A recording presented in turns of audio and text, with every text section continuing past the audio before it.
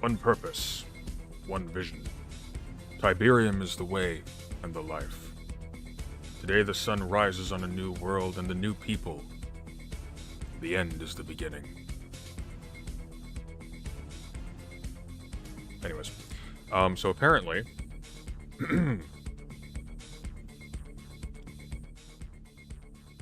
Infrared has been streaming for about 2 hours, designing his own political theory on a Google Doc, and we're gonna watch, because that's what we do here, apparently.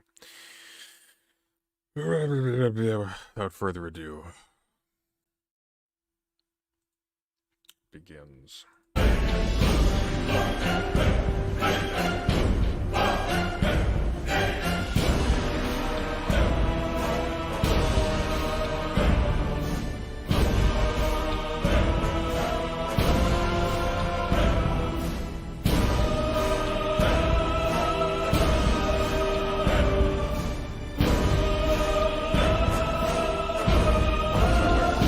I need something like that.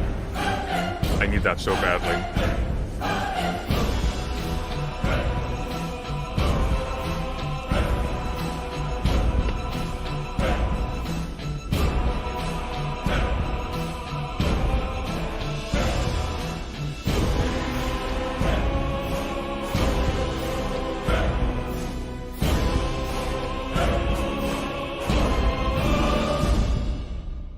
What is this low energy I'm seeing in the chat?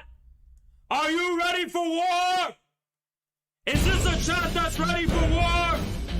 Are these gorillas ready for war? Are you gonna go to war with such low energy, huh? Are you gonna march millions and millions of miles and triumph over the enemy with this low energy, huh? I'll tell you how you're gonna do it. You're gonna do it with me, your Khan, your leader, ripping you back into fucking shape, awakening you from your slumber, and teaching you, first and foremost, how to fucking think. Holy shit! Let's see those gorillas march. Let's see those gorillas march. Ladies and gentlemen, I will tell you a secret. I will tell you a secret. The reason Infrared will always be unparalleled. The reason Infrared will always be as powerful as we are so mighty. We make these accounts. We make these YouTube channels with millions of subscribers tremble before our feet. What of the child, my lord? He grows in Because power such every a God's day. audience will never be as dedicated as this. Hakim's audience will never be as dedicated as this. Not even Vosh, not even Destiny's audience will ever be as dedicated as this. The future belongs to us, and Infrared is indeed a future-oriented channel. Haru! Marxism, Leninism in the age of multipolarity and the post-COVID world. We're here for the future. We're not here for the scraps of the past. We're not here for the crumbs of the present. We are here for the future. It is written in the stone tablets of destiny itself that we will be victorious. It is written. Implying that Haas has been inside Destiny. That the future is ours. Victory is ours. The future will belong to us. Our enemies may triumph in the here and now. But it is together that we prevail. They may appear more prevail. relevant and more prominent, but this is the future. We must never cede doubt it. control Never of the stop believing motherland. in it. It doesn't take how fucking... It doesn't matter how fucking long it takes for the rest of the world to catch up. The message is here. The most cutting-edge philosophy. The flavors are there. The most cutting-edge thinking, the most cutting-edge contributions to political theory and ideology are right here. Thank you so much, old man of the woods. Let me tell you guys something, and this is a big theme of today's stream. I believe we will shape the future of politics and ideology in this country. I believe we will shape the future of politics. We will make such an irreversible dent on the fabric of American politics. Our name, the name of Infrared, will be known and be immortalized in the annals of history. I believe this. I believe this. Now, many of you may ask, Haas, where does the conceit come from? Where does this conviction come from? Where does it come from that you believe this so strongly? I believe it so strongly, ladies and gentlemen, because I've made sense of it by means of theory. I have presented a theory that I view as so groundbreaking, so unprecedented. Here we go. That any future Marxism will have to reckon with it. And these are bold, bold claims coming on my part. And I am completely confident in saying them. Just in what you can read over from my MAGA Communism Substack alone, there is an unprecedented connecting of dots that is there. And if you see how coherent it is, if you see how fucking simple it is, and I'm going to do that this stream. It's going to be by the way, guys, I'm going to say this is probably going to be one of the most important streams in the history of Infrared, in my view. This stream right here is going to be one of the most important streams I ever fucking do, right? So for the lucky ones that have made it here, that are here, well, this is like if it you will were be here to me, in Haas. my early intro to dialectics, whatever streams. Remember those early philosophy streams? They're like, if you're here for this, you are going to get a really, really rare level of clarity, and just I am committed to making you guys get it and understand this, right? So first of all, why am I doing this? I'm just gonna cut this. That's an excellent question, Haas. A lot of you, basically, there's two types of people I've seen who have read the MAGA Communism Substack in its entirety. People who can kind of, in good faith, they can glance. There's something there, and they can agree with a lot of the points. But the whole coherent theoretical vision and contribution is not very clear, right? There's a lot of gorillas who don't know how to read this Substack because it just draws from so many references and uses all these words that may not be familiar to you. Thank you so much, ZK. Because I didn't actually make this Substack for beginners. I didn't say, oh, if you're like a dummy, here, read this Substack. You actually have to have some level of education already to understand the Substack. And I'm kind of becoming more aware of that, right? And then on the other hand, my enemies, because I shared on Twitter, I was like, because I was gone from Twitter when I released that Substack, so I was like, all of your criticisms of MAGA communism are already here in the Substack, right? And then a lot of people, the enemies, were like, no, this is just a word salad, it means nothing, it's a bunch of meaningless gibberish.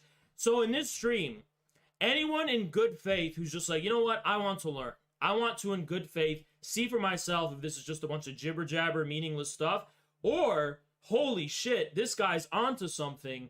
He's at least made some connections that are probably significant. These are significant connections with telling implications about the future of what communism is and what applied Marxism-Leninism should be in this country, right? So I'm going to begin with a Guys, level I think of we're in conceit. for a treat I'm going to tonight. begin this stream with a level of conceit. I'm going to go ahead and say, I, Haas al-Din, am a groundbreaking political theorist. Haas I am al-Ghul. an actual political theorist. No one should be referencing my name without adding I should keep the political backgrounds theorist. oversaturated like this in literally a future. That's political actually a really theorist cool look. who I kind of should like have it. their own Wikipedia page just because of my contributions to Skip forward to the theory. substance. Now, I'm writing a book. No. You guys aren't familiar with this. You have to about the savor it October like music. Revolution, and about all of my theory of politics will be there. The highs are nothing without the lows. And that's where it's going to be all more condensed in text. How's my audio balancing? Am I quiet? As far No, as I'm like not. I think we're really, good. Okay. really developing coherently and consistently the theory. The reason I'm going to tell you guys something. The reason I went back to Zizek's Sex and the Failed Absolute is because I need to go brush up more on his specific connection between Lacan's logic of the signifier and quantum mechanics, right? Or modern physics, whatever you want to call it. So that's why I've been reading Zizek's The Sex and the Failed Absolute. I've already read Alenka Zupanco's What is Sex? I've already read like almost all of Zizek before that. He's read What Is like Sex. He knows his how many holes there are. big We're work. screwed now. So I'm going back and reviewing that. It's what I've been doing. And then I've also decided to put a pause on my latest Substack, which, although I went places with this new Substack, the Red Pill Marxism one, I don't think I'm going to be working on that Substack until I maybe wrap up my book or he's writing a book. Make sure you guys understand the MAGA communism one, because from what I'm gathering, a lot of people don't understand it. If you don't understand the MAGA communism Substack, how am I gonna make a Red Pill Marxism Substack, right? So I want to fucking at least do this stream before I go back to the Red Pill Marxism Substack, because I want you guys to really understand the one I did before. I don't want to just make a Substack that only I understand, because believe it or not, guys, it's really depressing when I make these Substacks and I'm like, oh my god, this is gonna change everything, and then like nobody fucking gets it, right? And that is really discouraging to me. I imagine it is, Haas. I imagine it is. It's coming from, right? So I want to do that with this stream, just so I'm more confident to do the Red Pill Marxism one. And that way, thank you so much, Fly The hermeneutic circle tightens to a laser point. Just so I'm certain, you know, that the one I do, the Red Pill Marxism one, at least you guys are going to have something to work with to be able to understand it. Very few people understood the MAGA Communism Substack. Alright, now before I get into it, I want to talk about my thumbnails, because everyone always loves to talk about, my haters do, I mean, they talk about my thumbnails. I love his thumbnails, personally. I'm not using AI to make myself look like a Giga Chad. I'm just literally putting... I could show you the picture I feed to the Midjourney AI. I just show them one picture of myself. I mean, I use AI and then for my I add thumbnails. something like... It's really efficient. Plus, it looks cool. Sorry. Shit in my fucking throat. I had something like... philosopher. That's what I did for this one. I was just like, philosopher surrounded by fire. And it didn't give me the fire, but it gave me that whatever. I don't actually like, oh, make it look like a Giga Chad, make the chin bigger, make the cheeks more pronounced. That is what it fucking does automatically. And if you don't fucking believe me, I will give you the picture I fed to the AI and see if you can get a fucking an AI version of that doesn't look like a massive Giga Chad. Now, I'm not saying I am a massive Giga Chad in real life. He's more of a petite Giga Chad, really. How I look.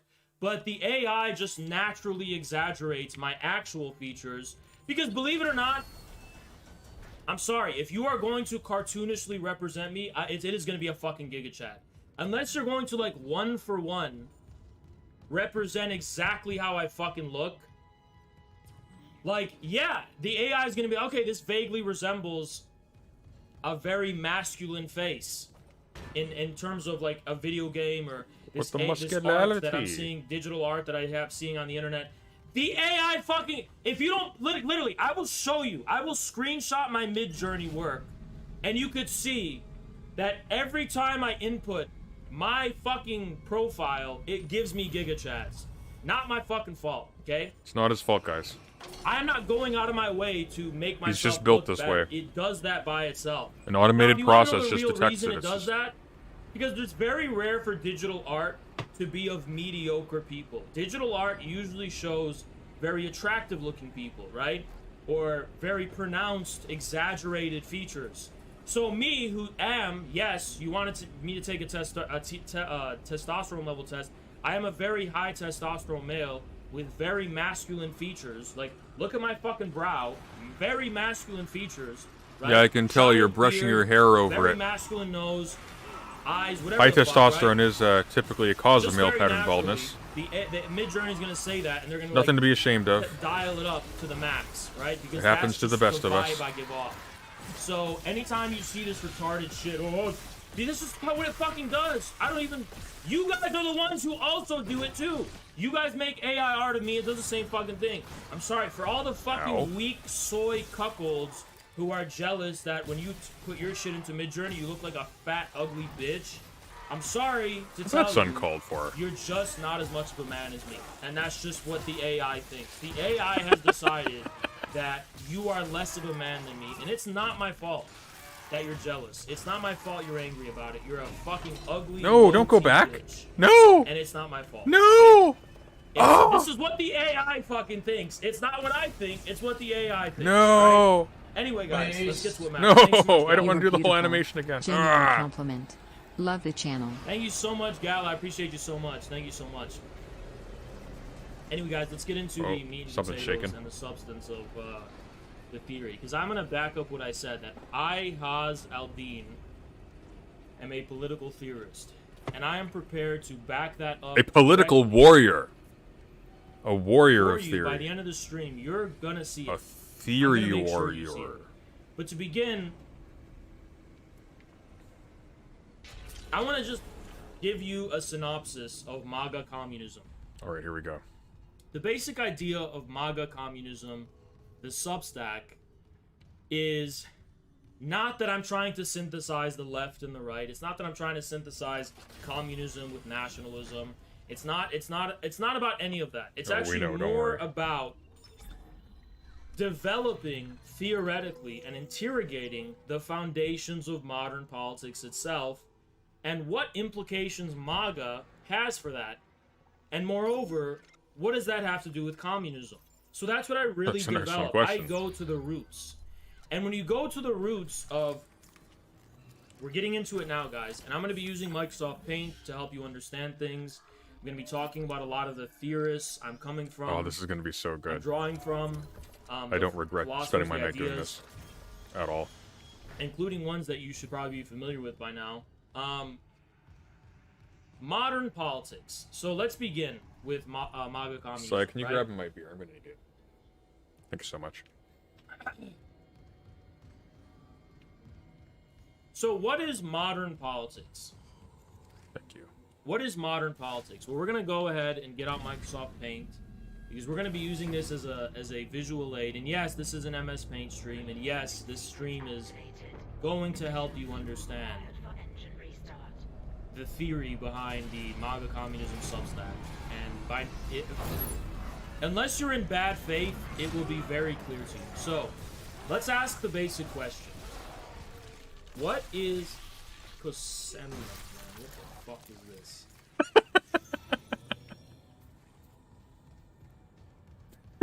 Okay. What is modern politics? Thank What you is so much. modern politics? What is modern politics? Modern politics differs. Oh, you opened it, damn it. I'm gonna just give you some features of No, modern we got my books politics wet. before I fool. explain the root Thank you. cause, the basis, But you the fool. origin, the metaphysics of modern politics, just so you can familiarize yourself with modern politics. And we're gonna be using the Middle Ages by comparison. So Oh, God. let's make this small. Our frame rate's cutting, isn't it? So So. in the Middle Ages, you had Oh, God, he got so divine quiet. Why did he get so right quiet? of kings.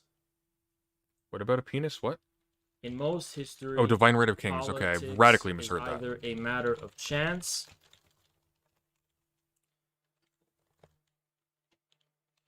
pure will of fate, Pure will of... um, In the Middle Ages, you had coming divine from right of God. kings. In most history, politics is Let's either a matter of capitalize God chance, so we pure don't will be of fate coming... blasphemous. What? etc. Okay. But that's not... Wait, hang on. What is politics, Okay. So politics, for most of history, though? What is politics, is not that deep, so to speak. Not What? that deep. Which means the sovereign that you have for most of history is not because of some contrived premise that this is the universal truth of all reality. It's something that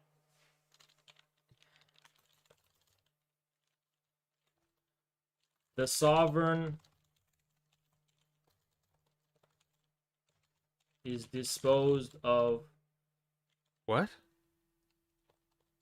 ontologically passive. What? So what does that mean, ontologically passive? It means there's a seamless continuity between the sovereign and what is considered the whole of being and nature and the cosmos and God. The king or the emperor or the divine is just as pretty much seamless and natural as plants, animals, forests, and whatever. And there's just this kind of let's say cosmological, metaphysical, astrological, etc. Astrological? hierarchy. What the?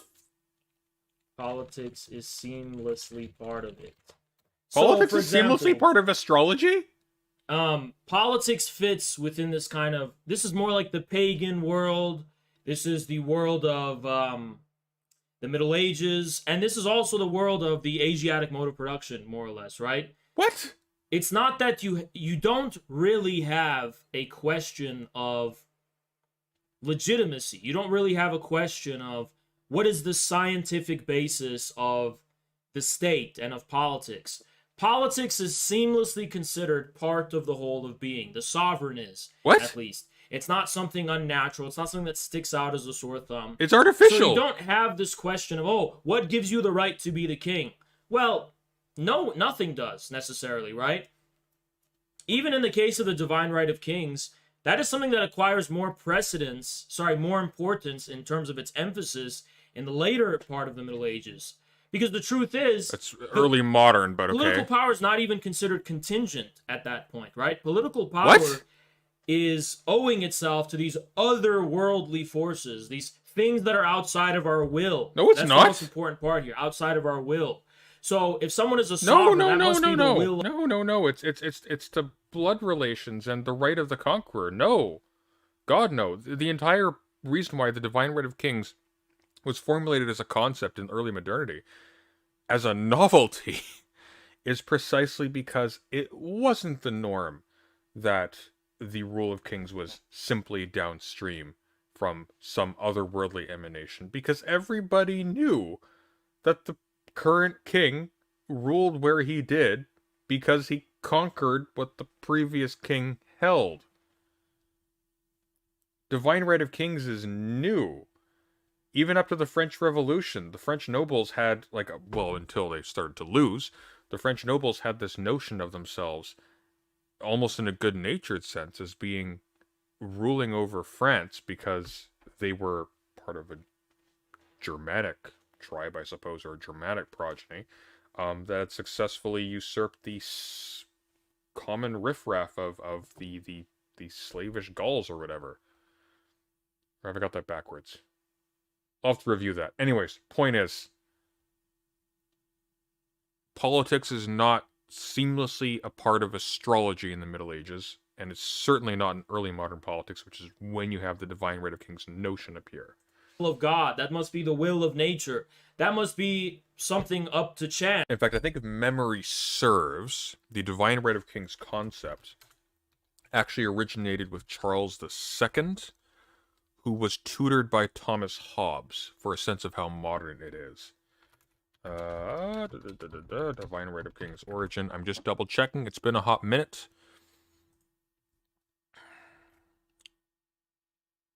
Oh,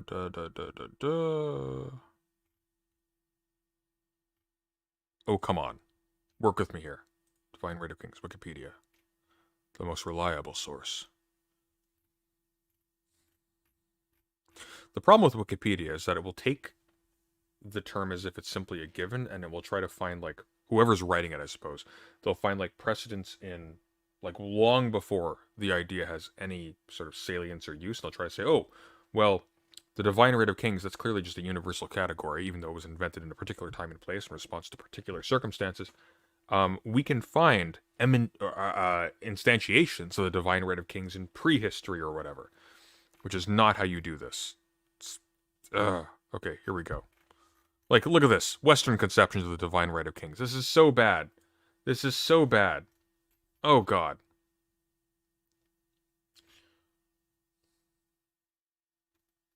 Whatever. We're not gonna get stun locked on that. But, right? But it's not considered the result of any intentional will. Most importantly, politics, reality does not stem from individual will. What? So that's the most important part, right? Everyone considers themselves this kind of passive vessel, as far as politics is concerned, for the realization of some reality that is being driven by something unfathomably, beyond our human proximity. It's the will of the gods. It's nature, whatever, right? So, No. If it's nature, that's very modern. That's super modern. That's like founding fathers era. Fuck this shit. Good That's morning, like, but it's post-enlightenment political thinking. revolution. Thank you so much, R.I.P. Appreciate you. Thank you so much. In modern politics, Come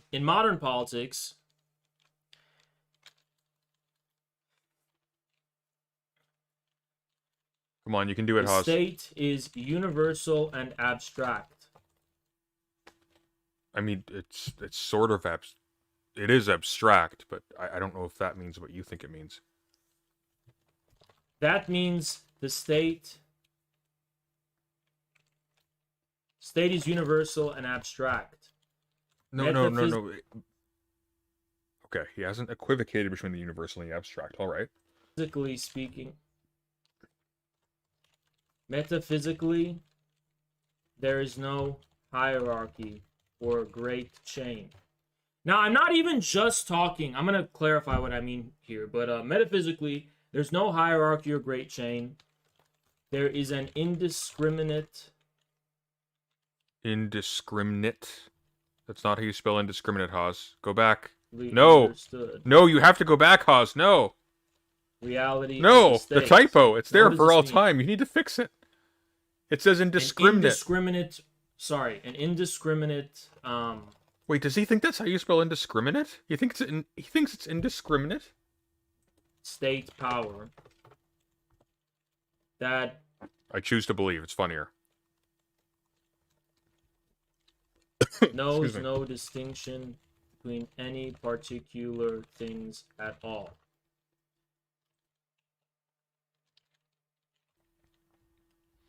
The state. Hold on, let's just go like.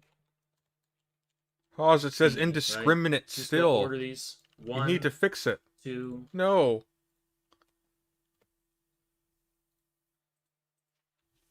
The state is a object of scientific. Haas, these are your knowledge. 95 theses. You can't leave a typo Okay. in there like Now, that. this is very important, right? Wait, the state is an object of scientific knowledge? What?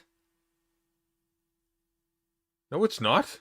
I mean, it can be, but no, it's not. This part's going to be kind of long. I explain to you. I'm trying to give you a broad idea Oh god, I'm of filled what with is regret all of a meant by the sudden. word modern politics, right? Excellent question. Official Varden, I'm losing brain cells. Okay, you know what? If you're losing brain cells, you can come on my fucking stream right now, and you can explain to me just incoherent to you, so I could help your stupid fucking dumbass in particular understand it. Maybe you're just a stupid bitch, because this should be really fucking simple at this point, right? Guys, how difficult is this to understand so far, right?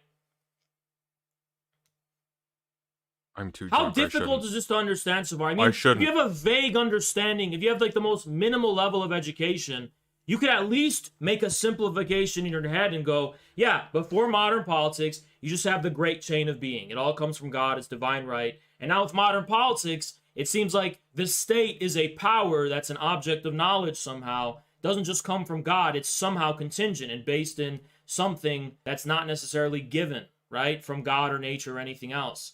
It's this alienated power, right? How hard is that to fucking understand? It's just so frustrating. Like, Hang on. Let's see.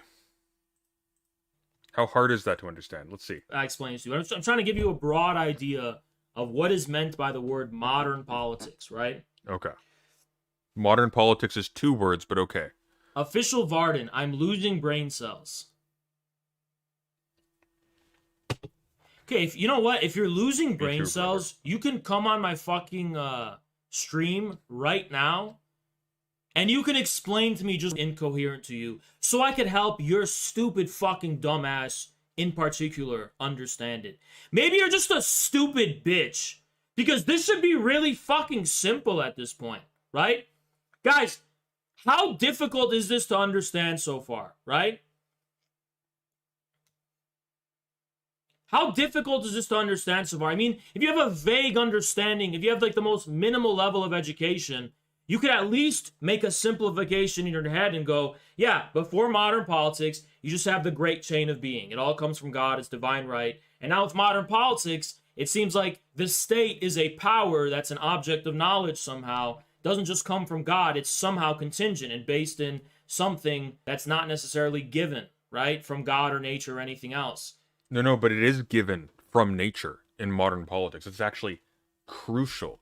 That's what the entire liberal paradigm is premised upon, is that there is a causality, a chain of causality embedded within nature that actually leads necessarily to a commonwealth or a state or whatever. Like this is specifically why Hobbes starts from a mechanistic idea of the psychology of human beings, to show that there is like a direct causal chain between the composition of humanity at like an individual level and the state, so that he can argue that the legitimacy of the state is rooted in the consent of the governed by reference to processes that originate in the individual subject. I can't believe I managed to say that while I was this intoxicated. It's this alienated power, right? How hard is that to fucking understand? It's just so frustrating. Like, I am trying to communicate something very simple, and I still have these stupid fucks sit here and like, how does this word salad? It's just too hard to Well, you are the company you keep, Haas. fucking understand. I am developing this. I'm using multiple bullet points to give you a vague understanding of something that should already be clear by now, right? But this is for the especially dumb people who really need it to be broken down for them, okay? State is an object of scientific knowledge. Machiavelli. No. Althusser considered What? Machiavelli to be the first Althusser. It's not Althusser. materialist. Why would you think Althusser considers Machiavelli Althusser. to be the first materialist? Because Machiavelli is trying to actually, in his work The Prince, scientifically understand the basis of state power. No, he's understanding politics in terms of a medical analogy to humors. That's what he's doing. It is physicalist in a sense that's directly analogous to a physical process. And in that sense, he's sort of like a precursor to the materialism of someone like Hobbes. But he's not a materialist. He's just kind of indifferent to like metaphysics or whatever. I'm just simplifying shit for you, by the way. And this is what this stream is for, is a simplification. I could get into the intricate details. I don't want more nuanced thoughts. Doesn't matter. We're here for the dumb people who can't understand the MAGA communism substack to have a vague understanding of where we're coming from. So before Machiavelli, the state is just, it owes itself to chance or it's to God, whatever. Then Machiavelli develops this notion of a science of political power, a political science, right? And according to Althusser, that is... Where are you? That is materialistic. That's a form of materialism, right? Because it's trying to ground the basis of state power into some kind of like materially accessible scientific reality instead of some sacral, vague reality of the divine right and so on and so forth, right? Okay, now let's Where is it? before we, there's a lot of words I'm using, so quickly. What is metaphysics? What So I is have to take into metaphysics? account, a lot of you guys don't necessarily know what metaphysics is. So to basically break down what metaphysics is, and again, this is a simplification, just so you guys can have something to draw from very vaguely. It's a simplification, right? All right. Metaphysics is more or less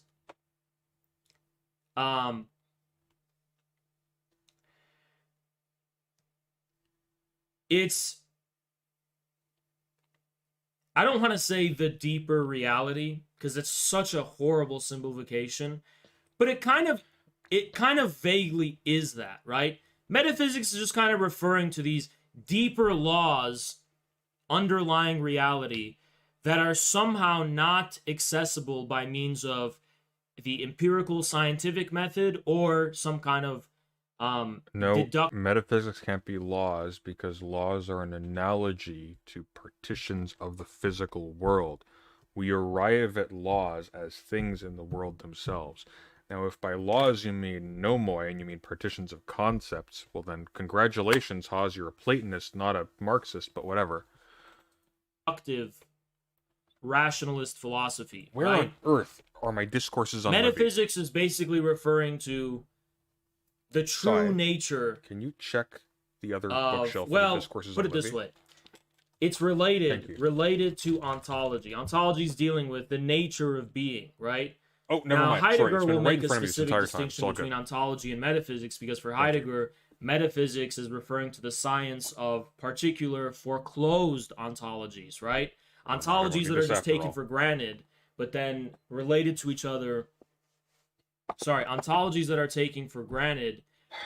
And then metaphysics is kind of dealing with how that specific ontology manifests itself in the world, how it relates to a given world, right?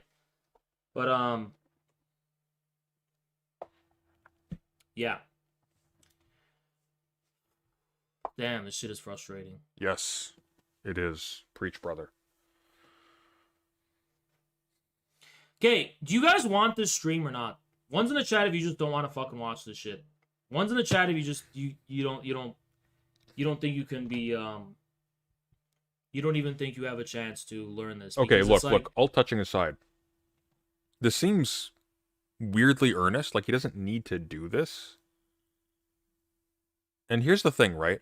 Oz is full of himself, but he's not actually dumb. It's one of the reasons why his positions on Ukraine, etc., are kind of condemnable. But he's not actually dumb. This is a character he's playing. I don't know if he'd stop playing the character if you met him in real life, but it is a character he's playing. So why is he doing this? Because he's actually laying himself kind of bare here a little bit. I don't know.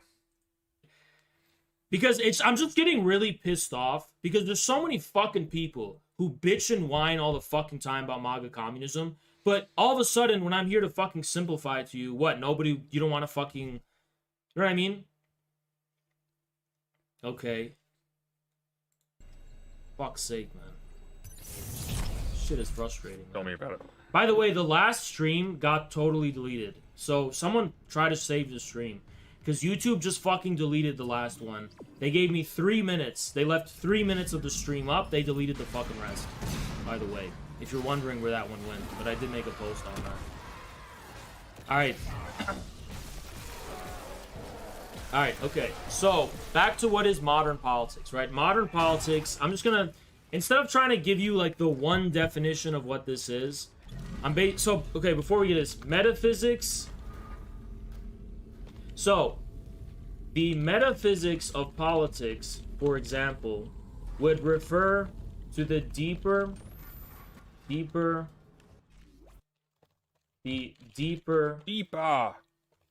reality of politics beyond politics itself. Okay. So, for example... So, I don't like this term for reasons I've gotten into before.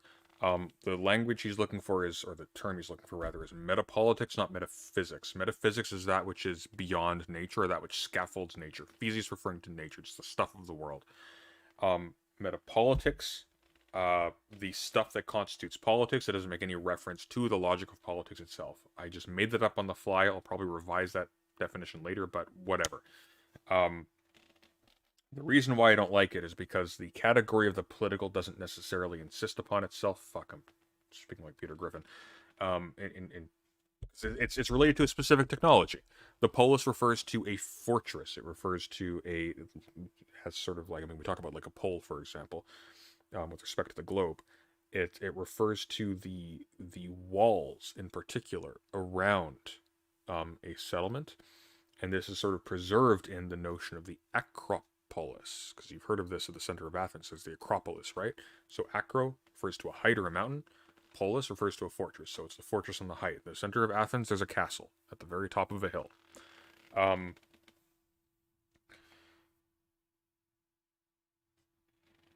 Metapolitics would be talking about something that's sort of beyond the political, that necessitates some political form or some kind of political activity, or the that necessitates or makes inevitable, rather, the activity of engaging in politics itself. Something like that. The way politics is based on, in nature, being a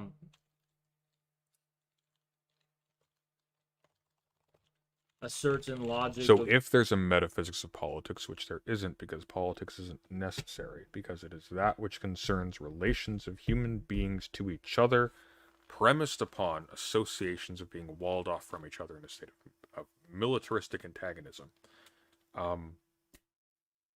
This is kind of fine, I guess. But he really wants to say metapolitics, not metaphysics of politics, because politics is not metaphysically necessary. Being, etc. Right? Thank you so much, PJ. Appreciate you. They're not chatting because they're focusing intently on what you're saying. Okay. All right. So that would be an example of He's not stupid. He just doesn't know anything. how that, when I talk about the metaphysics of politics or political metaphysics, that's what I'm referring to. I'm just referring to the reality of politics that's beyond Maybe politics I can save itself. It's the reality that precedes politics, out of which politics emerges and comes from, right? So that's what I'm trying to get at there, okay? Now, modern politics, how did the transition from pre-modern politics to modern politics occur? Now, this is where things can get pretty interesting, actually. This is where things can get pretty interesting. Is metaphysics simply beyond materiality? No, not necessarily. No. Yes, necessarily. Necessarily. Definitionally. Metaphysics is just usually referring to, again, all you have to do is, in your head, just think the deeper reality. Now, there's much more to it than that. That's not adequate. But if you need to... I'm going to be too intoxicated to deal with them tonight. I might, maybe I'll be stupid enough to try, but I think it's going to be a mistake. Quick, mental simplification to work with. What do you mean based in nature? Keep in mind, like, we're talking about, like, thousands and thousands and thousands of pages of material here. Like, I haven't even gone through this. I'd want to do so much more before I would feel even competent to speak to this. And the problem is, the buy-in to bullshit your way through a conversation like this is much lower than to actually speak about it accurately. So for example, if someone was trying to say, like, the metaphysics of statehood is basically, I think Heidegger is probably the best reference to draw from here, because it's really the difference Heidegger, between why? metaphysics and ontology is kind of like, ontology is a specific is dealing with the nature of being.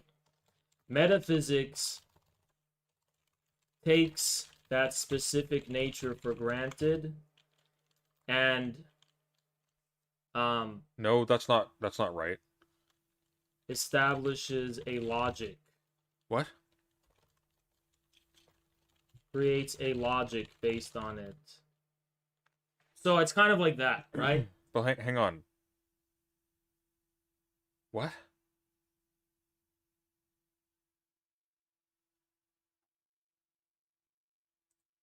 It's kind of like that, like specific type. I don't want to get too much into it. It's really fucking simple, right?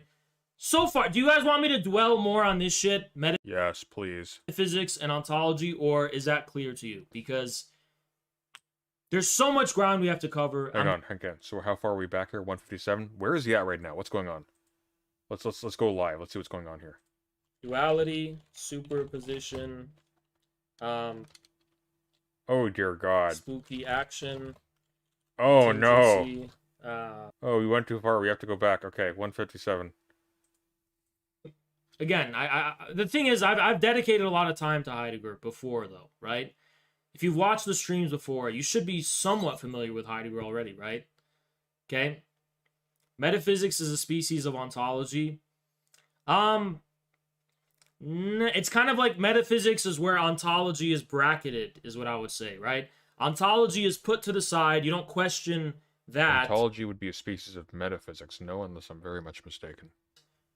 But you just take it for granted, and then so you're dealing with particular relations. You're dealing with particular logic of the ontology without going to the beginning of, the beginning of the ontology itself. Like, how does this specific way of relating to being emerge? Well, metaphysics doesn't deal with that. Metaphysics takes that for granted and is pretty much kind of dwelling with the logic of that. Now, first of all, Marxism has a different definition, but related definition of metaphysics. I have to say this, okay? I have to emphasize this because there might be some retards who are like, I read the CCP pamphlet and it talks... Yeah, because Marxism tends to have a different definition of metaphysics, which is related, it's just less specific. So in Marxism, something is metaphysical when it is not based in any kind of scientific knowledge. Anything knowable by scientific or practical means. So, something metaphysical is static, one-sided, permanent, never changing, and never subject to criticism or any active... No, because following Kant, Marx noted with other people, not just Marx, that the metaphysical, as we speak about it, makes reference to things that are objects of experience. And so it is sort of like an echo of that in a certain respect. He would regard it as a thing that is simply of little to no interest. Any active reality whatsoever. Love the in-depth analysis streams. Thank you so Infrared will much, soon enter the golden era. Appreciate you, 100. So in Marxism, the word metaphysics is related to in this way because the basic idea is that metaphysics is the reification of thought onto reality, into a form of reality. So in metaphysics, you basically have a prejudice or a presumption or some kind of ideological worldview that's not subjected to any kind of test in any kind of way. It's just not tested whatsoever. It's not ever contingent. It's just a given. It's immortal. It's permanent. It's there, right? And it's some kind of idea you confuse for reality, which it's almost like idolatry. It's like an idol. Instead of the real God, it's an idol of God, right?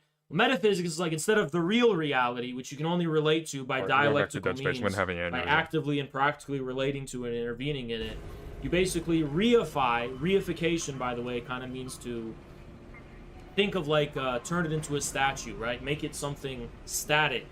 No. Something given, right? No, that's not what reify means. The basic idea... No,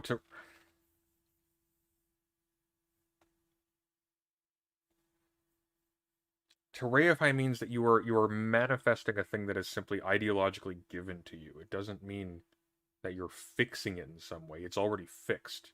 You're reifying something that is already fixed. That's the whole like the that thing from the Brumiere.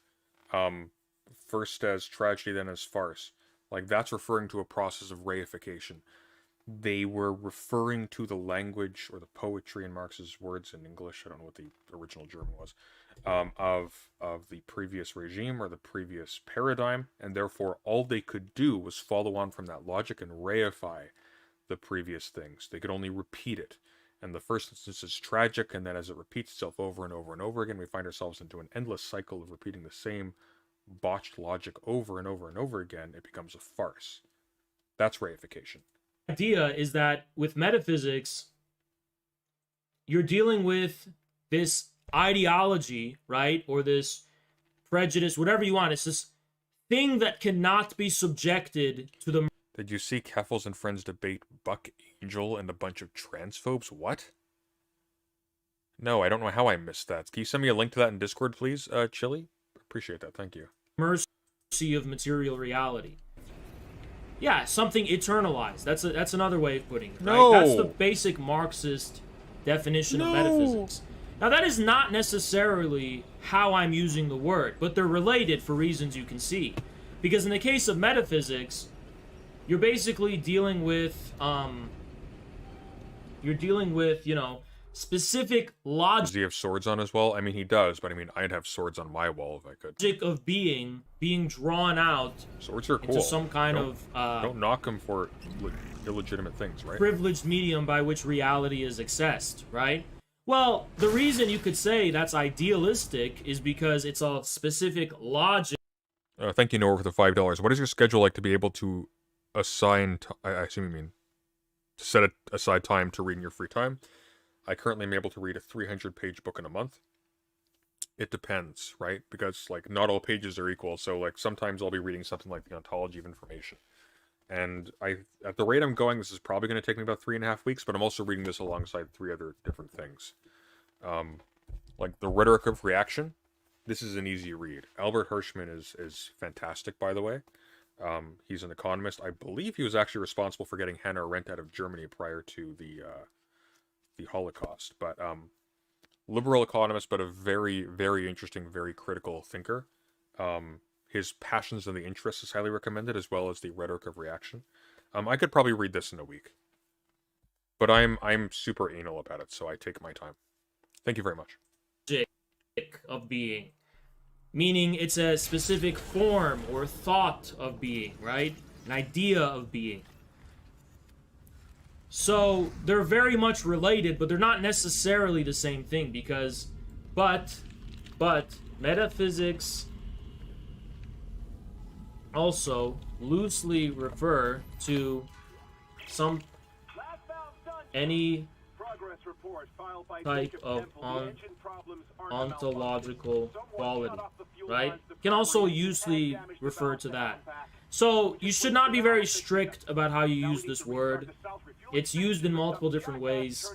There's a specific Marxist vocabulary and vernacular when it comes to the word of metaphysics. There's a broader one as well, and I'm kind of drawing from the broader one in this piece.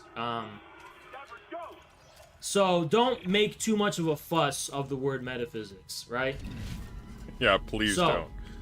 For the love of God, don't make too much of a fuss of the word metaphysics. Thing now, right? So how does the transition from pre-modern politics to politics occurs? Cartesian, well, okay. Aside from material factors, let's begin with Cartesian metaphysics. I think, therefore I am, right? Now this is a form of metaphysics. Why is this a metaphysics? Yeah. Because all of being is reduced to the form of its thought, or to its the extent. No. The point is he's dividing ontology between mind stuff and physical stuff, and mind stuff exists because of a reduction of the physical stuff into basically nothing. So you take away everything until you reduce down to that which is simply and obviously given. I'm bullshitting this, by the way, or not bullshitting this. I'm going to do a hack job of this because I'm not a philosophy major, but that's basically the idea. What Descartes is going to do is he's going to reduce the world into 2 parts: the part that is the stuff that you experience in the world, and the stuff that is simply and obviously given. The cogito ergo sum, right? That stuff is immediate and is not mediated. I'm probably using language that's not appropriate to Descartes, but it's not mediated by your senses and with respect to the world. You can introspect, and you can find the things that simply are obvious, that simply are given. That's what he's doing. Ugh! To which it is thinkable, right? Thinking is the only proof of being. Okay. That's Descartes' kind of modern revolution. Not exactly, in metaphysics. but okay. And from this, you kind of get the scientific method, and you get all these other things unique to... Descartes doesn't need to prove being, because Descartes existed, and Descartes knew he existed. Descartes... Whatever. Western or Anglo-Saxon modernity, according to which reality reducible to the way we... the extent to which it can be known, accessed,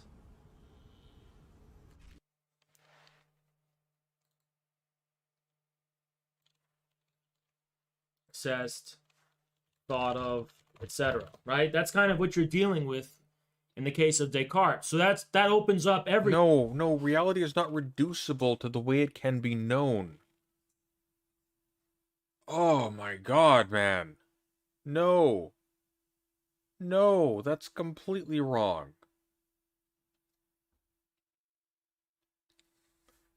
Everything, right? The Baconian materialists, Francis Bacon, Thomas Hobbes, they're all part of this same movement, She's right? so hot. They're part of the same trend in history, which is dealing with the same kind of reduction. So, vaguely, okay, vaguely, how does the transition from pre-modern politics to politics occur, right? Oh yeah, wait, hang on.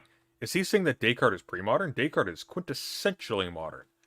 He's sometimes characterized as like the turn to modern philosophy. He's like a gestalt shift. What happens, broadly speaking, now there's a lot of theorists like, to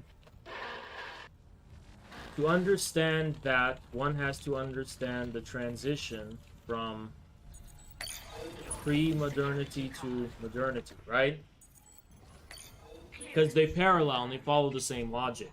Now, someone like Bruno Latour will say that the origins of modernity lie in a specific strain of Western Christian heretical... Let's see if Brooks is up.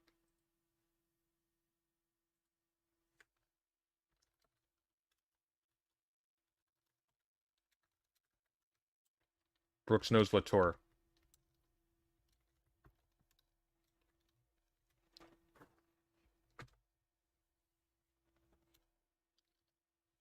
But soon I will not need Brooks for Latour, for I have my own copy, finally, of The Modern Cult of the Factish Gods. I'm looking forward to being able to read this. Alas. I have blasted patron videos to finish. Gnosticism, etc. Like this esoteric, mystical... Right, I mean, there's some truth to that. And then that's also where if you want to get paranoid and you want to get conspiratorial... I mean... Conspiratorial idea that the modern world is based in... came about via mysticism. What? Cult... John D. Whatever. I mean, that's all. That's gonna be not what Bruno Latour is arguing for. I'm, even in advance of reading a word of him, I'm 100% certain. Just because I know who he's influenced, I know what they've said, and that doesn't make any sense. Very interesting, and it's all very true, right? But since we're materialists, we want to be more specific than this. But this is a very, I mean, this is really interesting if you want to... materialism doesn't commit you to specificity, right? But good for you, I guess. You know. So, there's that. Just letting you know that's also there. I just want to give some brevity to how much modernity changes everything. That's not what brevity means. So there's this kind of Lovecraftian question of the origins of modernity are scary. What? They come from this... That's not Lovecraftian. This extreme abruption, this extreme break from the whole past, everything. That's not Lovecraftian. Lovecraftian means something that comes from beyond the human categorically, and that flouts our conceptions of mortality and finitude, etc., etc. That's not Lovecraftian. Just something that blows your mind in particular is not Lovecraftian, Haas. In the past, right? So, with regards to what he has to say, right? What matters in understanding the transition is a specific... Don't forget to mention Francis Bacon with John D. You mentioned him twice. Thank you so much, PJ. Appreciate you. A specific schism resulting from the fall. What is the fall, by the way? What is the fall? John Milton Paradise Lost. Oh You guys my familiar with God. John Milton's work, Paradise Lost. If you want to understand the fall that gives rise to the modernity. No. The relevance of Milton has to do with the fact that politics is downstream from the logic intrinsic to the individual subject. Ergo, the mind is its own place that can create a heaven of hell and a hell of heaven. That's the point there. The identification of paradise with heaven has to do with a golden chain being linked down by a... God only knows, I guess, but the point is precisely that. Legitimacy, reality, etc., with respect to politics is entirely downstream from perception. That's the relevance of John Milton to modern politics, because he is raised up himself in that same milieu. He's on the opposite side of Thomas Hobbes, but he's operating from the same logical strains, I guess. Eternity, which is really just a way of responding to this fall, right? No. John Milton's Paradise Lost is a pretty good introduction to that, right? It's a terrible introduction to that. First of all, because the fall in the actual Bible has to do with a fruit. The fall in John Milton has to do with sex motivated by lust. That's the actual change there. Again, it's something particular to the subject. It's intrinsic to the subject. It's specifically related to affects of the individual subject. Paradise Lost was just kind of talking about the fall of the Garden of Eden. Sorry, the fall of paradise because of the circumstances around the temptation of Adam and Eve. Yeah, eating the fruit of... I mean, that is such a seminally important text. But I'm going to just have to rely on that you guys may be vaguely familiar with it, because I'm not going to get into it here. We don't have time. But if you should have time, it's a really cool book. Actually, Satan uses literal guns in it. It's actually kind of awesome. You want to understand where... I'm just kind of trying to build a network of associations in your head before I can really light that light bulb in your head so you can go, aha, right? So I just want you to have these vague associations. We're not really going to get into these in particular. Again, we don't have unlimited time, right? Okay, so the fall, self-consciousness.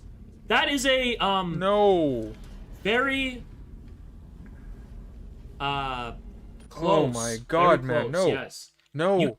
Adam and Eve have self-consciousness in the Garden of Eden in Milton's Paradise. That's not accurate. No, they don't gain self-consciousness. They gain shame. There's a difference.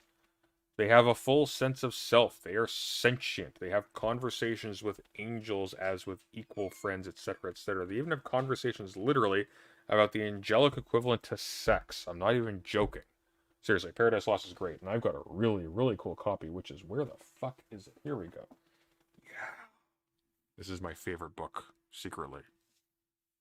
If you ever have the opportunity to get a hold of a Franklin Library edition of anything, and I only really recommend for stuff that's already in English, because their translations are going to be old and open source and not the best. Seriously, look at that, though. Like, the thick velvet end papers. You have no idea what a real leather book feels like until you've bought one of these things and held it in your hands. This feels so good. This book is older than me, and it's in better condition than most stuff that's been printed yesterday.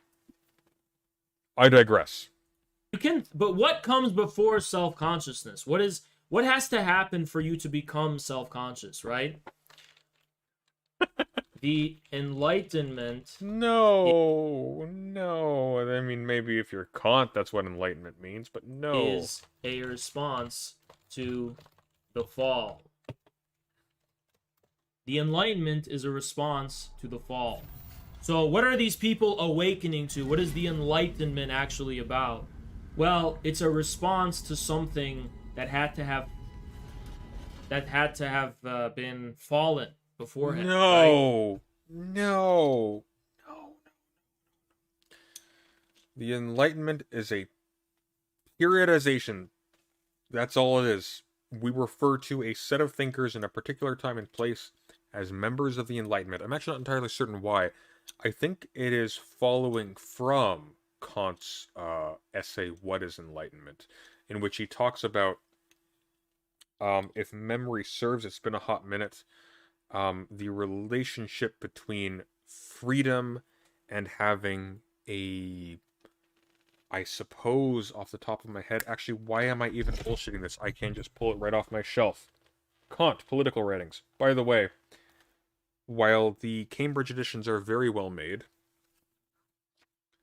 their spines are prone to cracking, and I had a stupid phase where I tried to make myself be okay with breaking in my books by just cracking the spines, and I really regret doing it with this one. If somebody wants to buy me a new edition of this, it has an additional essay in it. It's on my wish list on Amazon. But, let's see. What is enlightenment? It's before theory and practice, before you... Hang on. It is in here, right? In answer to the question, what is enlightenment? Page 54.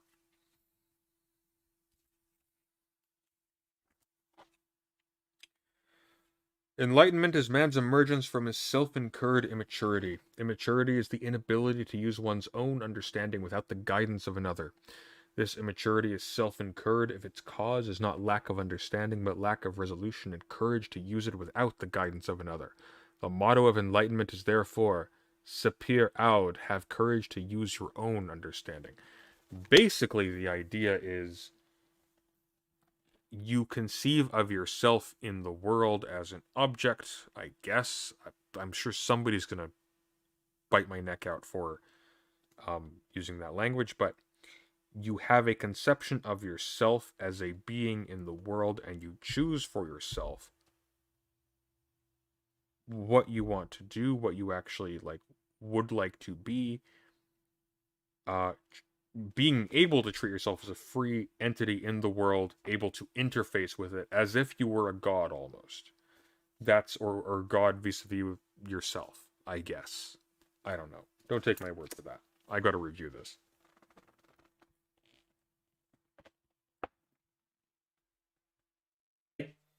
But the Enlightenment is not a response to the fall.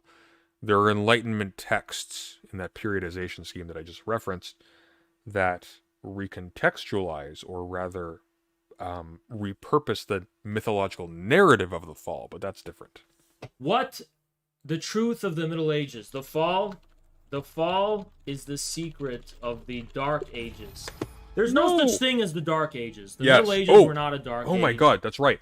Feudal Oh my Europe. god, he said something actually correct. Well done. Well done, Haas. See, he's not stupid. He's an asshole. He's a shill. He is a bought and paid for propagandist, but he is not stupid. For most of it was not a dark age. All historians will tell you it's a bunch of bullshit. It's a bunch of malarkey. Not all, unfortunately, but yeah. The Dark Ages is a concept enlightened thinkers used to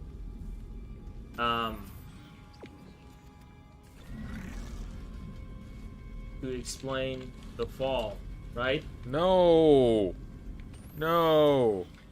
So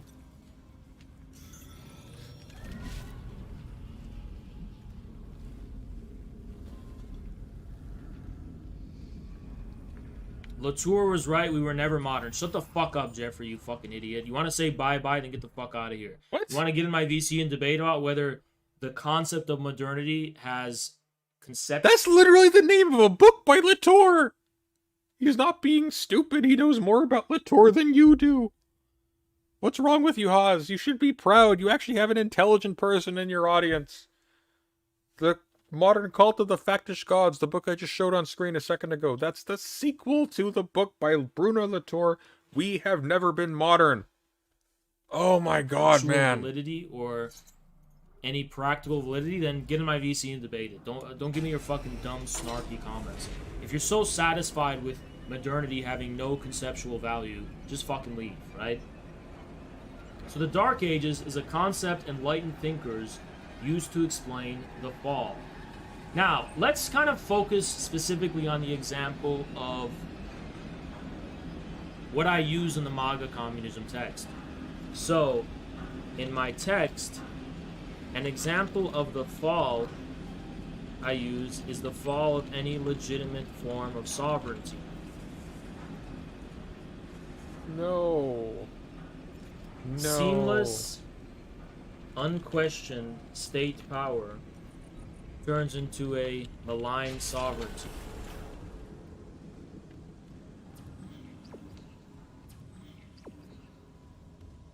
In the English Civil War. What?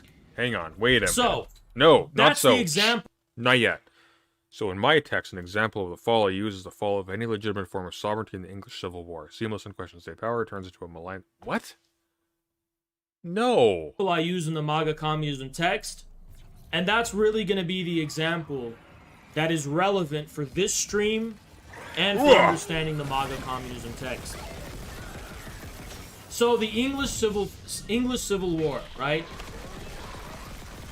The sovereign monarch is no longer legitimate according to the logic of feudalism itself.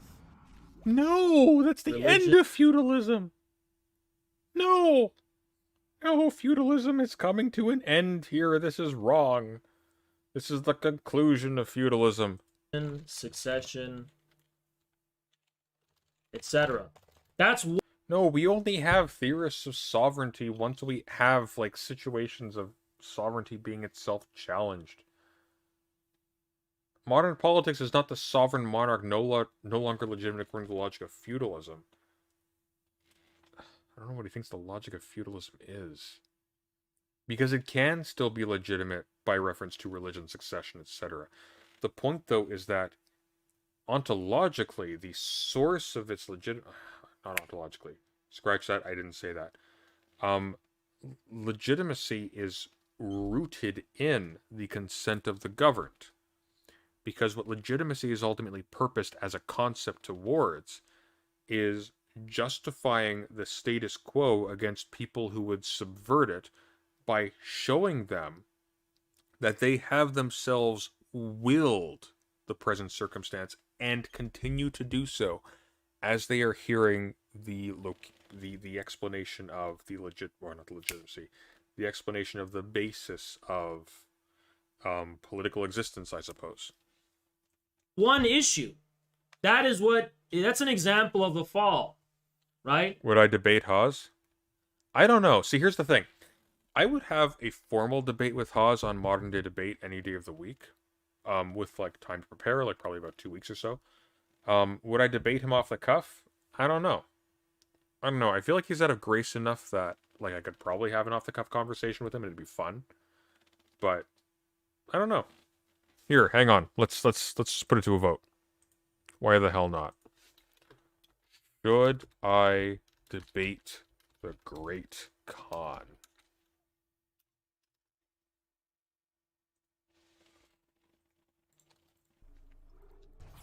And should I play Dead Space while I'm doing so? The fall is a type of inconsistency or contradiction. Now, we're just doing this for purpose of simplification. The fall here is just a type of inconsistency or a contradiction. Now, the first form of that is the way in which the sovereign monarch is no longer legitimate according to the logic of feudalism itself, religion, succession. That much is very clear in the English Civil War. And I refer to this as a heartbreak, right? Why is it a heartbreak? Because I use that word to help you understand that it wasn't as if you have a monarch who's a tyrant, and then all of a sudden we just became enlightened, and now we don't want monarchy anymore. We want democracy. So the idiotic liberal democracy believers will have you think that one day people just became enlightened.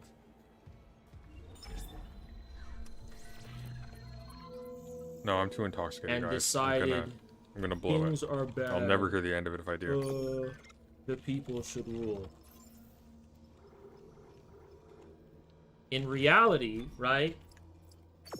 There had to have been a devastatingly disappointing heartbreak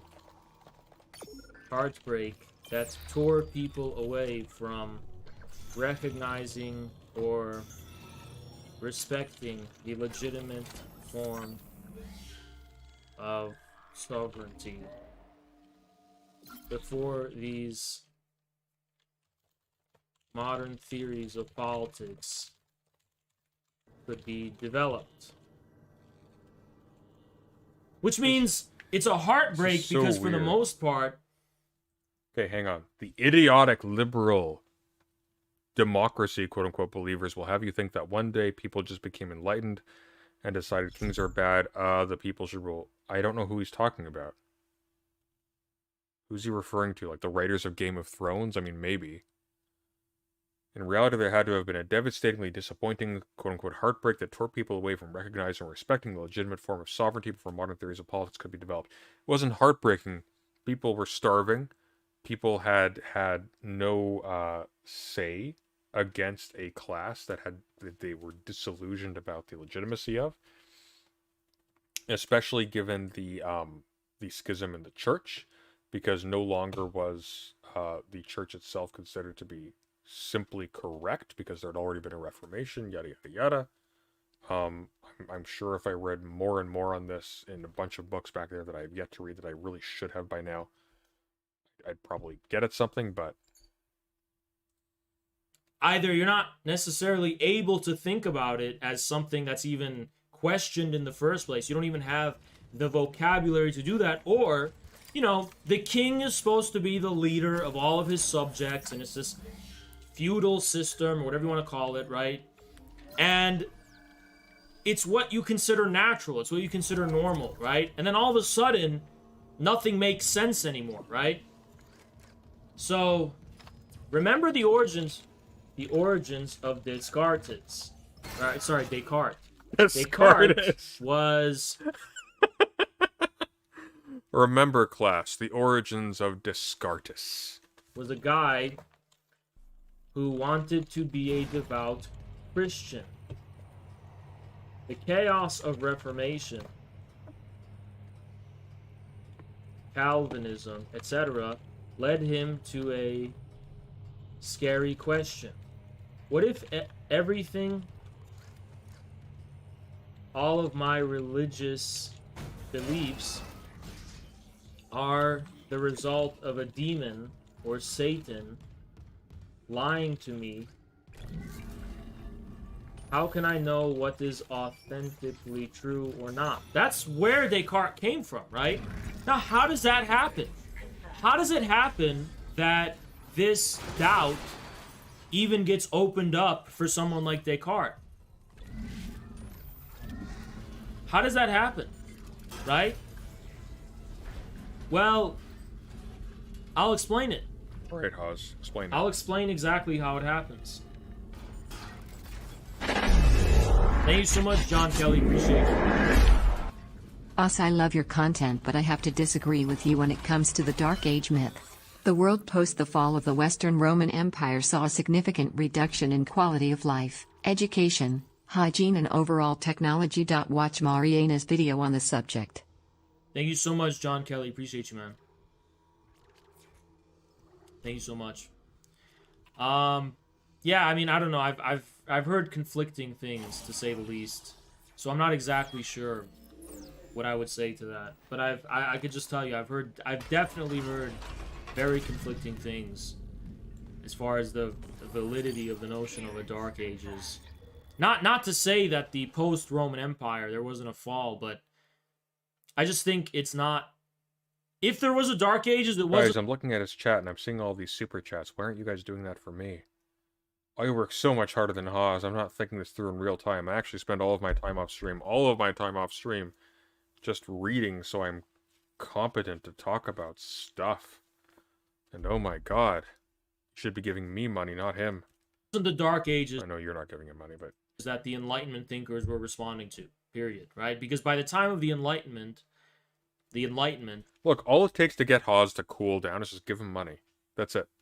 Right? The the Renaissance had already occurred, and so on and so forth, right? So I'm not sure what is.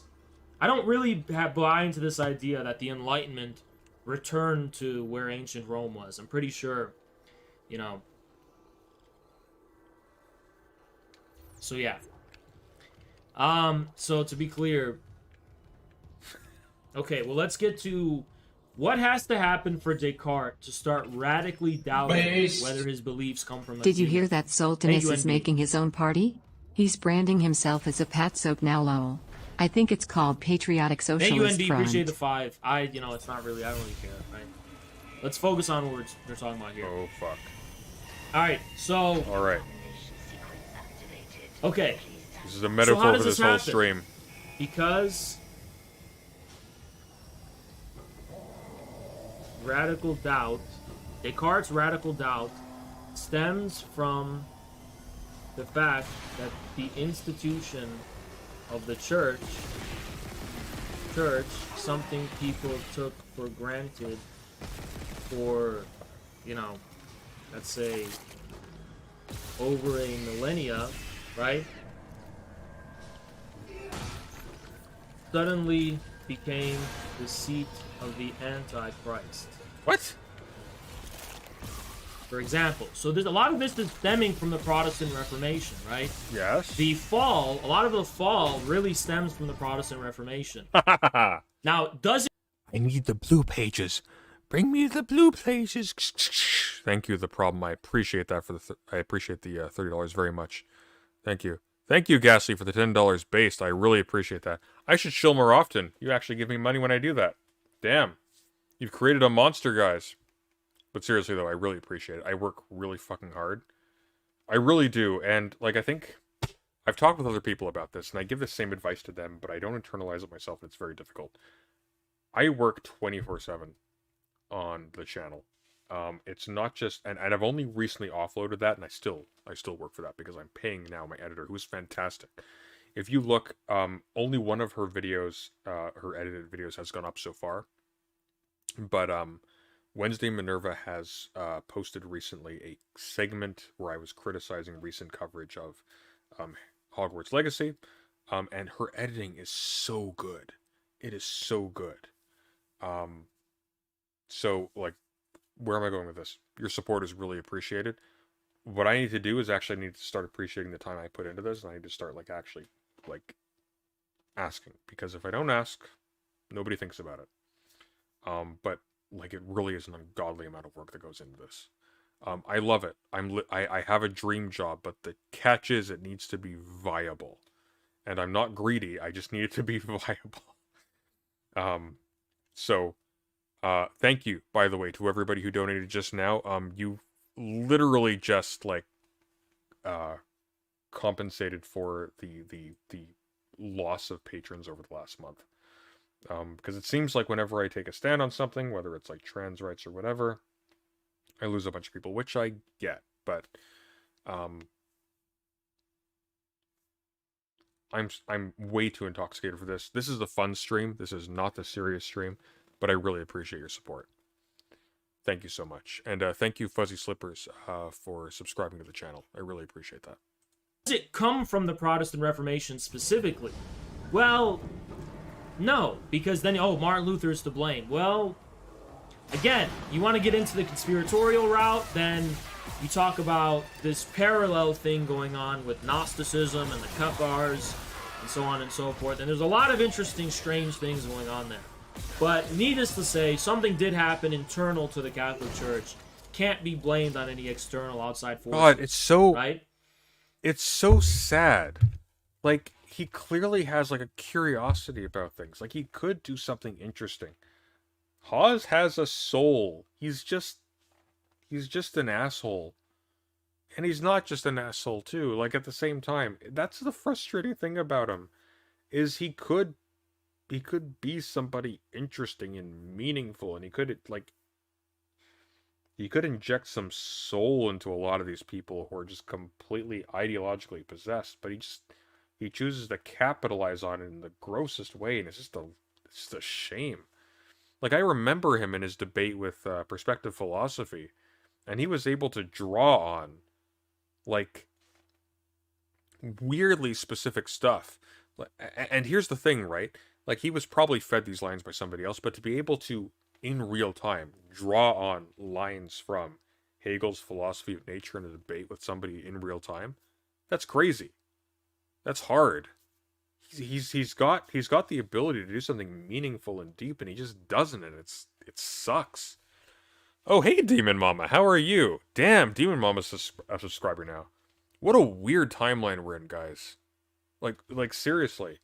Not 1 year ago, we were defending Chud Logic against Keffels and Demon Mama. Not against Demon Mama, but we were defending Chud Logic against Keffels, and we were fighting with Demon Mama because of her uncouth and barbarous ways, and now these are literally the best friends we have.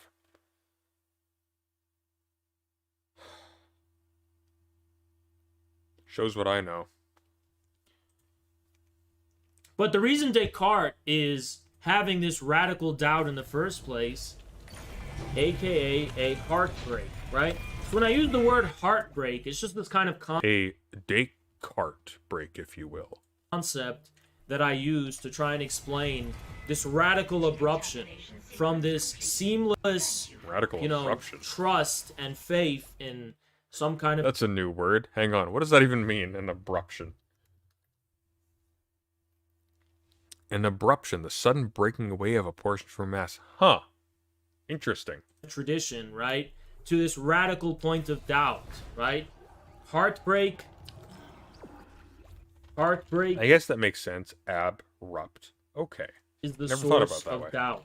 Now, all of you who have ever been in a relationship in high school, probably it's the origin story of every man on Earth, right? Every man on Earth, their villain origin story is that they had a heartbreak during high school. That is not what happened to me, thank God. I had something far worse, but it turned out all right in the end. Which changed everything for them. So if you want to really understand this, I'm giving you a lot of ways to understand it. Women are the same way. Women become feminist a lot of the time because they got cheated on, or something happened where their boyfriend devastatingly disappointed them, or their father disappointed them. Something like that. Wait, we need to pause this. There's a tentacle. Tentacle's gonna come out. I know this. I remember this. Rig unavailable for priority message. J Temple. Jiong, you there? Expletive, what's keeping them? The centrifuge is still offline. We're running out of time. Oh, we're gonna get grabbed by tentacles as soon as we turn this corner. As soon as we... I'm certain of it. I remember this. I know what happens here. I know what happens here. Okay, hang on. We'll keep pause going. Yes. And then, it's so both men and women, even on a very intimate personal level, the origin of radical doubt comes from some kind of heartbreak, disappointment in your parents, in your significant other, whatever, right? Well, history is also that simple. Not so Brooks, thank you for the 9 months of membership. It feels a bit impudent to thank you for that, given the fact that you've been basically a content creator on my channel, and you've basically bought my computer, but I appreciate that additional thing. Have you tried the cheesies yet? Canadian cheesies are very different from Cheetos. You should absolutely ingest those at earliest convenience. Radical doubt when it comes to religious institutions and when it comes to political forms of sovereignty and things on a broader level, at least in the story of modernity, can be closely understood on a similar level, right? Again, I'm not really getting into the origins of the Protestant Reformation. Again, there is a very specific parallel going on here as far as the rise of capitalism and so on and so forth. I'm not getting into that right now because we are focusing we're honing in on politics, just politics as such, right? And political metaphysics. That's what we're focusing on, right? So, I'm giving you guys a lot of vague associations in your head to begin with to understand the transition from pre-modernity to modernity, at least so you can understand something happened. Something happened, right? Something happened, guys. That changed everything. All right. That's Now, what is this something that happens? That's a great cliffhanger to create a pause on. I'll be right back in 5 minutes. I need to run to the washroom, and then we will continue. I will be right back. Take care. Don't take care. Don't take care. Stay there. Stay there. We will continue in 3 or so minutes.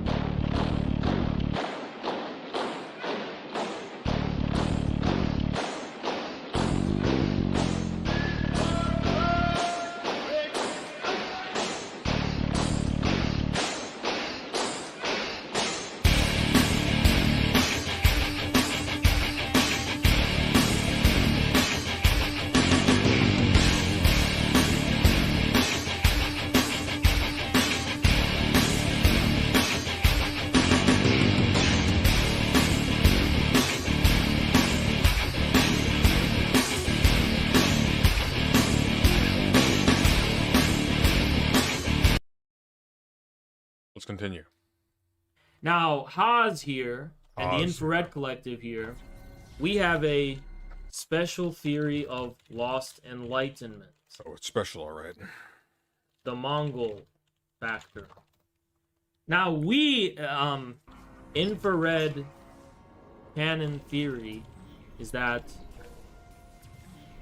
the universalism, devastation, and, devastation, universalism, and uniting of the world that accompanies the Mongols, the last nomadic, the last who finalized the dialectic of sedentary and nomadic, right? I have no idea where he's going with this. Is the true origin of Western modernity. So this is the idea of Mongol modernity that comes from infrared, right? Which is you know, it is tangentially, even kind of directly related to MAGA communism and the MAGA communism substack, right? Because I'm gonna explain to you where this malign sovereign, all that kind of stuff comes from, right? The first universal state is the Mongol state. It's the first universal state, right? What? In Hegel's sense. What? Now that's what I'm going to get to here. Yeah, you'd And better. This is too big of a fucking red pill, right? This red pill, we were supposed to do a Mongol modernity video last year. We never got to it. It's such an ambitious project to make. I mean, I have to write a book on this first or some shit. It's Oh, just do like, I have some guess? What? This has been a running Hang on. infrared lore for years. This is like our. This is But I one of didn't our say like this was big. a call-in stream. Okay, hang on. Let's see. Who have we got for guests? Let's see. Haas is reacting to your stream right now. What? Wait, really? Okay, hang on. Before we get guests, we need to see this. This is a momentous occasion. Etc. Right? That's kind of what you're dealing with. This Is he actually? I don't see him doing it. We're at live. Oh my god, man. No. Wait, I can hear him. I can hear myself. No, that's completely wrong. okay. Why is it wrong? Wait, is he trying to call The me? Baconian. Oh no. I'm in no state. Oh no. God damn it. I'm in no state for this, guys. This is gonna be bad. Hello. Hey, how you doing? Yeah, it seems like you have a number of objections to what I've said. So I do, and I want to forewarn you. I was not anticipating this, so I am just I don't care. You massively intoxicated at the moment, so I will try my best. Why does it? Okay, hold on. If you're in, so why every time I like confront someone who like Yeah. makes this accusation, I don't know what I'm talking about or whatever, and then I'm like, okay. Actually, by the way, if I may, you surprised me a little bit. You know, you said some crazy stuff. I can't for the life of me recall what it was, but you were making weird leaps that indicate that you are not actually that stupid. You've read stuff, and that's interesting to see.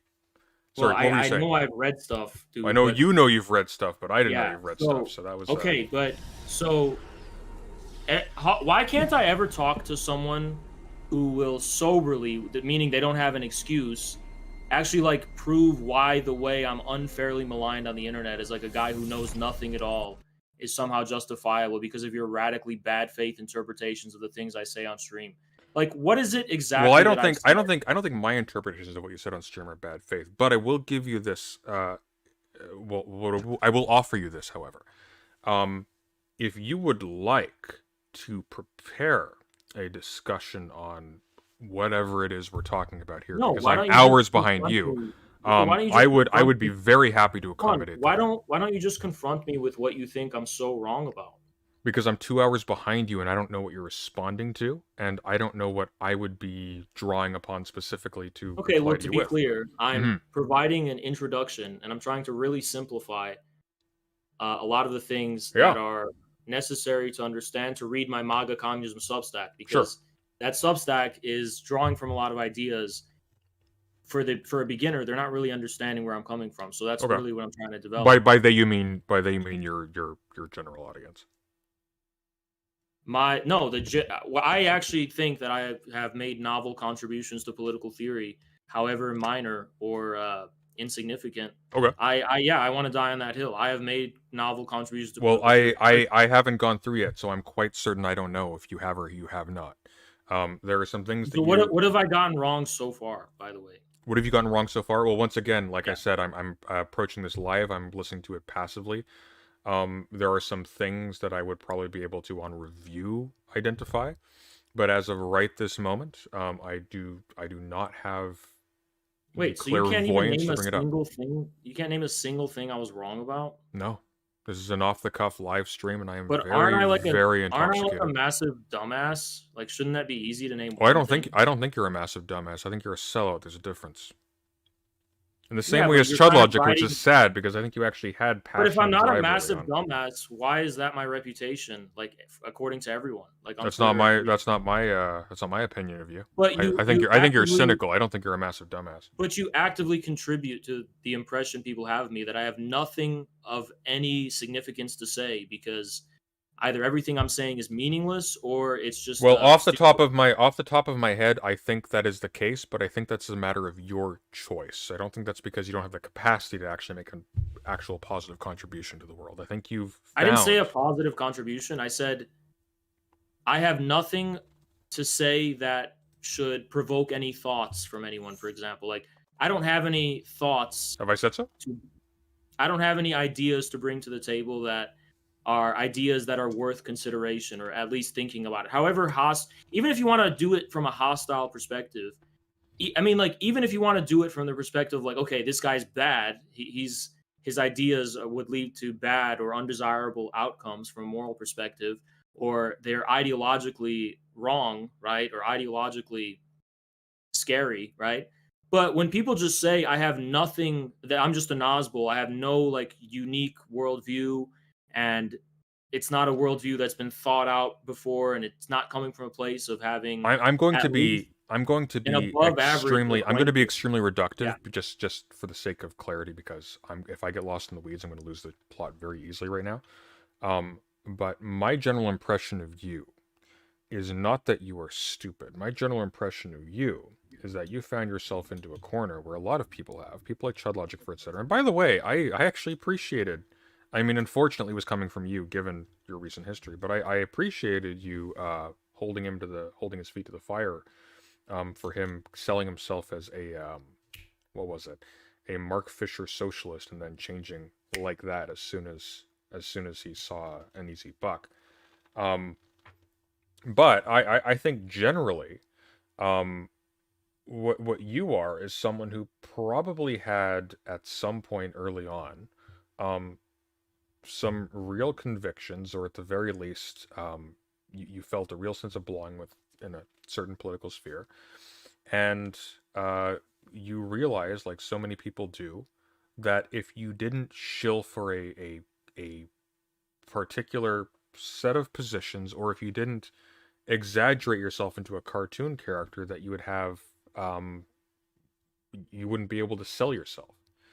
And I think that your attempt to do so has sort of consumed you. I'm not in a position to substantiate that right now. I haven't spent a considerable amount of time thinking about you. But that's generally my impression of what's happened with respect to you. I don't think you're stupid at all. You can say that I sold out, and I can get to that in a second, but don't you think it's kind of weird how just because you disagree with someone, for example, on their position on the Ukraine conflict, that suddenly maligns every other attribute and aspect of their character? Like, you disagree with this person on this one issue, the Russia-Ukraine conflict. Once again, I'm not in a position to hash out the particulars of that. I'd be happy to do that given. No, you don't have to hash out the But particulars. yeah, just hang on, bear with me for 1 second. Yeah, but the truth is, you don't have but to here's the rub though, okay? So Okay, go ahead. if someone determines that you're being cynical on this one point, okay, and that's generally the perception. It's not that you're stupid, but that you're cynical. If someone has determined, I'm not saying that that's been adequately justified or not. If someone has determined that you're cynical on this one point, then it stands to reason that you would be willing to be cynical and dishonest on another point. And so your right to charity at that point drops a little bit. And I think that's what's happened. But hold on. The Yeah. problem is not cynicism, according to the actual reputation that has defined me, in the streamer community and on Twitter, or wherever you else want to go. The impression is that, like, I'm just a complete dumb fuck who doesn't have any interesting ideas or anything interesting to say. And, I'm not well read on anything. I'm not educated. I'm just like a dumb guy who yells, and that's it. Right? That's pretty much. No, I think that's a bit of a character that you play, and I think it takes a certain level of intelligence to do that deliberately. However, Yeah, I think there is a certain I see. It's not. The problem, President Sunday, is that I know this more than anyone. just Sunday, by the way. You don't need to go with the whole President Yeah, Sunday. sure. My goal isn't actually to be perceived in a good way necessarily. It's just that I want the things that I say to be judged based on, what is actually being said, rather than like being so radically misinterpreted. Such like a horrible lens of bad faith. Like I could say something, and then Hakeem can say the same thing, and he'll get praised as like a genius. Oh, that's so interesting, Hakeem. I'm gonna write like a 5,000 page, book. Does an example spring to mind? Do you have something in particular that you're thinking of when you say that? Yeah, all the time, actually. But like, do you have something like just for the sake of clarity? Do you have like a particular? I'm not. If you don't, that's fine. That doesn't mean it's not true. I'm just curious. If you take a given Hakeem video, which is trying to like run down, I guess, capitalist realism by Mark Fisher or some shit, everyone thinks that's so radical and that's so profound. But if I do a video engaging in an actual novel reconciliation between Alexander Dugin and Zizek's ideas in a way that I don't really think anyone's ever thought about before, or at least expressed that thought, like that's just nothing. Well, I would be interested to see what video you have in mind in particular, but I will say this: Alexander Dugin is not renowned as a critical thinker. He is a strong methodological nationalist, and I have a number of problems with him, which I would like to elaborate on with preparation later on. Okay, but Dugin... it's an unusual. How do I want to put this?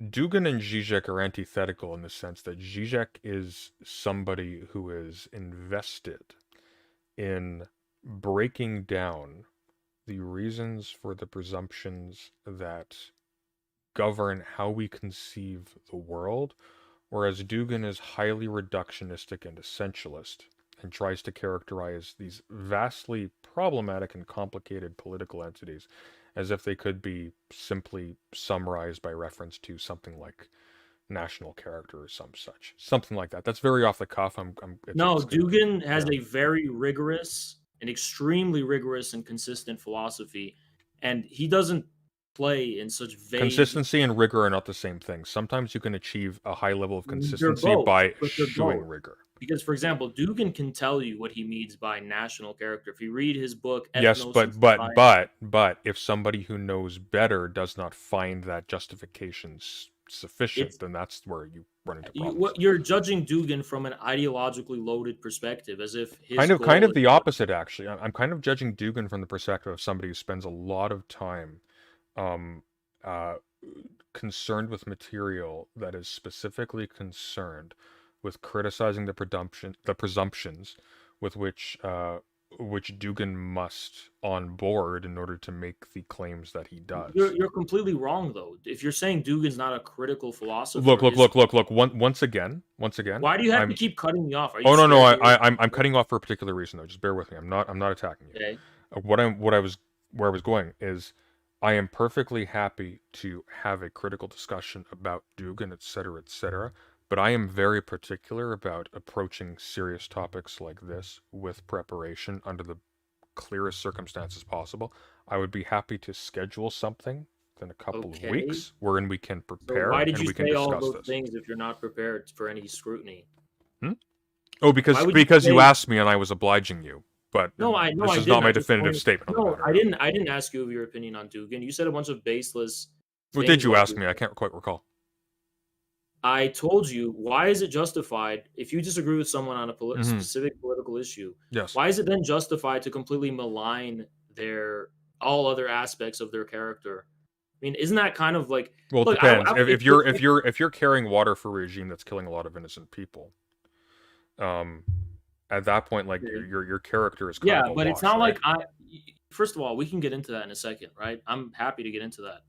I, But the I'm fact not, by the way. I would like to approach a serious issue like that with preparation, under conditions okay, of sobriety, et cetera, et so cetera. you don't need preparation to like condemn someone, but you need preparation to Have I justify. condemned you? Yes, How so? you've condemned me as a sellout. I think you're a sellout, yes. But once again, you caught me You've unprepared. also actively contributed to the maligning of my reputation, right? I think you've done so sufficiently by yourself. I don't think you've needed any help from me. No, believe it or not, Sunday, um, how people have come to judge me is not based on anything self-evident. It's based on a specific and very meticulous campaign Are you to sure? depict me in a certain way. Because I think what I've seen, with all due respect, is I've seen a short, angry man yelling at people in public Right. in defense of a regime that has bombed schools and Right. hospitals. Okay, sure. Let's begin with that. Like Sure. the whole short angry man Yes. yelling at people in public. So, first of all, I don't even know where this impression came from that like who really I mean, I've always joked about my relatively short height. I've I always don't think your shortness matters. I think when you're defending a regime Yeah, once no, no, again hold that on, has resulted stop, in stop, stop, parents stop, losing their stop. children, No, no, no, you don't what do you mean? that has Dude, resulted you in just said parents like, losing hold their on. children, your shortness is funny and should be made fun of. Okay, but why do you make it seem like but that only works it only works to make fun of a guy who's 5'8" if he's bothered by it, but I'm not bothered by it. Like, Really, we're when have I talking about it. ever You seem a little I know, bothered but by it. hold on, Sunday, I'm See, talking about it if you talk about me being bald, for example, I would move on from it but immediately. I'd Sunday, find it funny it's myself. Sunday, we can get into other things too, but it's the Sure. first thing you mentioned, right? If I ask you Sunday, what is the negative thing about me? You just gave it to me. So it's like you could have said anything else, but as long as you latch onto it as like a significant as Oh, long as that's if you your were distraction. asking me, if you were asking me for Yeah. the negative thing about you, Okay, let's go to that. I would go way back to when you tried to distinguish yourself by shouting into your microphone until it peaked to the point where you couldn't even be audible No, anymore. you know what? I And I think think you we did so should as a go. novelty, and I think that was smart, but the problem is Yeah. that No, no, you were a bit of a let's one-trick actually pony, and that's all you had no, at the end you of know the day. what? Sunday, Mhm. let's actually do that. I prefer to focus on the yelling then, okay? Everyone likes to focus on my yelling, but nobody wants to evaluate the causes. When have I ever yelled? Really? And maybe I mean, I've been streaming every day for like 2 years, so I'm sure you can find one or two You're exceptions. asking the But wrong guy. I haven't paid that much attention to you. okay. All of the famous cases of me yelling were justified. For Perspective example, philosophy? Sure, I'll grant that one. That's okay, all I've seen. I don't think I yelled that hard with perspective philosophy. I don't remember. I But remember you literally were inaudible at one point because your microphone peaked. okay, It was regardless, funny, actually. almost every famous case of me yelling, like socials and done left or Vosh, Sure. it is always preceded by an extreme level of disrespect coming from them. I have never actually disrespected, let alone like screamed at someone, or I don't really scream, yelled at someone loudly, if it wasn't um preceded by a level of disrespect toward my humanity.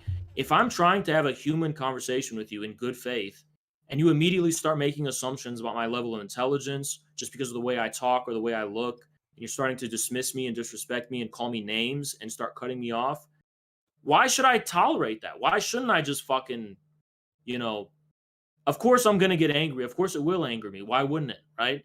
I'm not a fake person. I'm actually someone. I have no answer for you, and I wouldn't tolerate that myself. However, once again, you find yourself in a situation where you were approaching strangers on the basis of off the top of my head, minimal evidence in defense of a regime that has caused a lot of innocent people to lose family members permanently. Okay, forever. let's assume I'm so radically immoral because of Russia, which is something you don't want to talk about. So let's not talk about, right?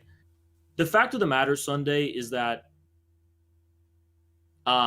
you saw the bodies of children, and you rated that beneath the success of your channel and of okay, the but you don't want to promotion talk of about your it. ideological position. Sunday, if you want to talk about it, talk about it. If you don't, don't. Okay? I'll talk about it with 2 weeks notice. As of right so now, we'll leave that aside for now. Don't Fair enough. say things that you're not prepared to defend, right?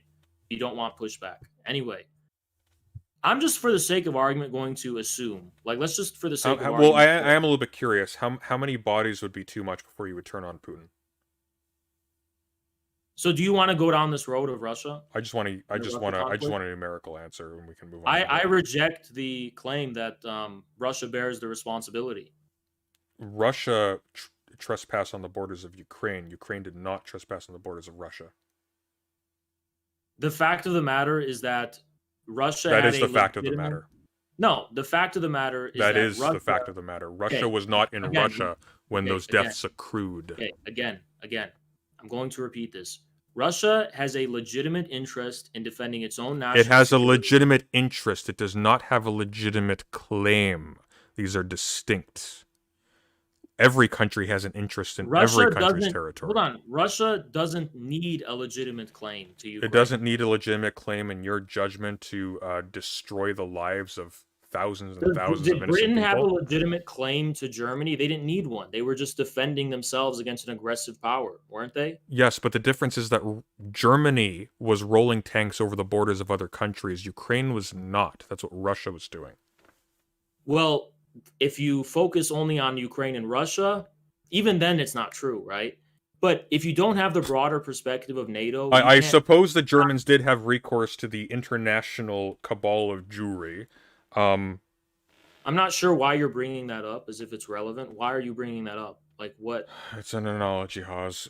Give me 2 weeks, we can talk about it then. Hold on. Sunday, it's not an analogy, because if you don't take it... It's directly an analogy. Sunday, NATO is an organization which was created to fight and invade Russia, and actually genocide the Russian people in Operation Unthinkable, if you've never heard of that, okay? So this is the founding casus belli of NATO as an organization. I don't need to be a NATO simp to condemn a criminal gang leader for rolling tanks into civilian centers and bombing hospitals. You have to let me speak and not cut me off. If you want, So, is your position an irrational one?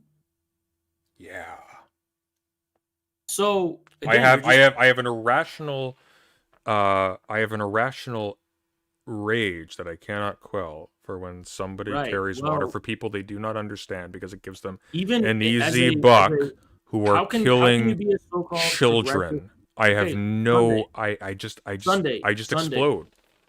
Sunday, if you're going to create a barrier to rational discourse, doesn't that kind of invalidate your claims to being like a progressive, enlightened thinker? You were thinking of the wrong kind of progressive, my friend. Okay. Well, what's the problem with me yelling out? I mean, you're not even willing to have a rational disagreement over something. I actually am. I am entirely, and in fact, what I've said repeatedly, what I've said quite repeatedly. Sunday, let me impose what I've said quite repeatedly is that I would be happy to have an extended discussion with preparation. Sure. Sunday. At some point in the future, at your convenience. Sunday. Yes. Sunday. Mm-hmm. How can you know that your position is even correct if you foreclosed yourself to hearing the other side? I do not. I have foreclosed myself to hearing the other side on whether or not the pride of Russia is worth the grinding of thousands of children into hamburger. No one said anything about the pride of Russia.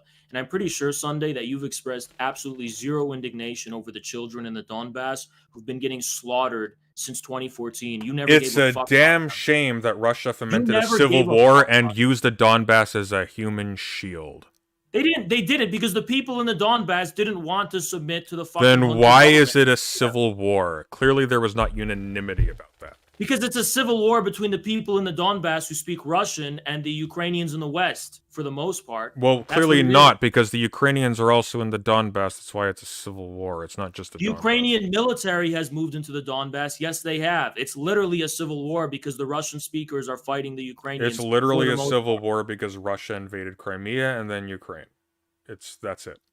No, Ukraine suspended any claims to territorial sovereignty when it had an illegitimate coup in the eyes of the people in the Donbass and in the people of Crimea. And the people of Crimea are the ones who chose to join Russia. Well, that's a little bit strange, because why did Russia need tanks then? Maybe to defend from the To rabidly aggressive- defend from the retaliation to their crossing the borders with tanks? Yeah, I expect they did. So why did you ask if they had tanks then? Of course, it was to protect against the Ukrainian military. Well, But no. why did you ask if they had tanks? I asked why they had tanks, because the tanks went into Because the action Ukrainian- when they because the crossed Ukrainian the government- border. Because the Ukrainian government will not respect the will of the people of Crimea. Obviously, they didn't, and they You actually think didn't. if the Russians were respecting the will of the people of Crimea, they wouldn't have had to invade. That would have been something. Actually, yes, Crimea because would the have engaged Ukrainian by government themselves. considered the vote to be illegal. They wouldn't have What? held that vote. You think if Russia didn't have tanks, that vote would have been allowed to happen? It wouldn't have. I have no The idea. Ukrainian what you're government talking would have about. never allowed it. I have no idea. Let's move back to talking about like why people are not being Okay. nice to you. Well, this is a perfect example, dude. You're just not open to the possibility you might be wrong about me, and that's the problem. I'm perfectly open to it. In fact, I've said I will allow. Let's set something up 2 weeks from now. Okay, Let's spend so a then solid 2 don't- weeks okay, then don't- pinning okay. down like a solid thesis. No, Let's do it. Okay, sure, let's do that. And then for right now, for sakes of right now, let's just assume you're right that I'm so immoral for supporting Russia, but that doesn't give you a right to. I don't lie care. I don't care. I haven't lied about you. You don't I have don't the care. right to lie about I someone. haven't When I lied say, about you. Wait, when hang I on. say What lies have I told about you? What are you referring to? you've obviously contributed to the impression that I have nothing politically. Well, let's produce an example. Let's see. Just I've seen you dogpile on Twitter and get on board talking all that shit, basically focusing. I mean, the thing is, Sunday, even you have to admit that I have not earned my reputation. Crucify me for my position on Russia and stick with that. I don't have to admit anything. You do. I think you do. I think your position on Russia and your situation vis-a-vis your position on Russia, i.e., there is no needfulness whatsoever for you to take your position on Russia. You are doing so because it benefits your channel. I think that condemns you can sufficiently claim that. enough by itself. You When can- we you look can at the claim other that. things, like for example, Okay. how you've decided to try and align yourself as softly as possible with the radical right and target already embattled groups, once again for the Okay. sake of aggrandizing yourself. I mean, like, we can just go down the list as long as we want. We can, but you're not willing to because you said you need. 2 Not weeks without preparation. I do indeed. That's my policy with everybody. We could be talking about I don't know, we could be talking about road work, or we could be talking about what's that word? Agglomeration or whatever. Okay. Well, okay. All of It's my just how I sins are- do. Sunday needs preparation. So conveniently, you can't really justify all of these accusations against me. You just But I can with 2 weeks. okay. You can do it in 2 weeks. I can but do it the in 2 here and weeks, now- damnably. But you The see the fit- Jarl will crush the Khan beneath his heel. Okay, sure. But you see fit to draw these conclusions and make these statements before the Yes. 2 weeks have passed. I do. So I guess you're just in debt then to see if what you're saying can actually be paid off and anything. I suppose so. Yeah. We will have to see. Yeah, but again, I gave you an Infrared's chat. You should okay. you should Sunday- get to work and help him out. Okay. So Sunday, I gave you a chance to point out a single thing I said was wrong. Your title is obviously very satirical, but I don't No, know. my title was completely serious. Okay. I think you're the genius voice of a generation, Haas.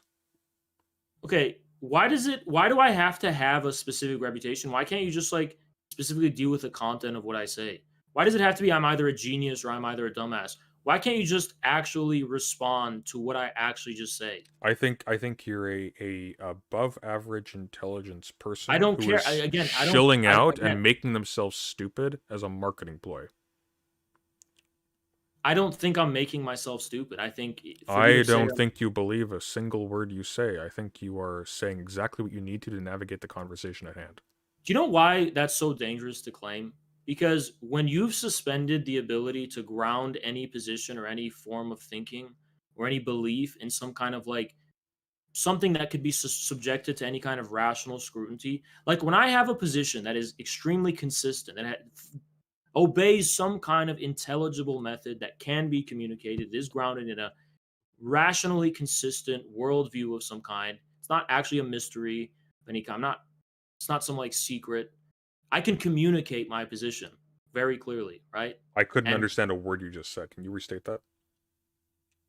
yeah, very funny. But I can No, I'm form serious. with I actually, form, you lost okay. me halfway through there. So with formal rigor, I can communicate my position.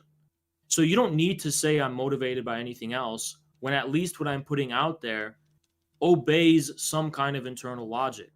When you tell someone that I'm going to dismiss everything you say as the result of some kind of disingenuous or inauthentic, insincere level of belief, you're basically foreclosing the ability for human beings that disagree with each other to communicate.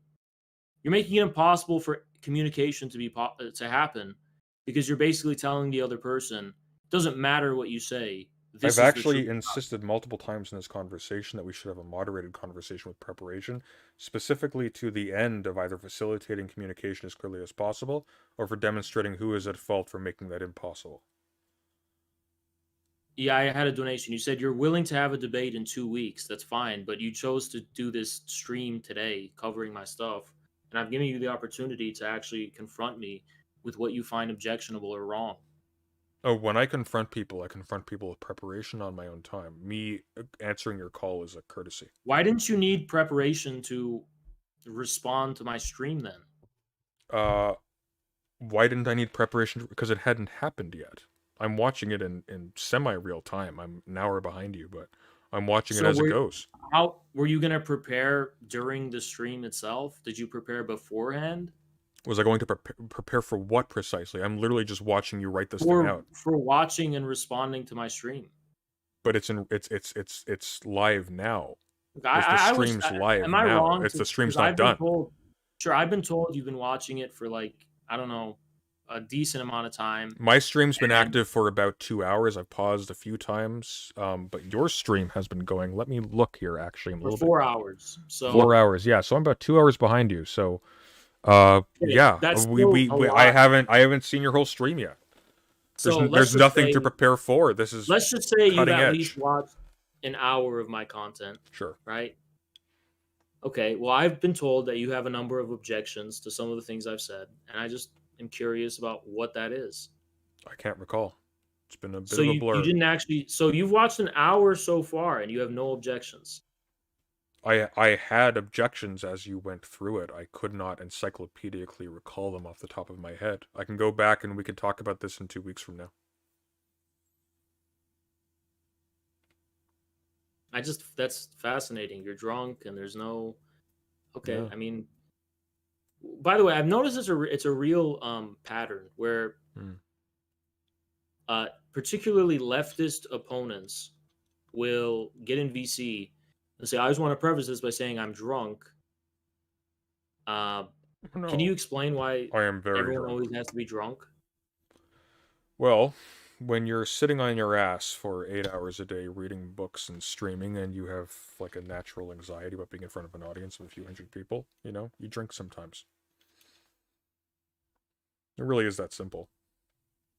Right. Drinking makes you feel a little bit better See, sometimes. Sunday, I'm not actually looking for you or any other leftist to agree with me because I vehemently disagree with these people. Uh-huh. What I'm actually looking for is for you to correctly disagree with me, which means disagree with me based on what I say. Well, disagreeing with you based on what you say will require me to take time actually going through, reviewing what you say, and ascertaining what you say first. That would be So That you're would be the not good even, faith approach. are you even I'm actually prepared willing to give you the benefit of the doubt and take you completely seriously and spend time actually combing through Okay, what you've said are and you judging it on are its you own even merits. prepared?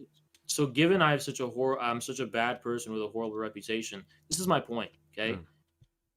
You can have your own gripe with me about the Russia-Ukraine conflict. We're not going to get into it. You can have that gripe. That doesn't justify the way in which I am lied about really consistently. Like If as you far if as you what were if you were lied about, then that is unjustified definitionally. It is a lie. If now if you can right, but it establish seems that you've like been all these lied about, lies I would be seems I like would be these in. lies get excused pretty often because I know you caught me cheating on you, and I'd be happy to discuss these it seems like allegations. these lies they get to be excused because you've decided there's a red line. I've crossed the red line Sorry, into that being a super bad chat was person. funny. I've crossed the red line into being a bad person, and now pretty much like all bets are off, right? You're aligning yourself with a country that is in a war of aggression against another country that is not in a war of aggression with it. You know what? Here's the thing, Sunday. Carl Schmitt was a Nazi. Yeah. Okay, so were all the other German conservative revolution thinkers, but somehow that didn't preclude left-wing continental thinkers from seriously interrogating their work and taking Yeah. it seriously. Yeah, but the reason why they were Nazis is because they were deeply cynical men who wanted to keep their positions in Germany. Carl Schmitt had total contempt for Hitler It and the doesn't Nazis matter. generally. There It was does. It somehow does matter. they're It used does to matter. The point is the bare fact of them being baddies from the perspective of like the liberal hegemony that followed the defeat of the Nazis does not by itself valorize every single thinker who happens to have some toxic or cynical position at any given point. You are not Carl Schmitt, my friend. No, I'm not saying I am, but it's in contrast to Carl Schmitt, the fact that I support Russia somehow makes it impossible for people to, in good faith, hear what I have to say. No, it Take doesn't. However, if it is the case that yeah, you are that you are supporting Russia in bad faith, then it absolutely does justify them dismissing you elsewhere. Life is too short. There are other people to read and pay attention to. no, it simply doesn't. That's just not true. Simply doesn't what? I wasn't really. Because what if my views on Russia are part of a holistic? No. Going back a little bit. It doesn't what? What are you talking about? It doesn't justify the other views people decide to have. With respect to what? It With doesn't. It respect doesn't to, need to. Like they're just dismissing you. They don't care about you. There are other people to respond to. Dugan himself, okay, for example. yeah, that's the thing. You can't really dismiss. I don't think it's grounds for dismissal that someone has a contrary view than you do about the Russia-Ukraine conflict. Because you may not want to hear this Well, Sunday. it's not the I'm contrariness. It's the cynicism associated with that. pretty confident in saying most of the world vaguely shares my impression and view of that conflict. I believe your confidence. I do not think that's true. You don't think it's true that most of the world agrees with me? I don't think it's true that most of the world agrees with you. It also would Okay. not matter If for you additional walk reasons. around on the streets of Mumbai or any major city in China, Can't say if I've you go been. to Cairo, if you go to Beirut, if you go to some random place in Brazil, you go anywhere in the world Sunday of these non-European places, which is the majority of the world, by the way. You go to you go to Addis Ababa or something, and you ask a random person on the street, "Hey, Where's what do you Addis think of Ababa? what's I've going never on heard of that place before. in Ethiopia?" Okay. You ask a random person what they think about the Ukraine situation, and you know what they're going to say? They're going to Yeah. say, "It's about time someone taught the West." Interesting. Yeah, You know that is really. where I didn't get my degree in political science from? Some random person in Ethiopia. But you have to acknowledge it's a very common sentiment, at least. Sure. And on the That's UN, we know perfectly this for possible, record. yeah. Most of the world tends to not vote alongside the international community, quote unquote, which is just the Western world, on these more newer resolutions to condemn Russia and oppose Russia. Most of the world continues to open up relations with Russia.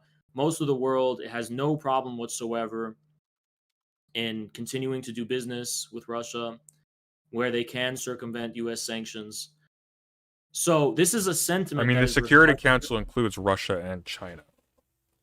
Well, I'm talking about the other member states of the United Nations where they're allowed to vote in yeah. So it's pretty clear that my view is not, I'm not just some horrible antisocial aberration. That might be the case for liberal No, leftists and I think there's a lot of money in conservative and right-wing politics and social media. And I think you are yeah. doing the exact same shtick that Chud Logic is doing. You Do you found that think, you've okay, found a lot of Sunday, success by paying lip no, service to it. logically Destiny's speaking, done the same thing. sure, sure. Yeah. Do you think I've made more or less money than I would have if I continue to just be a non-controversial leftist? If I was just a leftist who is like aggressive and yelled a lot, Mm-hmm. I'm pretty sure I would be at 500,000 subscribers right now. Why don't you try? But objectively, the rate of my growth when I was less controversial was higher than it is My now. I dude, was like, Vosh isn't at 500,000 subscribers right now, and that's exactly what he's doing. Clearly, that wouldn't be the case. no, it's not. No, it's not, because I don't want to be superficial, but I think there's more of an appeal when it comes to someone like me than Vosh when it's fulfilling this kind of like, red lib. You don't know what a red lib is. Like, Marxist Leninist, yes, but still politically correct, Sure. still saying things that are socially acceptable. Yeah. Not really willing to go beyond sock dem in terms of their radicalness once they reach a certain In terms of level their cultural success, yeah. views, but Sure. still, defending China, still doing all that stuff, but not in a way that is considered. I don't think coded Vosh as defends right. China. I think Vosh is pretty critical of China. I know. I'm not talking about Vosh. Oh, who are we talking I'm about? saying I've never been Vosh. I've always been for people who don't like Vosh, but there's a huge, huge contingent. There's a huge audience. There's a huge niche out there of people who want to be more tankies, quote unquote, right? But are just still committed to the kind of like social liberalism. And turning my back on that probably did harm my growth, if anything. And I'm sitting in a place, believe it or not, Sunday, where I'm not, this turn, it's at least right now has not paid off. If I'm grifting off of the right, has not paid off. The fact that I am reaching primarily, I don't know, dude. You're very yelly when it comes to people like socialism done left and perspective philosophy, but your tone gets soft, like a mother singing a lullaby to a babe in a crib when you're talking to someone like Keith Woods. That has not been lost on me. I think what you did know. Keith Woods say I think to you know where disrespect? the path of least wait. resistance lies. No, what did Keith Woods say to disrespect me? Why shouldn't I just have a conversation with someone as a fellow human With being? someone who regards non-whites as a barbarous horde of Including me, degens? including the people to which I had belonged. But I can have the good faith of allowing him to have that as a kind of belief that I have That's to the regard. price you set on your dignity, my friend. That is not my business. No, it's not. No, it's not. There's a difference between having a wrong, impersonal view that is prejudiced. Let's say Lebanese people. There's a difference when you have a vague, so-called impersonal impression. Oh, Lebanese people are inferior to me. That doesn't intimidate me. That view doesn't intimidate me. But when you start to treat me as inferior because of that so-called impersonal view that you have, of course I can retaliate. But Keith Woods didn't do that, right? So I don't really care what all range of So possible you're fine views. with him. You're fine with him disparaging the manifold of people who No, resemble I'm you, not. And provided he's polite to you in particular. he didn't disparage. That doesn't my stick in people. your. That doesn't stick in the back of If your you mind. recall as a particular if you reason. recall where the debate got the most heated, by the way, it's when they tried to do kind not. of disparage Somalis, right? Saying they didn't want them as their neighbors. And I found it necessary to point out and I didn't have to resort to emotions either, by the way, Sunday, because unlike many of you, I don't think these right-wing people or audiences are inherently evil. I think it's the deficiencies of the left that has led them to that path. Can you elaborate? Draw the line of causality. I'm curious. Yeah. I think leftism is just a bunch of bullshit, and people can see it's inauthentic. And the reason it's inauthentic is Leftism because categorically, or are we talking about the online left, or are we talking about Vosh, or what are we talking about? American leftism I'm as it Canadian. I'm currently not exists. American. American leftism, in terms of the options on the table, as far as what ideologies people will draw from for understanding the world, right? And it seems like leftists are more concerned with fulfilling some kind of abstract moral criteria of I want things to be more fair, I want things to be more right, rather than actually trying to reflect how the world actually is and the actual state of the world. And when it comes to that, Hang right on. wingers Slow are down. far better. Slow down a little. Slow down a sec. What do you mean by that? It seems like leftists are willing to oftentimes sacrifice facts in the name of what is ideologically or morally convenient. Do you have a particular case in mind? What about differences between men and women? How many leftists will concede to the obvious factual disparities, the statistical disparities, for example, between Depends on men what and you mean women? by men and women, doesn't it? I don't know what it could possibly mean. No. You're unfamiliar with the concept of gender as being distinct from sex?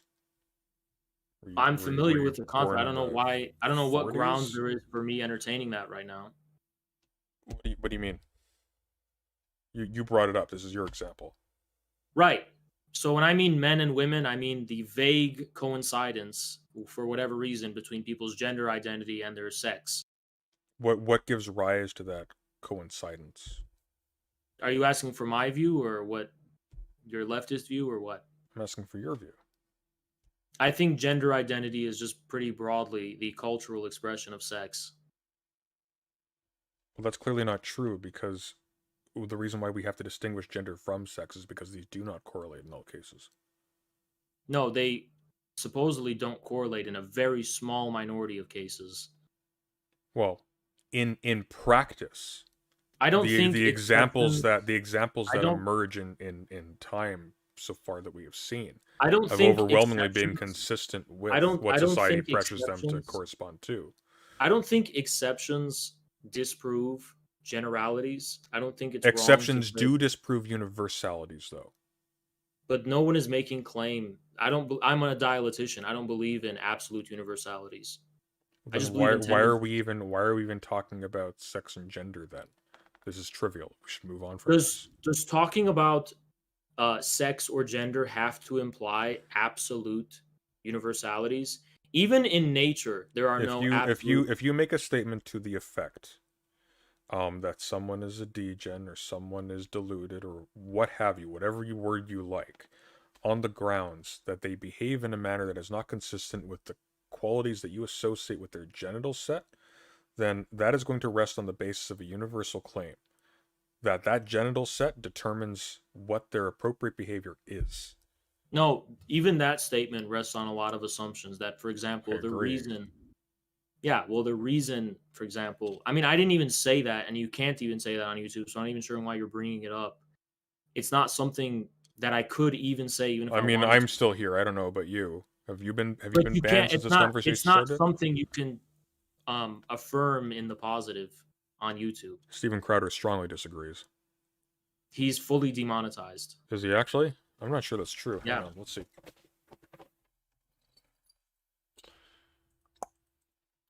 I'm not denying it. I'm just curious. Is Steven Crowder demonetized? His channel was remonetized after YouTube said Crowder adjusted his behavior and content, and it was demonetized again in March 2021 with uploads suspended for a week after violating YouTube's presidential election integrity policy. Unrelated. That's unfortunate. Well, I guess we'll just never know. Okay. Well, in any case, I think here's the thing, Sunday. I think what you're probably unwilling to understand is that, and I please implore anyone, right? This is why I'm suspicious of I'm listening. any large content creator who hasn't been somehow extremely canceled in some kind of way. You could be innocent. Just assume this. Just assume this. You could be innocent. You can be honest. You can be righteous, right? Okay?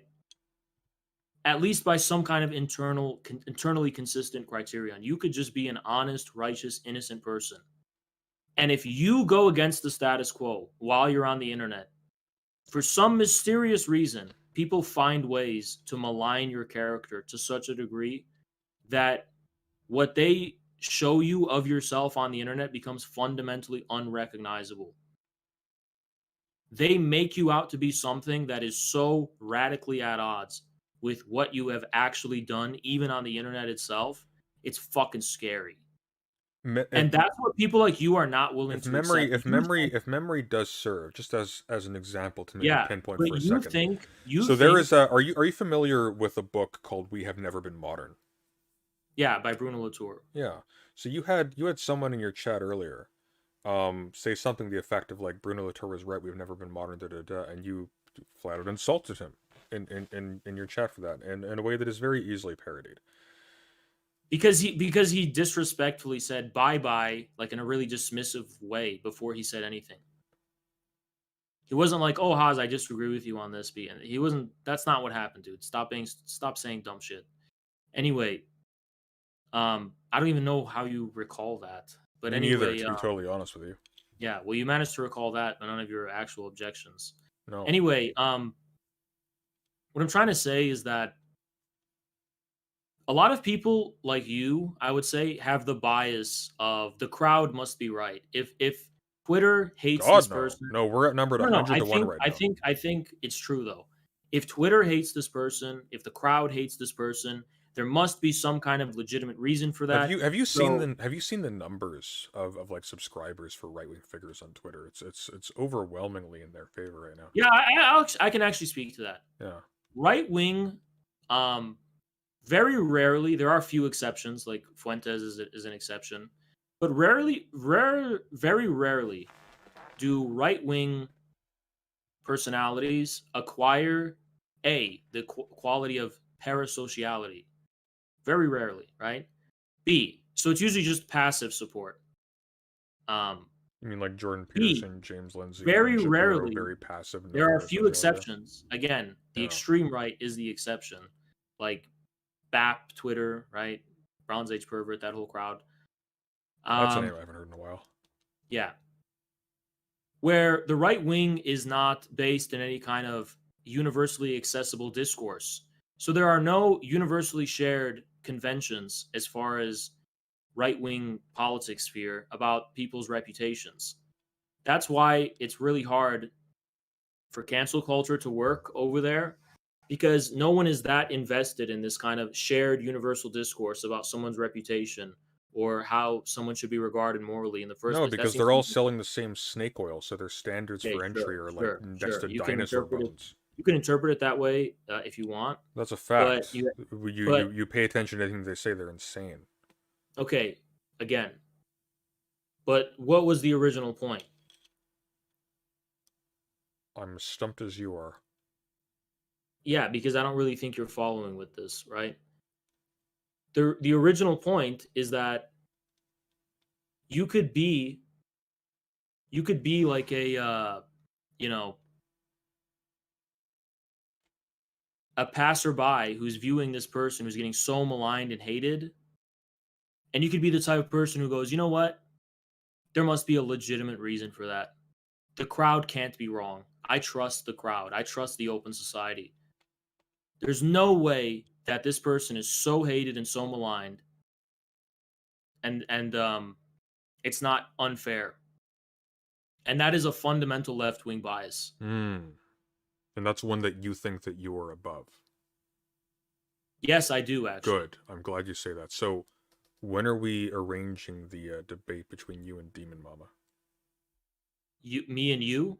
You and Demon Mama in particular. I don't have that kind of maligned reputation. I'm sort of a nobody right now. I mean, I would not be opposed to. Why are you bringing that up? I think it'd be funny.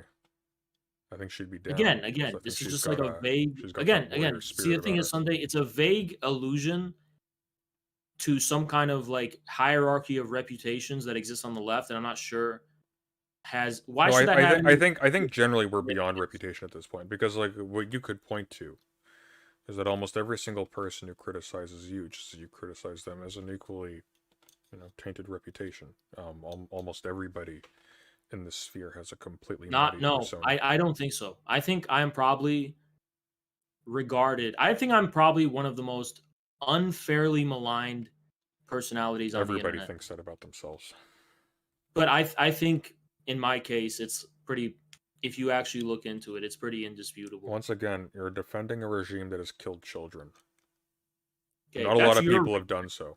You know what's interesting, Sunday? That's your reason, and yet the animosity toward me is not different in content, and it's for multiple reasons. That's your reason. There's other reasons too.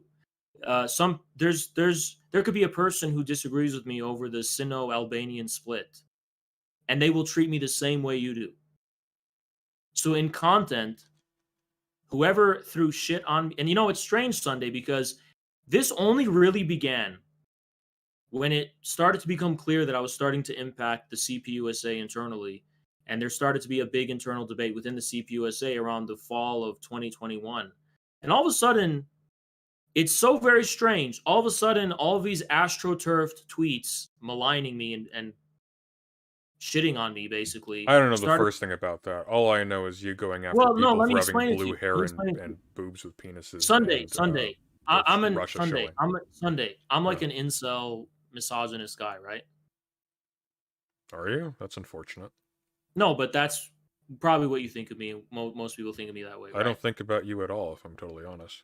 Yeah, but that's your vague impression, right? No. I think you're a failed law student who plays a character on the internet for donations. That's brilliant. That's a beautiful example. Oh my god, I'm so glad you said that, dude.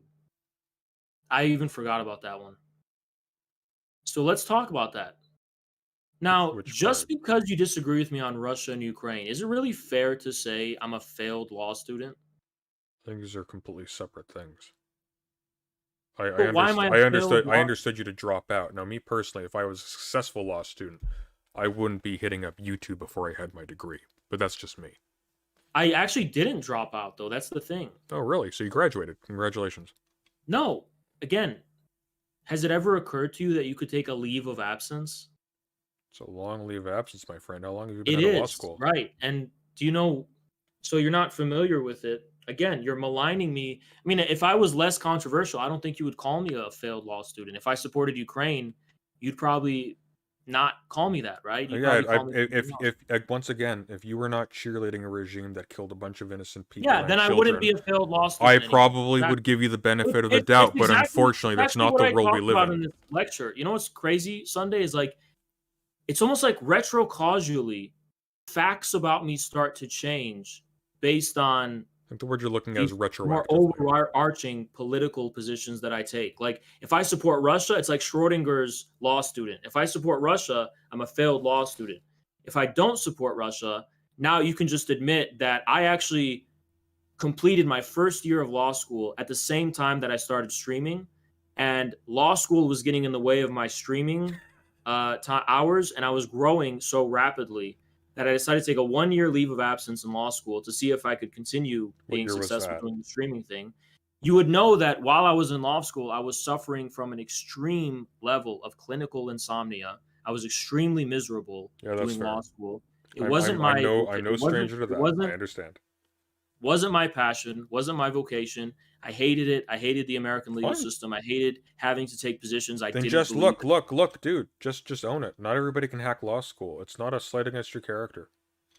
It's an inhuman thing you're being forced into. I think only privileged people can really do it painlessly. Sunday. I completed my first year of law school with no problem. How many years of law school while I was streaming I was streaming full time. You said you were dealing with like crippling insomnia. Like that doesn't sound like no problem to me. Yeah. Once again, I'm not. That's not something you're blameworthy for. That doesn't make you weak. It's just Sunday. That wasn't because law school was too difficult for me. It was because I wasn't doing what I believed I should be doing. That wasn't because law school was you say difficult. So, but you don't have your law degree, so I guess we won't know. So if I go and conveniently, if I stop streaming and stop being active that much on the internet and go get my law degree, Schrodinger's law student, then you'll say something else to malign me, right? No, you'll have. I'll say the exact same thing as I've said tonight, but in addition, you'll have a law degree. Huzzah! So I'm not a failed law student anymore. I'm a failed streamer then? You know what I mean? Like, I mean, you might be. Like, yeah. Again. No matter what That's what I'm talking about. It's Can't a make an omelet retro without cracking a few eggs. leftist, and Destiny's included in this. I include him in the left because they behave the same way. Your reputation is literally based on nothing factual. It's based on whether you're the in group or the out group, right? And I'm if you're pretty sure out my group, reputation is based on making a bunch of autistic video essays about Carl Schmitt and Dead Space, but okay, again, but fundamental facts about your character become maligned, whether or not they're true or not, having nothing to do with their factual validity, solely because people assume positions you disagree with. I think that's unjust. I think that's fundamentally unjust.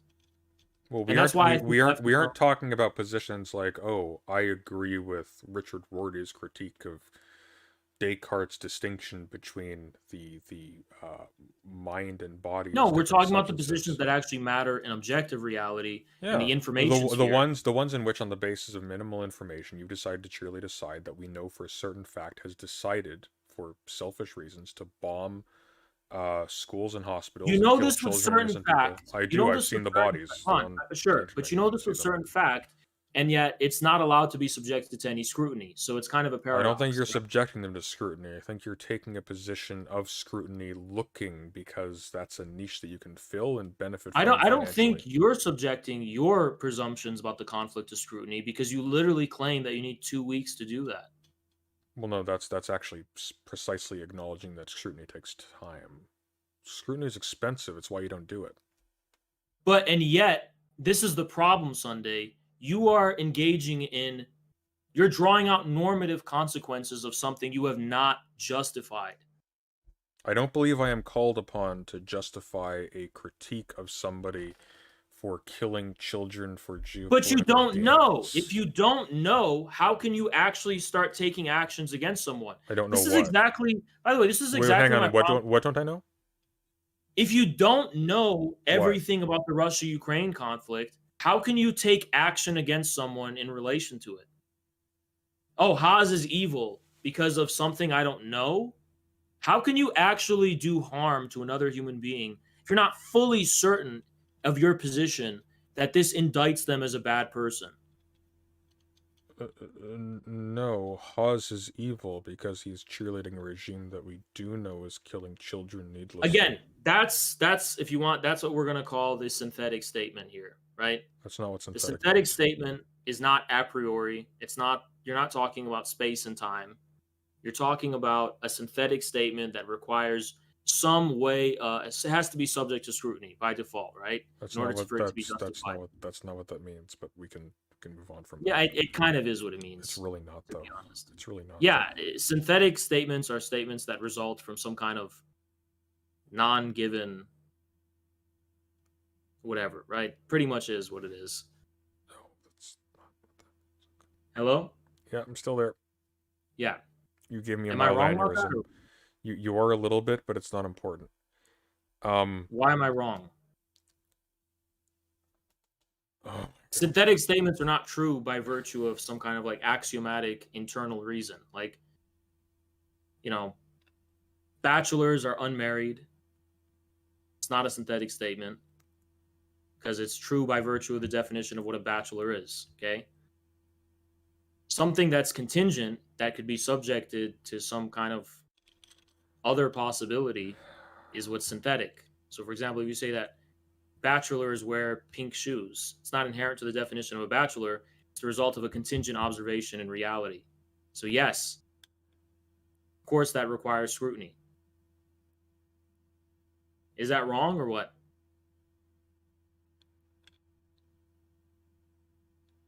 You lost me. Rewind a little bit. What were we moving into this for? We're moving into this because your statement that I'm going to bracket it, that you're evil because you're cheerleading Russia doing X horrible evil things for X horrible reasons. That's exactly what you can't be certain of if you can't subject it to certainty. It's not inherent in the definition of Russia, for example, that you can draw out all these conclusions about what Russia's doing.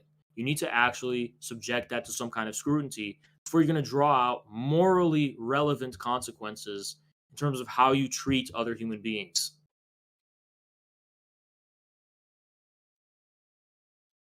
Once again, you're operating under the same information that everybody else is. You saw a country aggressing on another one, bombing hospitals and civilian centers, causing mass death, etc., needlessly.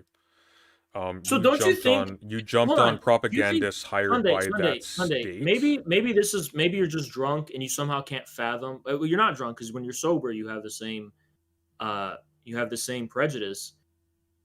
But don't you think it's possible for something to be factually the same scenario, but it can be spinned in completely opposite ways? Sure. What makes your way of spinning? What makes your narrative superior to Russia's narrative?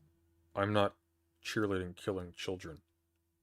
Russia is saying you're doing that because you are allowing the Ukrainian military to continue doing Russia's tanks are in Ukrainian territory. Ukraine's to protect tanks children, are not to protect, in Russia's to protect territory. children, to protect children from Ukraine. Russia's tanks are in Ukraine to protect children from what they will do to them if Ukraine doesn't let the tanks roll in, huh? No, to protect them from the regular shelling of the people in the Donbass. Why are shells being exchanged at all? Because the people in the Donbass. Because Russia invaded and gave artificial support to a seditious group within That's not true, because that seditious group is based in the general will of the people in the the general will that needs the material support of a foreign invader. Yeah, that's some general will, Hawes. So did the Continental Army need the material support of the French? I think history books will tell you they did. Doesn't matter.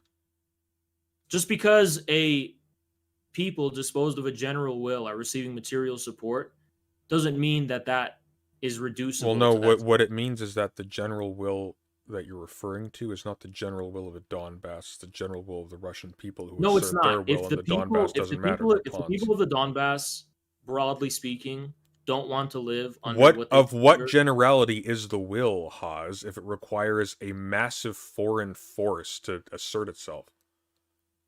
Do you think a general will necessarily has to have you answer the question? I'm going to ask you the question. But I asked you a question. Can you answer it? Yeah. You can say you can't.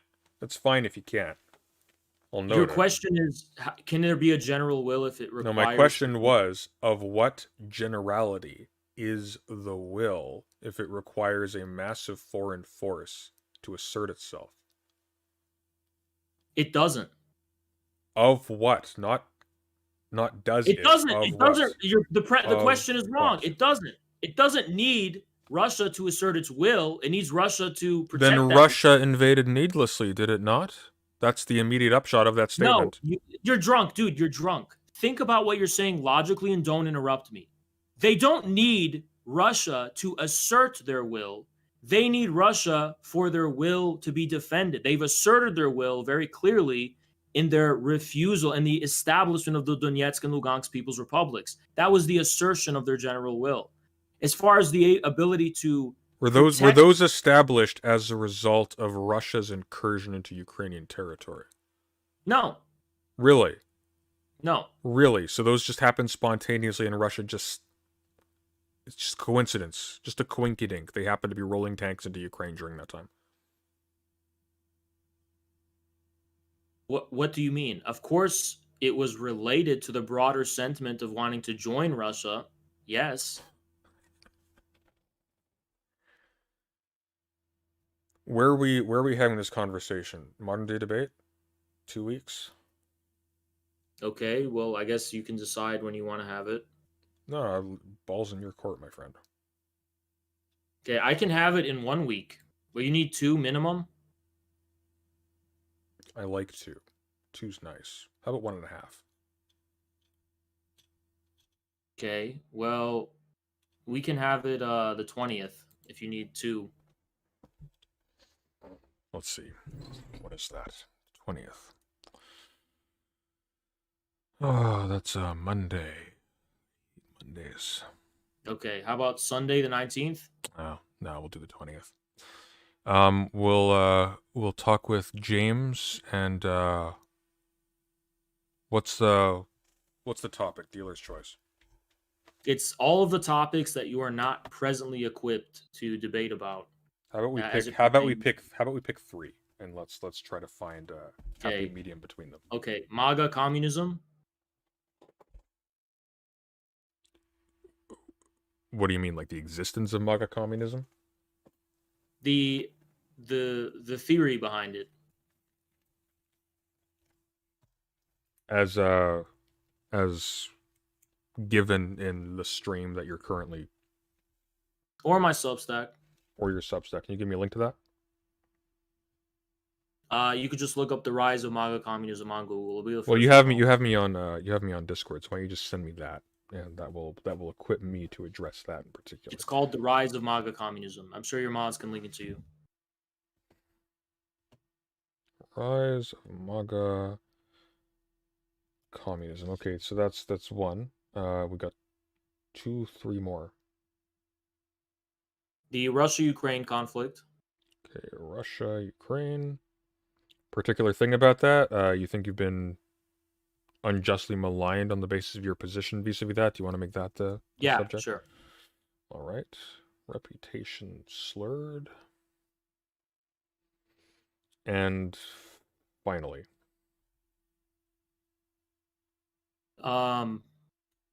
It should be trying to remember it. It should be how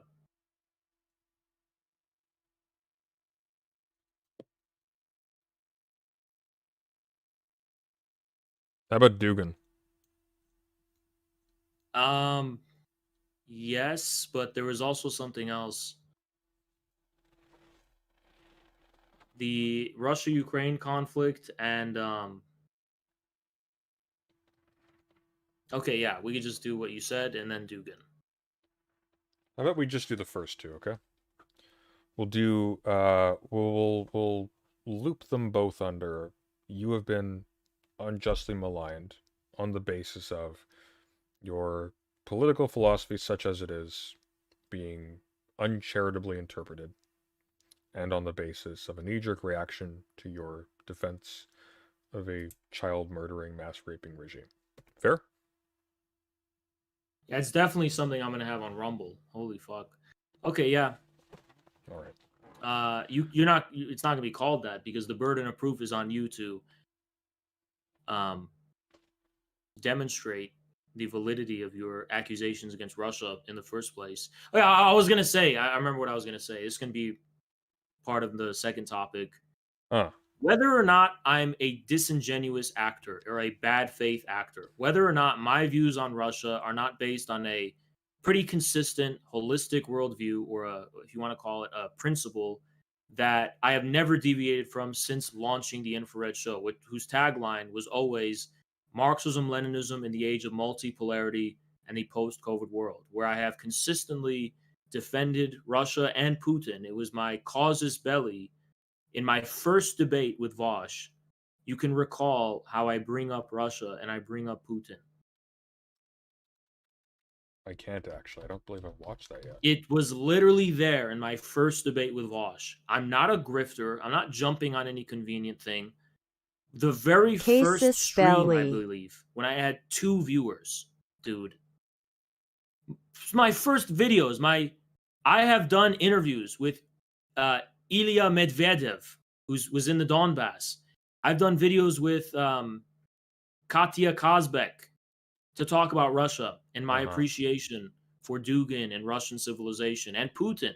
Some of my first videos on my channel are defense of Putin against liberal criticisms. You're my a hero. First ones, dude. Saying that I'm a grifter and I've kind of sold out, it's just so inconsistent with the facts, but I'm sure you need 2 weeks to prepare for that. Well, I mean, personally, if you had refused and I was forced to commit now, I'd be perfectly happy with calling you a grifter from time immemorial. But okay, what made me a grifter though? On the basis of insufficient evidence, on the basis of insufficient motive, you took on the cause of a foreign invader of a foreign country that was killing children and innocent people. Hold on. You can talk about that Russia's was itself an empire, by the way, a capitalist empire, no less. Okay, sure. But you have to admit, you can claim that all you want. I can. You can, yeah, but it'd be baseless to claim it. By the way, it's not that baseless. You can claim that. But the facts stand that I do have cause. It is consistent with the worldview I've espoused since my very first stream on YouTube. Once again, I do not spend my every waking moment chronicling your I know, dude, escapades but on stream. what was okay, then what's the description on my YouTube channel? I don't know. It's been there forever. I don't know. Marxism, Leninism in the age of multipolarity in the post-COVID world. If you say so. What do you think that means? I'm quite sure I don't care. We are meeting on the 20th. Okay. I'll see you then. You said you can justify that I'm a grifter. You can't, dude. You can't. Well, we'll see. I've never changed. I've never changed. It's not. The only thing that You're changed- not required to change. Some people are corrupt when they get started. I don't know. Then you should have crucified me on the cross of corruption instead of switching up and deciding all bets are off because I took a position in contemporary world politics that you weren't comfortable with. Maybe you're right. Yeah, but again, it's Schrodinger's reputation. At first, I was a good guy, and now I'm the worst guy in the world. It's not really. How Thank you so much, Schrodinger's Black. cat I works. appreciate you. Do you think he talks to people IRL like this? I can hear both the cholesterol and glasses in I don't know. I don't know, I but mean, you can probably hear the glasses in my voice. I was chewing on them earlier. if you are, I don't think you can say you're minimally committed to justice. You're minimally committed to any righteous position, any position of virtue, basically. When you die on this fucking hill, that Which I'm just hill is gonna this? attack you, Haas, because it's convenient to, and everyone else is doing it, so I'm safe in doing it. Which hill is this precisely? When I started covering the Ukraine war, Destiny, probably not even personally, probably some State Department or CIA shit, he threw his whole fucking community at me immediately to stop me, right? Because I was growing pretty fast on Twitch. And it was like Operation Destroy Haas Infrared. Like, for what? I didn't do nothing personally against Destiny. Someone clearly told him. Maybe I've been too I hard had on to him. be. Sorry? Maybe I've been too hard on him. Yeah, I think you should probably reconcile because that's but you were his ass kisser back then, and you started What? attacking me. I was Destiny's ass kisser back then, really. Yeah, and you Really? started attacking me. You joined in Interesting. you joined in with Destiny and Dylan Burns because you were basically socially aligned with them. I'm pretty sure I attacked Dylan Burns and Destiny both in advance of attacking you. You attacked Destiny and Dylan Burns afterwards. No, right? I'm pretty Later sure I that attacked Dylan Burns way in advance, and I attacked Destiny later on. I Later. have no. No, I remember what happened. I have no friendly feelings. I remember towards what happened, 'cause it Destiny. happened quite Back when I was on the right, I used to despise Destiny. He was a weird Weasley guy with a voice like Stretch from Casper the Friendly Ghost. Was but I arguing with usually Medicare. I usually do have this experience where, I will deal with Destiny's orbiters, his ass kissers basically, and they'll come at me, and then later on they'll have a feud with Destiny and break with Destiny. Oh, Haas, I was always against Destiny, and then you think I forgive them? I don't, right? So you just told me, for example, oh, Haas, I appreciate the way you confronted Chud Logic because you have beef with Chud Logic now. It's a shame. It's a shame it came from you, but I did. Yeah. But where were you before when you, alongside Chud Logic, were all joining the chorus of whatever to malign me and attack me? Malign you on what grounds? Where were you then? That's an excellent question. I'm quite sure I can't remember. What were we saying? To what effect? You were just with all of my enemies. Well, I mean, you have a lot of enemies, my friend. You're right, I do. And you'd think a grifter would be smarter than that if they were a grifter. Jordan Peterson has a lot of enemies. Steven Crowder has a lot of enemies. Destiny has a lot of enemies. No. I, in contrast to Jordan Peterson and Steven Crowder, have far more haters than I do supporters. And I know my supporters are the most devoted in the world. Well, right? that's just luck of the draw. That's not for lack of talent. I have the most extremely devoted supporters because they see the truth and it makes them extremely devoted to me. But the truth is, yes, I have far, far more haters than I do supporters. Far more. And if I was a fucking grifter, I would be more like these milquetoast Hakeem, second thought people that would never ever say something that would get Twitter to be mad at me or pissed off at me. You think second thought is Absolutely, yeah. fewer Second fans than thought yours? made videos condemning North Korea as a dictatorship, and now he's sensed the wind is going in the direction of ML as the new trend. And he also joined the Communist Party mysteriously. And You think the he's trend is ML, huh? Interesting. yeah. What you haven't observed that? No, but I haven't really been paying attention either.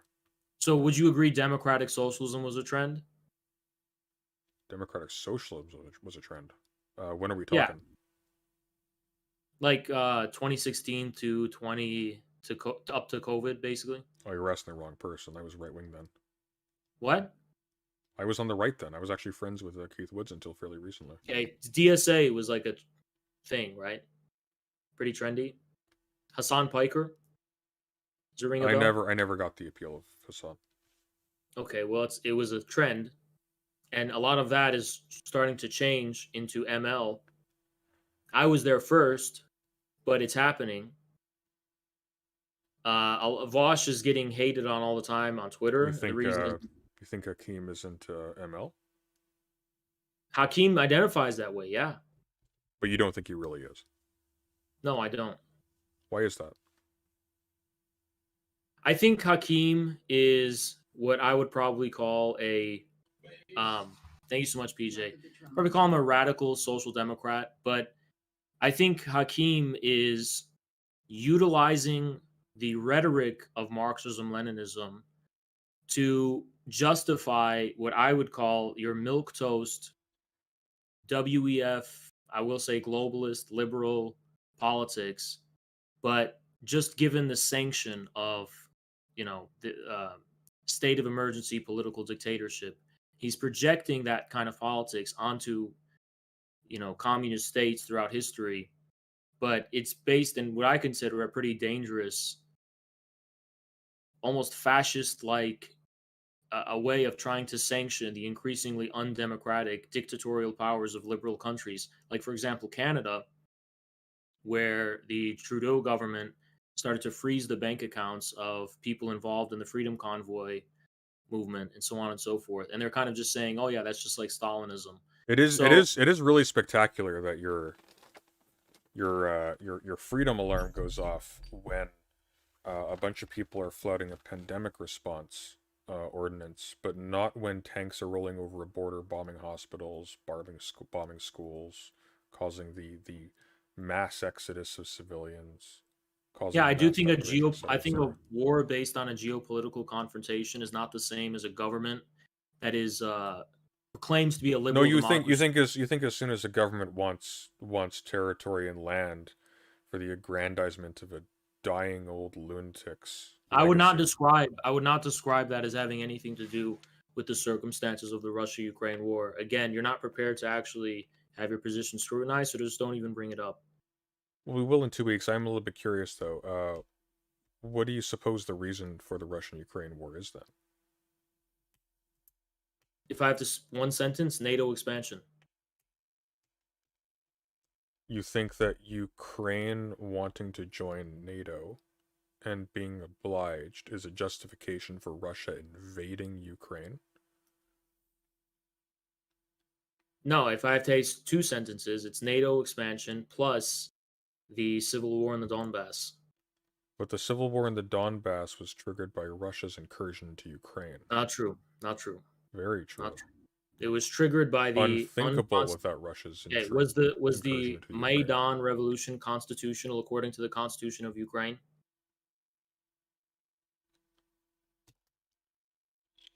It's a revolution, Haas. Okay, sure. The revolution overthrew a leader, Poroshenko. Are you familiar with him? Loosely. Not a nice guy. He was voted into power. Do you agree? Was he voted into power under a corrupt system? And moreover, does the fact that he was voted into power undermine the legitimacy of a government that follows once the legitimacy of that one is overthrown by force? Okay, well, don't assume the point I'm trying to make. Where did Poroshenko receive the highest amounts of approval and support as reflected in the Ukrainian elections? I'm entirely certain I don't know, and I'm entirely certain I don't know why it I am matters. entirely certain that I do know that Poroshenko received the overwhelming majority of his support from the Russian-speaking Donbass because he was friendlier toward Russia than the alternative. So Okay. one half of Ukraine wants to overthrow him, and the other half sees Is Poroshenko. that one half of Ukraine? No, it's not exactly one half, but it's one part of Ukraine. What is the point of you saying this? Saying one part of Ukraine supports Poroshenko, and Okay. one part of Ukraine wants nothing. Sorry, one part of Ukraine wants to overthrow him, and one part wants nothing to do with this so-called revolution. The unity of the territory of Ukraine, by the way, because it was formerly part of the USSR, in which multiple ethnic groups and language groups coexisted. The social contract that is the foundation of the Ukrainian state was the fact that the Ukrainian state was going to be democratic, that The people's social vote. contract is the foundation of the Ukrainian state? You mean the Ukrainian state arose out of a state of nature? You don't have to get into any stupid technicality. I If mean, want me to break down, you brought up the social okay, contract. That's your I'll justification. I'll break down what I mean by that. Uh-huh. The acceptance of being part of a independent Ukrainian state on part of the other non-Ukrainian speaking groups and ethnic groups was that it would be a democracy, that their vote would matter, they would have a voice and stake in the system, and that their interests could be reflected in that state. That's the social contract I'm referring to. That's not When a that social social contract. contract is, yeah, that is a social That's contract. not a social contract, but you can continue. A social contract in which a people decide that a government has to reflect and represent its interests. No, the social contract is a There are justificatory different. scheme. Is a justificatory scheme for a state that refers the legitimacy of the state to the internal impulses of its constituent members. That's exactly what I just said. That is not what you just said. Yes, it is. It's the justification of the Ukrainian state and its territorial sovereignty refers to the impulses of its members in relation to whether or not their interests are being reflected or they have a stake in that state. So yeah, it is. Okay. Anyway, it's what I just said. No, it's not, because what you're talking about is an assessment after the fact as to whether or not their interests are being reflected. No. When I say their interests are reflected, I mean there is some formal way in which to establish people's will being reflected by the state. That doesn't mean their will is always going to be reflected. Well, yeah, but that's because that's why there's a notion of tacit consent. Because if you do not actively rebel and choose death over conformity to the ordinances of the Commonwealth, again, then you have essentially assented to the legitimacy of the state. That's the social contract logic. No, it's a social contract, because if you have the right to vote and you're the right for your vote to matter and to count, right? That means yes, the state can reflect your interests. So the state can reflect your interests if you can vote, but the definition of a social contract is not that you have the right to vote. The social contract is you play ball with the community and then benefit from doing so. That's what that means. Okay, it's not at the level of democracy. The people in the Donbass played ball. Like the notion of a social contract comes about in a defense of monarchy. Sunday. This is a pedantic kind of like pointless thing to say. You brought up social contract, my dude, not me. I don't even know why you're doing so. It is a social contract. It's objectively a social contract. It's objectively not. You're talking about something else. Dude, the people of Eastern Ukraine are playing ball with the community of Ukraine because they benefit by having their interests represented somehow by a Ukrainian sovereign state. They can vote, right? Well, that's not but the social contract is not explaining how you they made are a able straw to man. vote. This is the bad faith I'm talking about. No. You're just uninformed about what social contract theory is. Sunday.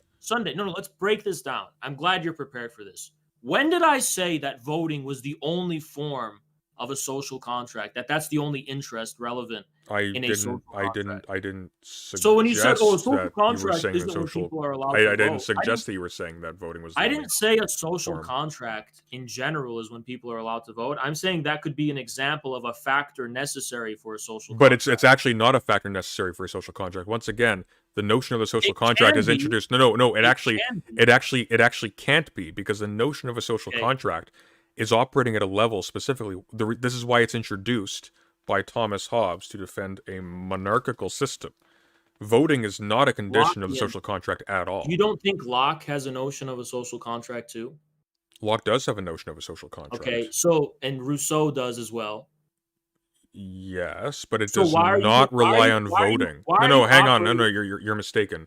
Locke and Rousseau do not rely upon there being a vote for there to be a social contract. The social contract is to justify the It legitimacy of the doesn't voting matter. apparatus. The generality of a social contract doesn't exclude the possibility of the ability to vote and participate. No, in but the- its function in a theory is as a justification for the legitimacy of the voting process itself. You're being Yes, incoherent here. and the voting process cannot be legitimate. For example, if a certain, and this is not always the case, but it's the case in Ukraine, if a certain portion of the population either can't vote or their vote doesn't count. Why does their vote not count? What are you talking about? Because there was a fucking coup. They elected a guy, and that guy was overthrown illegally according to the Constitution, which was the basis of the social contract that allowed these people to be loyal to the Ukrainian state. Did he not enact violence on the demos prior to the revolution? That's highly contested. Well, that's an important contest, though. If indeed the No, executive power in Ukraine, the executive power in Ukraine, if indeed the executive power in Ukraine was inflicting lethal violence on the people to remain in this station against the Constitution, then that is a serious This is the problem issue. with being arrogant, Sunday, because you're not actually educated like you're claiming you are. I'm not Because claiming the anything. people, in order for you to establish violence, I claim absolutely nothing. I am saying Sunday, let me If. finish. Why are you so scared to hear me finish? I fear nothing, Haas. Notice how I never interrupt you because I actually want to hear the dumb shit you're gonna say so I can respond. You do the contrary. You don't want to hear what I have to say because you can't respond. No, I just So also want to again- hear myself. I'm just egotistical Yeah, like that. again, Continue. Sunday. In order for you to establish Yes. the people as a general subjectivity, you have to establish that violence epitomized a general violence on the people in general. So, for example, Can you slow down? Just hang on. Yeah. So, for Try example, restating that. Don't use an example. Just for restate example, that. yeah, I'll restate it with an example. When a state locks up criminals or takes action against a violent mob on the street, that doesn't necessarily mean they're engaging in lethal violence on the people, quote unquote. No. But Means hang they're- on. No. You have to be really careful here, though, and this is why I wanted you to restate the thing before you start bringing up the example, because it is not sufficient to simply say that the part of the demos that the executive power is persecuting against the Constitution is criminal, therefore it's okay.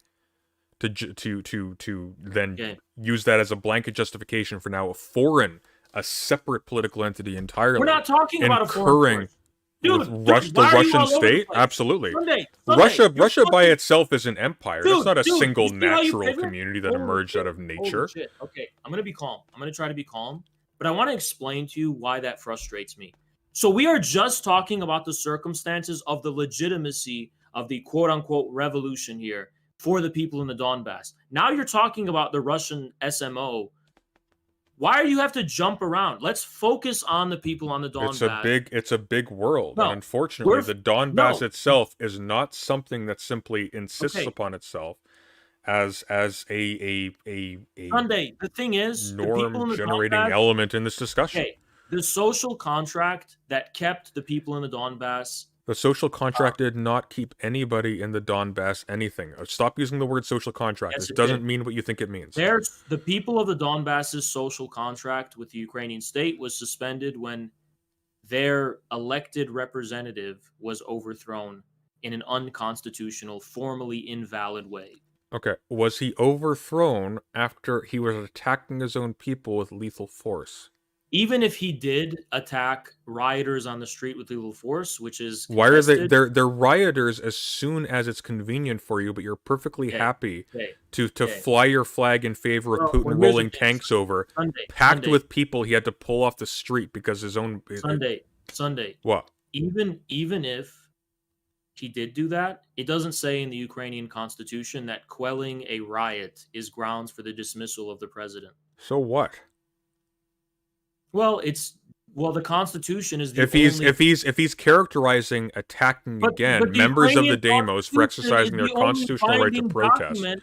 But the Ukrainian constitution is the only binding document that's protecting the rights of the people of Donbass. Pause. I thought you were like a Marxist or a Leninist or something. Like you're just a radical statist. Like you're a conservative. You know what's funny is that Adam something brought up the same pathetic argument in our I don't know debate. what that is. Yeah, he brought up the same argument. He said, "Well, aren't you a revolutionary who simply believes in the overthrow of the state?" Well, if I'm just giving a description as far as why a people don't want to be a part of a state anymore, because the state is avowing itself as a liberal democracy. I am not actually a liberal statist. But when your state, but you kind of are though, because Russia still assumes the liberal form of the state, and Russia is invading. Why? Sunday, shut the fuck up! Don't interrupt me, and I'll explain why. No, you cut out for a second. What were you saying? Don't interrupt me, and I'll fucking explain why. What was I interrupting? Yeah, you were. No, I can't. Sorry, you're cutting out a little bit. What were you saying again? Repeat that. Damn, you're so scared of an actual dispute over this. It's crazy. Again, I'm not a liberal statist. What's going on with the audio here? Hang on. This is weird. Can he not hear me? Is he lying, guys? Go on his stream. Is he actually lying? The fuck? Again, I'm just going to say it anyway. What's going on here? He's trolling. Okay. There we go. All right. Hello? Yeah, he's trolling. All right, that's fine. I'm going to explain it anyway. I'm not a radical liberal statist precisely because if the form of sovereignty was a liberal democracy... Why can't I hear anything? Yeah, if Ukraine was a liberal democracy and then it forgoes its promise, all bets are off. The people in the Donbass don't have to care about Ukraine's democracy. They can indeed join. Oh, Russia. God damn it. There we go. They can form their own. Hang on. Yeah. Rewind a little bit. Sorry, I lost you at... Yeah, okay. I know where you lost me. I remember. It was like 2 minutes ago, I think. Liberal statism. I'm not a liberal statist because all I'm trying to say is that on its own terms, when the liberal state suspends the terms of its own sovereignty, all bets are off. That's all I'm saying. When the liberal state suspends the terms of its own sovereignty. By what mechanism does it do so? Through a violent, unconstitutional coup. Hang on. Slow down, cowboy. So the liberal state, upends its own sovereignty by means of a general uprising, which is itself definitionally, by being a revolution, itself constitutive of a state. Yes, the form of the prior state sovereignty, which was a liberal constitutional democracy, indeed was overthrown, and there's a new form of sovereignty that's based in a dictatorship, or it's at least based in a coup or a founding coup, which was unconstitutional. But so was the previous one, no? Like, where does the Constitution come from? What previous one? Exactly. Where does the Constitution come from? When Ukraine ceded from the USSR. We're not defending the rights of the Sassanians to Ukraine. Like, was it the Sassanians? Hang on. Something Egan's.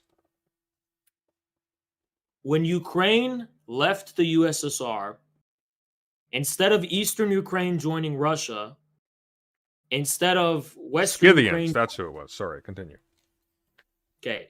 When Ukraine left the USSR, it created a constitution that was supposed to respect and recognize the rights of all the people living under it in a liberal democracy, where they would have the right and the ability to give expression to their interests through the political process. Just fast forward to the part where this justifies Russia in particular rolling through with tanks and bombing hospitals. I think it's such like a pornographic mentality. We are going through in intricate detail the events, and you can't let go of, oh, Russia invaded Ukraine. We know, but how did they get there? You don't want to actually... With tanks, Hawes. With tanks. No, they didn't get there with tanks. They got there with a decades-long process by NATO to expand eastward and use Ukraine, countries like Ukraine. Well, that doesn't really make sense because NATO's going eastward, Russia was going westward. So how does that work? How does Russia did not go westward until after NATO had so severely expanded eastward that Russia has no choice. Okay, but NATO's a treaty organization, like it's in the name. So NATO didn't roll in with tanks. Ukraine wanted to join NATO. Now explain to me how Russia's neighbor joining NATO justifies Russia attacking its neighbor. It doesn't. That's why Russia didn't attack Lithuania, Estonia, or the Baltic countries when they joined NATO. But it did attack Crimea. Again, we're still talking about Ukraine. And it did attack Ukraine. It did not attack Crimea, by the way. Really? There was no attack. So no. Crimea just had like a general plebiscite, and they just decided, hey, we're Russia now. That's a thing, pretty right? much. There's actually, really, pretty really? much. More or less, like yeah. And then those soldiers rolling in, those were CGI'd in, right? That was like a big media campaign. That was all fake. Soldiers rolling in to defend the integrity of an electoral process is not. That's interesting. See, it's not common in Canada here to see United States tanks rolling in to defend the integrity of an election when we have it, especially in advance of any kind of any kind of insurrectionary action against the election itself. That's because Canada is not part of some Hyperborean superstate that is refusing to acknowledge Canada's existence. What? And it's not, and the U.S. doesn't have a vested. Well, Britain's not doing that either, and we are a part of the Commonwealth. So, okay, again. Okay, what does that have to do with anything? That's the $1 million question, Haas. No, what does being part of the Commonwealth have to do with anything? Your analogy was stupid. I agree. What does being a part of a Commonwealth have to do with anything? What does being a part of a treaty organization have to do with anything? Being part of a quote unquote here's a question for you. Here's a question for you. Yeah. So being part of a quote unquote let's say founded to destroy Russia. Let's say NATO gave Ukraine like a whole bunch of tanks and anti-air support as just a gift when Ukraine was vying to join NATO, right? What part of that justifies Russia in rolling in and bombing civilian centers? Do you have like a pornographic brain? Can you just not think about things that don't fulfill some kind of like immediate cerebral satisfaction or something? Like, follow what you're saying. Are you trying to imply that is the only factor here? Are you trying to say it's, oh, how is Russia justified because of this? It's not justified because of this, that, or that. You have to take into account the entire array of factors that led Russia to the decision that it took. I'm all ears. Just taking one thing in isolation will not allow you to see the big picture. It's not just. Well, I mean, so far what we've got from you is there was a revolution against the government that because it happens to be supported by Russia. Because the people of the Donbass are an indispensable piece of this puzzle, which you're ignoring. You're ignoring them. Indispensable piece of what puzzle? What? Of the puzzle for why there's a conflict between Russia and Ukraine. Because when not really Ukraine much of a puzzle. Russia wants Ukraine. Yes, there is. Because when Ukraine ceded from the USSR, it did so under the pretension that the rights of those people was going to be recognized. Those people did not want to be cut off from Russia. They don't want to be cut off from people they're indistinguishable from. Starved them out.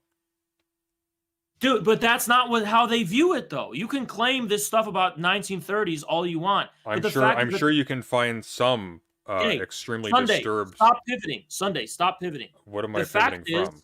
It's simpler than this. The fact is, at the time of the Soviet Union's dissolution, Ukraine and Russia were part of the same state. The people in the Donbass and the Russian people were not especially different from each other. Who cares? We're not that different from Americans or Britons. That doesn't give America or Britain license to invade our territory.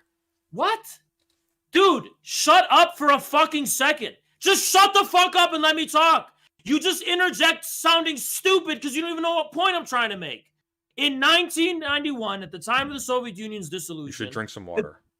the people in the Breathe. Donbass, okay, and people in Russia were not separated from each other. I'm not saying they were fucking similar. I'm saying they literally were part of the same polity, the part of the same civilization.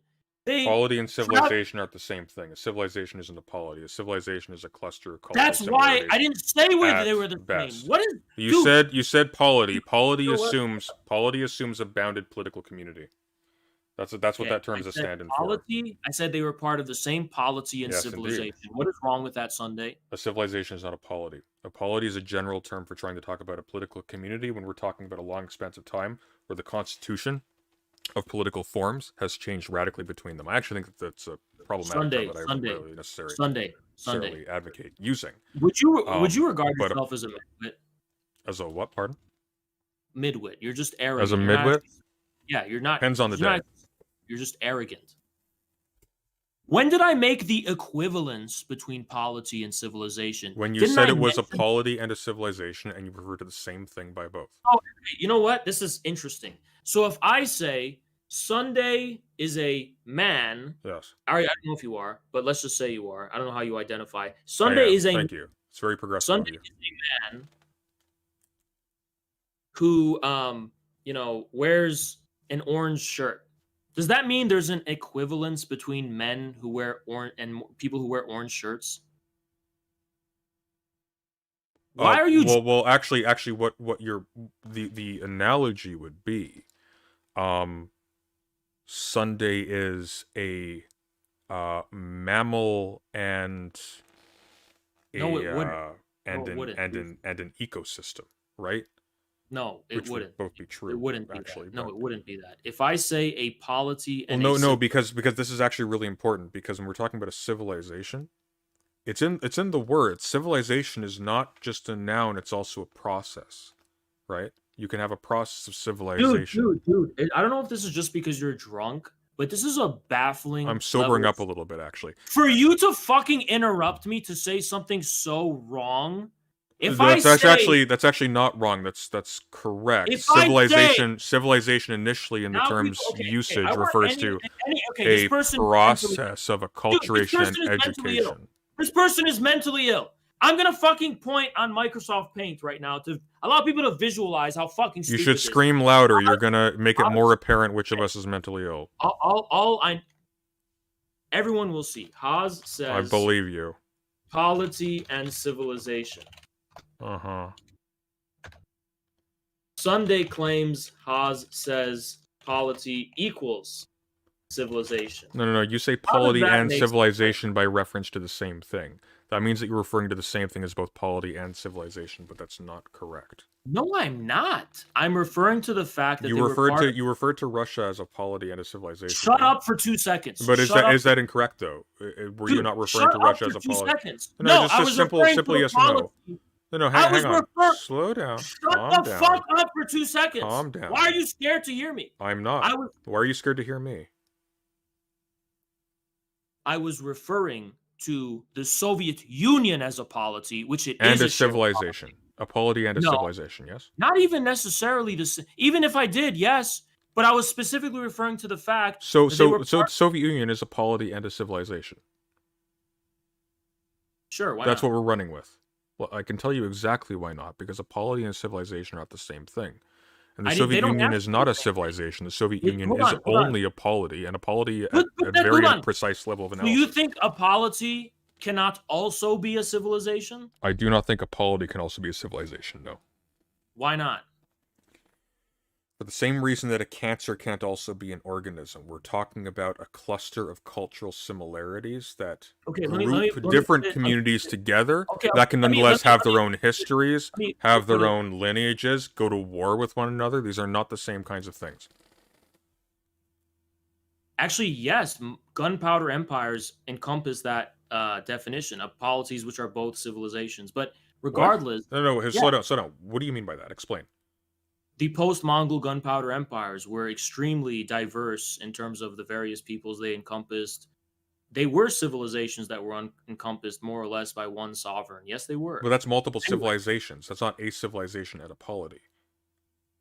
Yeah, it's one civilization. That would be one polity that happens to have hegemonic rule over multiple civilizations if we accept those terms. That would No, it's not be not. a civilization No, and a polity. civilization is based on a relationship between state and civil society. And No, civil no, society, it's really not though. Like the yes, notion it of is. no, because the notion of a civilization is projected far beyond state boundaries. If you read any of the people who actually deploy civilization in their theories, going back to like Spengler, Toynbee, etc., back to the earliest usage of the term, it doesn't refer to states. It refers to common features between states that makes them particularly amenable to each other. Sunday, if you want to render this conversation intelligible to viewers by cutting me off after it's two things, kind of sounds like you're scared to hear me make any argument at all. Do I sound scared to you? Like, does something about my Yes, tone you sound do. like You I'm do. shuddering Every with fear? time I talk, you can't help but open your fucking mouth. And Well, sound that's like why I wanted us to talk in front of a moderator. Unfortunately, Yeah, since well, we're talking Sunday, unmoderated, this is the game. Since I let you talk and I actually want to hear what you have to say so I can destroy you, you should be confident enough to hear me talk so you can dismantle what I'm saying. Okay? Because I let you talk because I want to know exactly what I'm going to dismantle. I don't feel particularly destroyed or like you're following what I'm saying. I don't want to get into a prolonged. You're wrong about what civilizations are, by the way. They do imply both a relationship between states. I have your chat on. I know you're just reading your chat. You don't know what you're talking about. Now you're just intentionally trying to fucking piss me off. That's fine. I know, yeah, you're just trying to troll at this point. See, you're resorting to trolling, which means... I'm not trolling. I'm watching your stream and your chat as we speak, and I know that when you where interject suddenly with a correction, you have no Where- idea what you're talking about. Somebody has inserted something and you're grasping for that. Like Where- a rock okay, in a storm. I'm looking through my chat right now. Where is the insertion? I'm looking at my chat As now. farther back. I'm not looking for it. Can you please name the user I got it from? Let me see. And what did I get exactly? Oh my god. So you're not trolling right now when you're accusing me of getting this from my chat? Well, you're 100% getting this from your chat. So. And you're not, can you commit based on your honor that you're not trolling when you claim that? What's that? Say again? Will you commit your integrity to the claim that my argument is from my chat right now? I think it's from your chat or from your Discord. Okay, so anyway, let's focus on the actual substance of contention. Yeah, I bet. You're wrong about what civilizations are. I'm actually not. They're not. Yes, you are. You're wrong about that. I'm not. Well, you're not willing to hear why you're wrong, Sunday. So I guess you in your own why little don't you indulge me very quickly and tell me what source you're actually getting your understanding of civilization from? I don't need a specific source. I know you can don't. try and give my go at describing what civilization is, and I don't need to draw from a source. I can just try and give a proper definition, if you will, of a civilization on my own terms, right? Well, anyway, hang on. I don't care about your own terms. What Haas makes up off the cuff is not interesting. Do you think civilization is like an empirical object that only that has to? No, I think civilization is a fraught term. However, in its historical usage, it does not refer specifically. Actually, no, it specifically does not refer to a particular state. It is deployed specifically to talk about continuities between different states. Hellenic civilization does not refer to any particular state. It refers to Athens, it refers to Rome, it refers to a host of different states that went to war with each other and identified radically differently. Okay,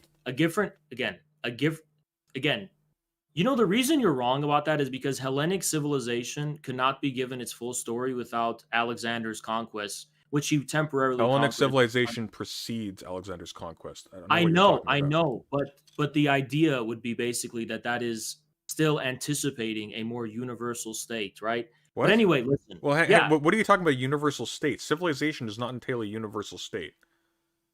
A civilization can indeed anticipate a universal polity encompassing the civilization. If what you mean is a civilization can exist before the existence of a state with universal aspiration, sure, but that bears nothing whatsoever on the definition of civilization as opposed to state. Yeah, it does, because you're giving an incomplete picture of Hellenic civilization, for example, when you're not taking into account how it's giving rise to this impetus for a shared unified polity. But anyway, here's the problem. But it doesn't though. First of all, because Alexander the Great was a Macedonian. Secondly, that matter. Hellenism, the historical period of Hellenism, followed his conquests as we know it.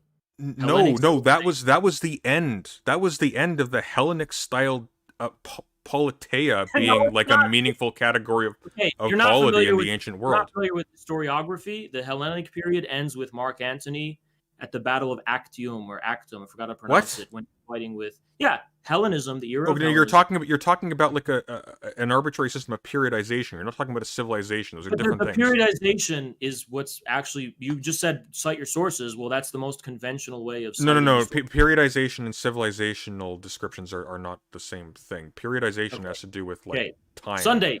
Civilizations are a Sunday. spatial characterization.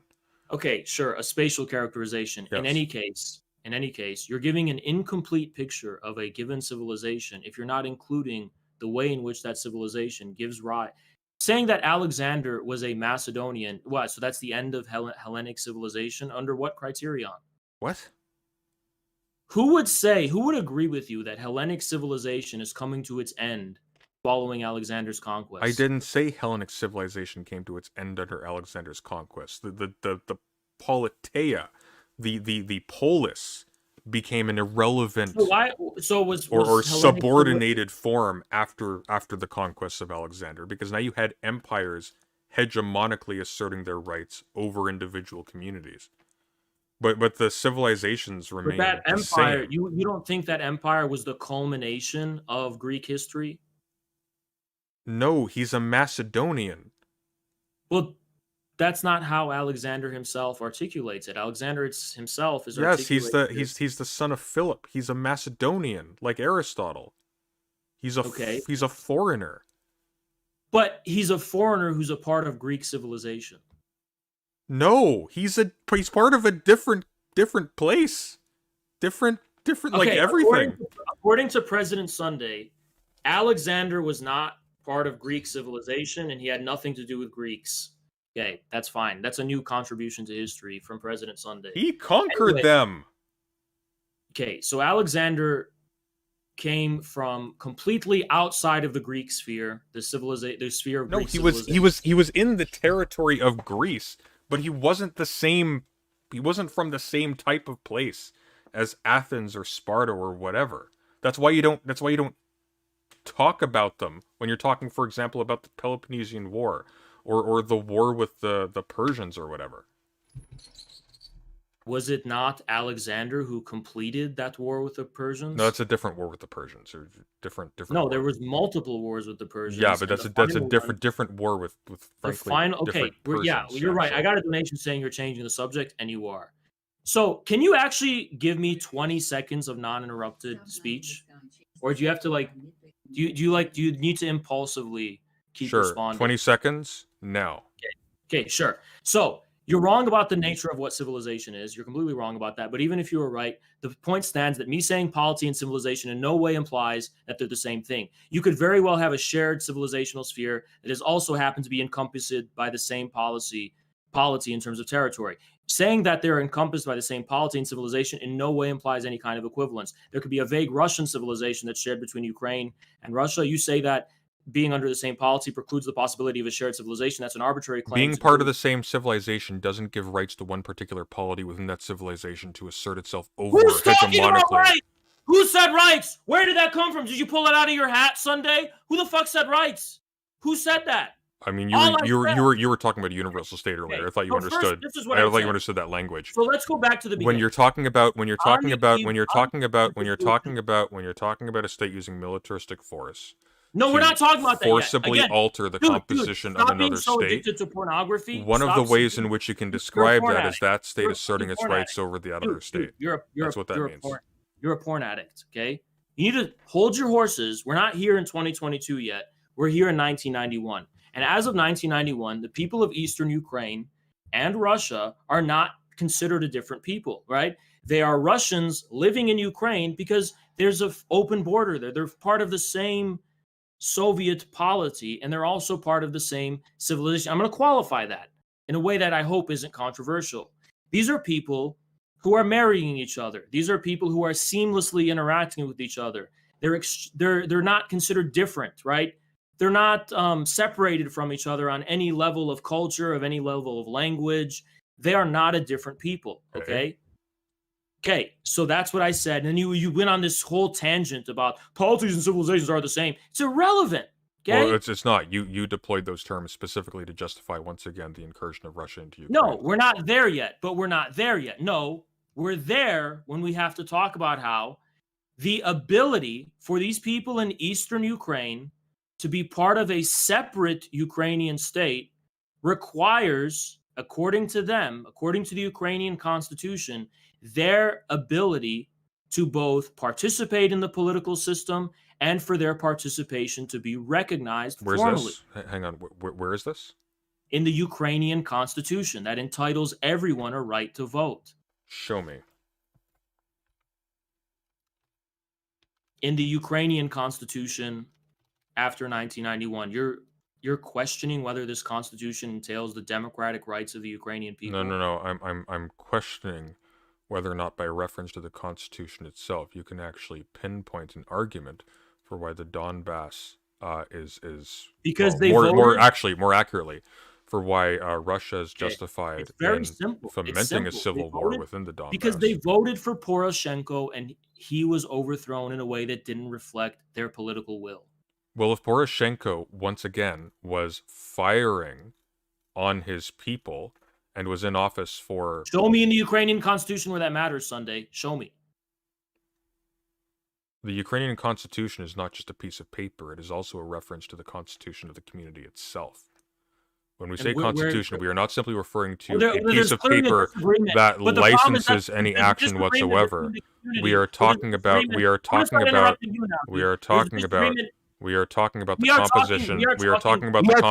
the difference of we are community. talking about the composition of the community in a real sense. And if the executive authority is opening fire on the people and trying to keep himself in power, Western Ukraine. We are talking about the fact that when there are fundamental differences, then a revolution against him, according to the when there are classical liberal theory, bluntly, is perfectly justified. When there are essential fundamental. Why don't you stop, breathe for a second, think about what you're going to say. When there are fundamental differences between the various peoples comprising the Ukraine, the only mechanism that guarantees some kind of shared political community is a formal constitution. There's no vague general feeling of agreement among the community of people. That's silly. A political constitution is not an orgy. It is not based upon people having some shared feeling with the people who are next to them. It's not a shared feeling. It's a shared formal document that asserts the rights of everyone in Ukraine. So if people in Western Ukraine, so if the person who is elected to office then abuses deficiencies within the writ of the law to tyrannically assert himself over the people's will, it's completely appropriate for that people to engage in revolutionary action against him. Which people? Not the people in Eastern Ukraine. So how do you establish probably at least some of the people, some of the people in Eastern Ukraine, but you regard any revolutionary action as being the actions of criminals whose persecution is entirely justified. How do you establish the generality of the Ukrainian people outside of that fucking constitution then? Say that again a little bit louder. I couldn't quite hear you. How do you establish the generality of the people of Ukraine? It's still not coming through. You gotta bring it up. How do you establish the generality? Is somebody squeezing your balls or something? Like you're squeaking. How do you establish the generality and the unity of the people of Ukraine then? How do you establish the generality and the unity of the people of Ukraine then? It's not by characterizing any part that dissents against the tyranny of somebody who wants to stay in office into perpetuity. Okay. Sunday. By calling them rioters and criminals. Russian-speaking Ukrainians have a different interest than Western-speaking Ukrainians. Western isn't a language, Haas. Doesn't matter. It does matter. What the fuck does that mean? Western versus Russian-speaking Ukrainians. Western Ukrainians, who are indeed different from Russian-speaking Ukrainians in the East, okay? They have different interests in this case. One wants to be closer to Russia, one wants to be closer to Europe. The only reason why these Russian-speaking Ukrainians are not taking up arms and seceding is because they're following the law. And the same law which is established in the Ukrainian constitution. You claiming that Poroshenko beating protesters justifies his overthrow is irrelevant to the point. because it's not justified to the people. Well, it does, who because you're making specific recourse to a democratic principle to justify once again the incursion of a foreign power into Ukraine's territory. Those people who are ass hurt about Poroshenko can live in their own state. They can't impose their will on the people of Eastern Ukraine who disagree with their sentiment. Yeah, they can. Just like Russia can impose its No, will they over can't. Western Well, they Ukraine. failed. That's the thing, Sunday. They fucking failed. They failed in doing that. Just to be clear, even running with your extremely you have contentious the logic, audacity to make an argument for Mine is right, and then bitch at me for supporting Russia. I'm unjust for supporting Russia. You're on drugs. That's not healthy. Are Even you running on with fucking drugs, even running with your logic, that would entail that Russia invades and then stops at the Donbass, did it? Russia never claimed to have any ambitions, quote unquote, for Ukraine. Are you a simpleton? Do you believe whatever somebody? Why'd you cut me off? Maybe I was going to say maybe there was a vital piece of my argument you just stopped everyone from hearing right now. Maybe you have there's a vital thing I was about to say. Maybe you have maybe you have some secret answer to life, the universe. No, maybe I didn't finish what I was going to say, which was Russia operating outside of the Donbass was defensive because Ukraine's military is getting replenished and coming from outside of the Donbass. So, yes. So do you think American colonialism in the Middle East is defensive? I'm going to simplify this for you. Russia wants to defend the Donbass, and that's its main goal. But it's defending a territory that only exists as a result of its incursion into the territory of the state. Did Churchill just want to conquer Germany? It is defending a front that is established in the act of an invasion. I'm sorry, dude. D-Day was unjustified because the Western Allies have no right to conquer and colonize Germany. It's not like they actually just wanted to remove the German aggressors that were coming from Germany and attacking them. Okay, but what if they did? What if they did though? What if they did though? Dude, do you think America had territory? No. Yeah, well, just answer that question. What if they did? What if who did? What if the Americans really were just these selfless martyrs who just wanted to stop the Holocaust? What if they did? What? The Americans didn't have territorial claims to Germany, is my point. So what are you proposing? What counterfactual are you proposing? Well, first of all, Germany invaded neighboring territories first. America was coming in defense of its allies. Okay, so America can attack Germany and German soil without having territorial claims to Germany, right? If Germany is attacking its allies and going beyond its borders to conquer territory. Western Ukraine is going beyond its borders, according to Russia, and attacking the Donbass. Okay, so if the Nazis just decided to claim that Belgium by rights belonged to Germany, that would be sufficient for you to support the German invasion of Belgium. Do the people of Belgium who are German now, apparently, and speak German and are Germans and identify as Germans agree with this sentiment? Well, once they excise all of the gays and the Jews, I imagine there would be quite a consensus on that. So you're now denying the right to the self-determination of the Belgian nation, claiming they have no such aspiration. That's interesting. You're very stupid, Oz. Are we talking on the 20th? No, I'm very stupid. Very. Are we talking on the 20th? Are the people of Belgium who are on their own accord, mainly seceding from some higher power, constantly getting shelled and attacked all the time? By Germany, they were. Not by Germany, by France, let's say. Let's say Belgium is actually a German-speaking people, and they wanted to leave France and join Germany, and France is constantly attacking them, and Germany is trying to negotiate a peace in the form of the Minsk agreements, which France keeps fucking violating, and there's no end to the conflict, and a hostile coalition of people is using it as a pretext. That's first of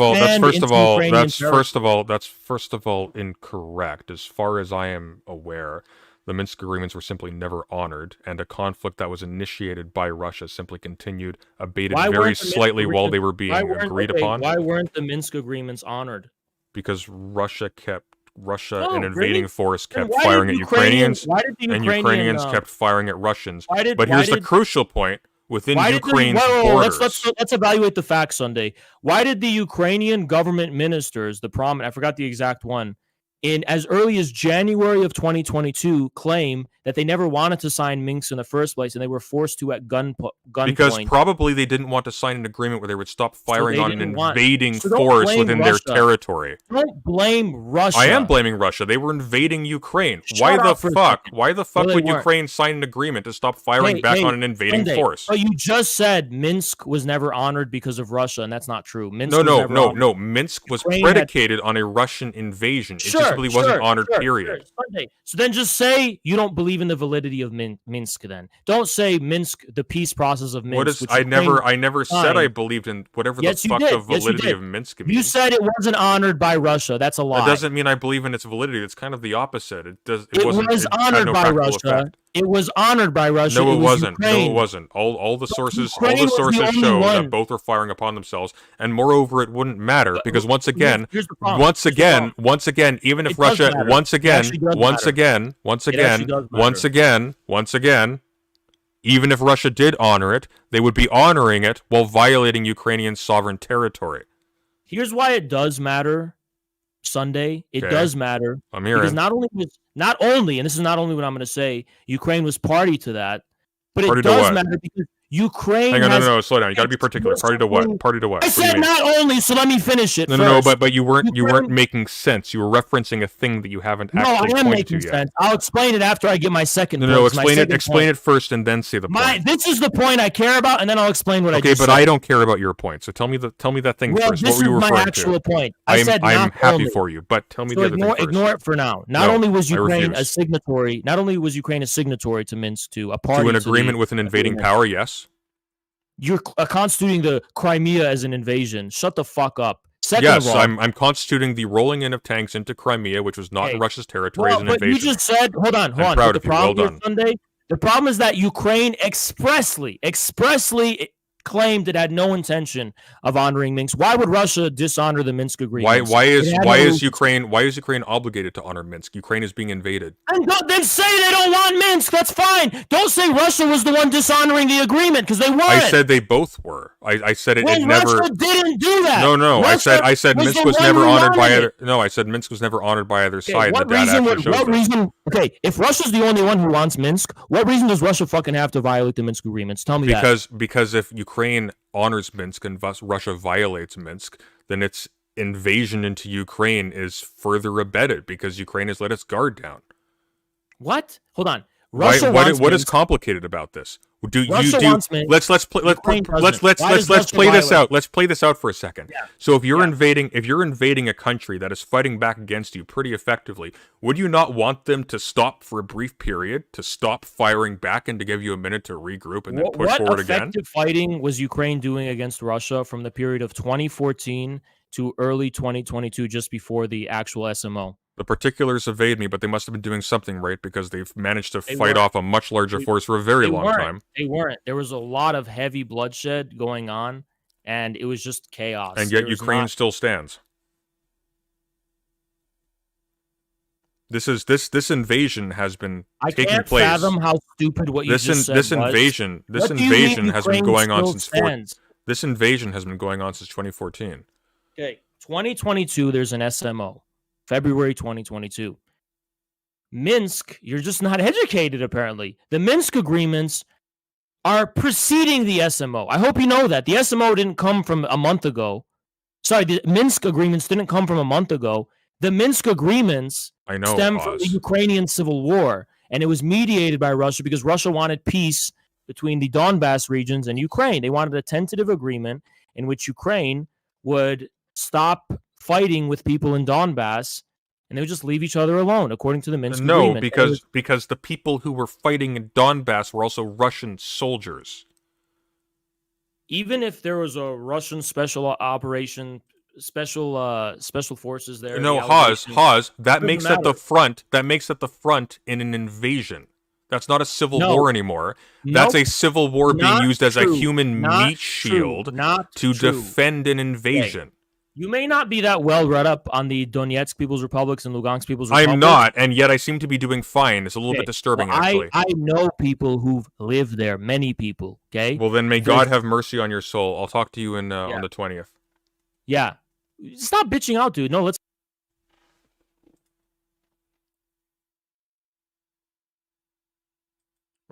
Fucking goon. 20th. I guess that's when we're doing it.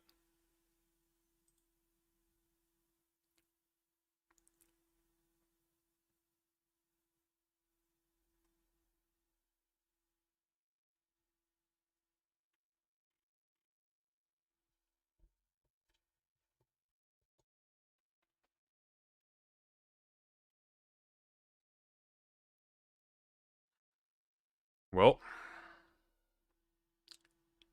there goes my essay writing ambitions this week. Suppose we can add Hawes after Erudite and Ryan Chapman. 4 bodies to consume.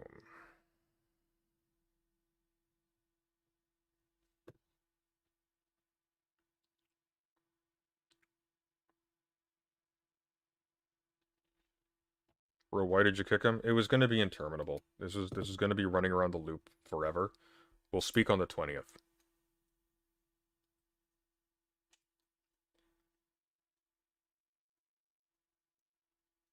With a moderator.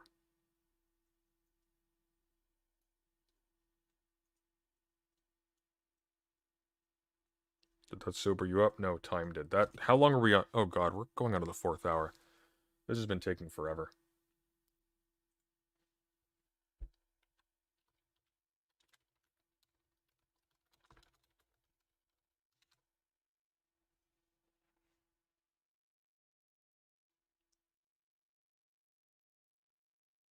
Every time you start an essay writing week or whatever, some crazy shit happens. Seems to be. Well, that's fine. I've been meaning to tighten some bolts anyways, so this will be educational. Let's see, it's the 3rd, so 17 days. 17 days to strip Hawes to the bone. I guess we're doing that arc a little bit sooner than anticipated.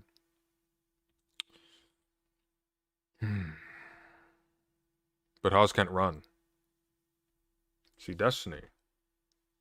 He can run. Hawes can't run.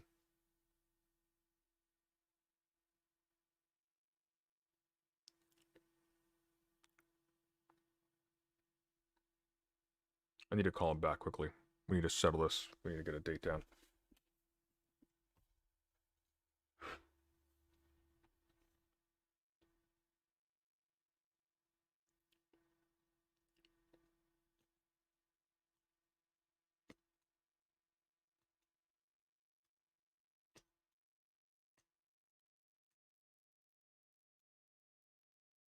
Research streams too? Yeah, we'll have a few of those, apparently.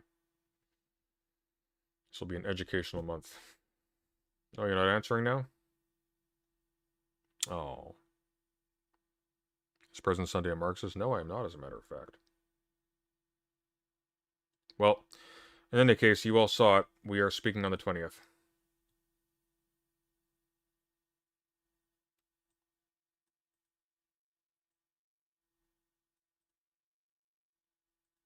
Demon Mama, do you want to chat?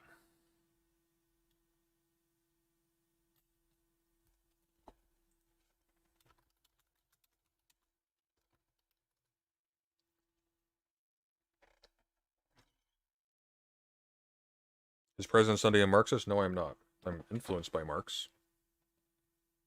At a slight remove. But I'm not a Marxist.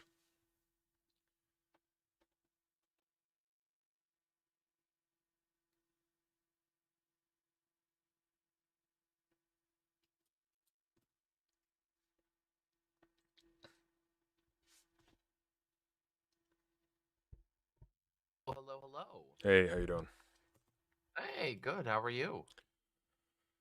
Oh, I just wanted to have a cozy Dead Space stream. But, c'est la vie. No, you didn't. You had the hunger for blood. That's why you would ever accept a conversation with Haz. Yeah, but I have a hunger for greasy, diminutive, professional StarCraft player blood. Hawes is just kind of silly.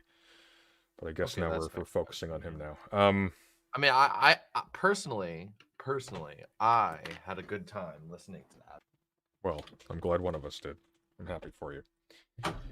I will say I was very distracted by playing video games and doing general administrative work, but hey, it's still. Well, looks like we're Did you hammer down the date? Because I think it would actually be well super interesting. we agreed on the 20th, so we'll see if he chickens out. He would be an illustrious company if he did, but I'm assuming that he's going to honor it. I'm going to reach out to Modern Day Debates on Twitter tonight. I'm going to see if they can't do that. But Well, good luck to you. yeah. I actually, for the record, I actually think that having a conversation with Haz over the over Russia would actually be very interesting, especially if it's a fact-based one instead of a invective and I don't know, performativity-based conversation. Well, that's the thing is I was actually willing to entertain that, and that was my strategy going in. It's like, okay, tell you what, let me take you in good faith. Let's actually have a conversation with a moderator in 2 weeks. We'll prepare, and we'll actually break this down. And I'll assume that you're not full of shit, and that we can actually, like, you know, naively, just talk about differences of opinion with respect to this thing, which of course would not be the case. It would go exactly as it went tonight. But like I don't know. I don't know. He doesn't it didn't feel like he was coming off strong to me. It felt like he was losing his cool too fast and really leaning on just declaring that he was winning the conversation, which I am not an expert on Russia and Ukraine by any stretch of the imagination. But I did not feel like I was being led around on a leash at all. No, in fact, I think that in that portion of the conversation was probably your stronger portion.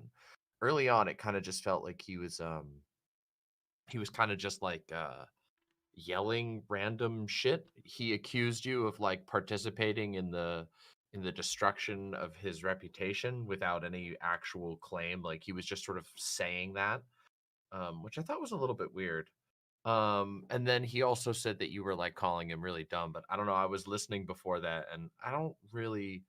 I mean, maybe you did say he was dumb at one point, but I think it was. I think specifically near with the regard- end I said in like an actual display of anger, "You're very stupid, Haz." like in the after you guys have been arguing, yeah, but that's fair game. I mean, like when he said before when you were reviewing his VOD, but I think you were only referring to him being dumb with regard to one of his takes on Paradise Lost, if I remember correctly. I don't know. It just seemed I don't very. even think I don't think I It's said an like he odd, was dumb. I think I said decision to come. yeah. Like I think flaming I said him. like this is dumb or something like that, which is like we all do with respect to each other. I do things you can describe in that way. And like with respect, I think that was a sore spot for him. I think he was kind of proud of the off the cuff presentation he was giving for God knows what reason. Interesting. Yeah, I don't know. Well, like again, like why would he do this? He doesn't need to like try and lay bare how he's just kind of making it all up as he goes. He can pretend like there's a whole plan here. He can keep on harping on the pro Russia stuff, and it's easy. When he's like, "Here, we're gonna teach you political philosophy or whatever," it's like, okay. Yeah. Good luck. Yeah. I once again, like I feel like if we were hammering down the particulars of almost any single point here, I would probably have to revert to a very general description just because and like rely on what he's saying as scaffolding just because again like I haven't paid like an immense amount of really close attention to the on the ground stuff on Ukraine. But even then his takes on it were sort of incoherent. And what's frustrating is that if indeed he actually had a case, he would not have a hard time really making it. The problem is he's relying on these black box concepts of like civilizational similarity or things of that sort to do all of the heavy lifting for him. So he can't actually like justify his stance at all, which you think after all this time he would be able to do somewhat. It's kind of astonishing. That's one of his like main things that he argues with people about, isn't it? I don't know. Maybe I'm wrong. Yeah. I don't really watch him. I don't really respect his content or find his delivery particularly entertaining. So I don't know. Yep. I Well, mean, I thought you were being pretty straightforward by saying, "Hey, my first impressions of you, like off the cuff, is this, this, and this." I think that's a pretty honest way of saying something. I don't think it's like I think saying, "Hey, if you want to have an extended debate, uh, let me have some time to prep." I was just reacting to something that you put out right now. I don't know. Seems like he was being a little snowflakey, if you ask me. I think It what's seemed like he happened. was a Yeah. little bit triggered and like I don't know. Well, when was the Maybe last just time he's had? When was the last time he's had a debate with Destiny or Vosh or anybody big? It's been a little while. Oh, I don't know. I haven't seen him. I haven't seen the last thing I saw him do was he was uh he was in a Twitter space screaming about how he was going to reveal the alien technology hidden in the pyramids so that he could bring in mecha communism. That was the last thing I saw of him, and at that point I was like, this guy is like he's firmly in the entertainer and or clown category. Oh yeah, And 100%. I Like just don't he's yeah. and there's nothing wrong with that, by the way. I find there's tons of entertainers that I love and there's plenty of clowns that I find quite funny. But it's a different like rubric that you're like, you know, uh considering somebody on when you're considering them as a clown versus as somebody who's trying to like have semi-serious conversations about politics or whatever. And I just don't find it funny. I don't find him that funny. If you're going to be a clown, I feel like you should be like you should be good at it or something along those lines. You know what I mean? Like I don't know. Well, Like also you got to be it's funny, right? like if you're It's like gonna being it's like the job of being a comedian, right? yeah. Well, Yeah. if you're gonna be a clown too, like um, there's nothing particularly respectable in selling a fake persona, no less. In defense of a criminal organization that is causing the deaths of thousands and thousands of people. I mean, that's of course very true. But I mean, Yeah. I think that's probably the strongest point is like Like how pathetic. he's not doing a John Oliver bit. What we're calling him being a clown is like we're characterizing the persona he's adopting as clownish, but he's selling it to be taken straight. Like he expects his Right, audience to right. think it's a real And thing. Yeah. also, curiously, It's like it's the kind of like yeah. it's like who you choose to be a clown for is very revealing about your your soul and your psychology. And I feel like, like everybody calls Moppin a clown, and he is a clown in certain ways. But moreover than anything else, Moppin was what we would call a stooge. Yeah. You know what I mean? He's not a very serious person. These arguments that he makes are mostly just propaganda, and he does that on behalf of a state actor who seemingly paid him reasonably well, not that well, but at least paid him something.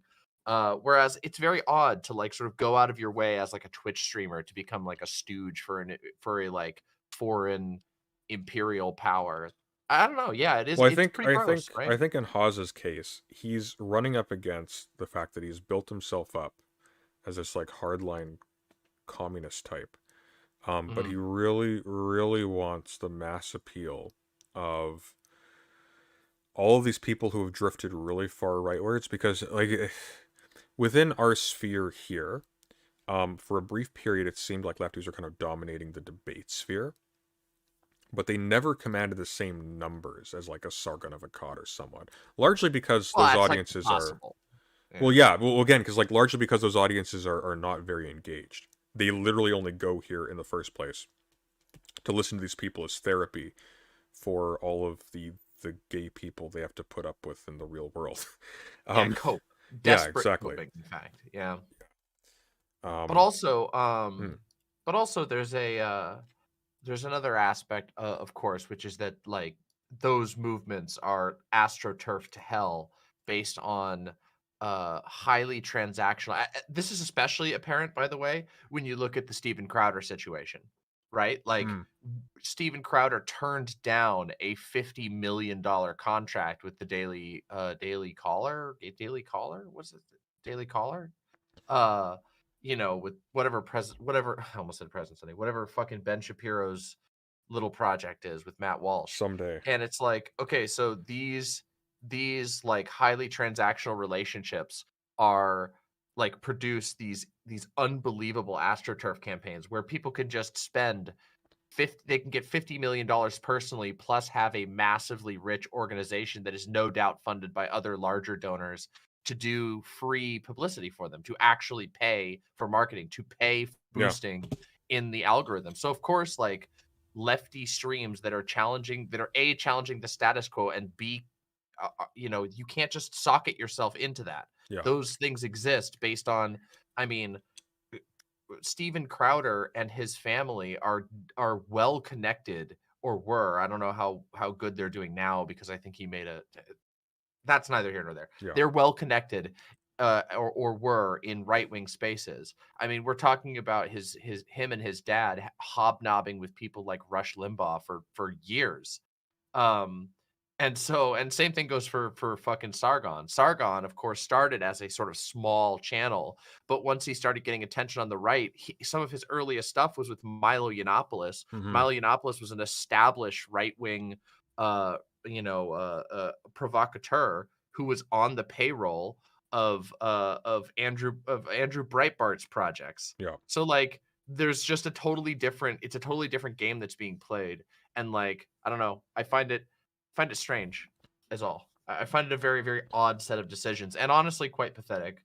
You know, like, as much as I find people like Steven Crowder absolutely reprehensible and disgusting, when you look at like $50 million paychecks, you go, okay, I can start to get an idea for why these people are like willing to sell out so hard. Yeah. But to sell out for, like, I don't know, to just like debase yourself for Oh, money because it's too late. Like Chud on Logic behalf sold of out. Chud Logic sold out in the hopes that he would get Destiny funds. It's too late.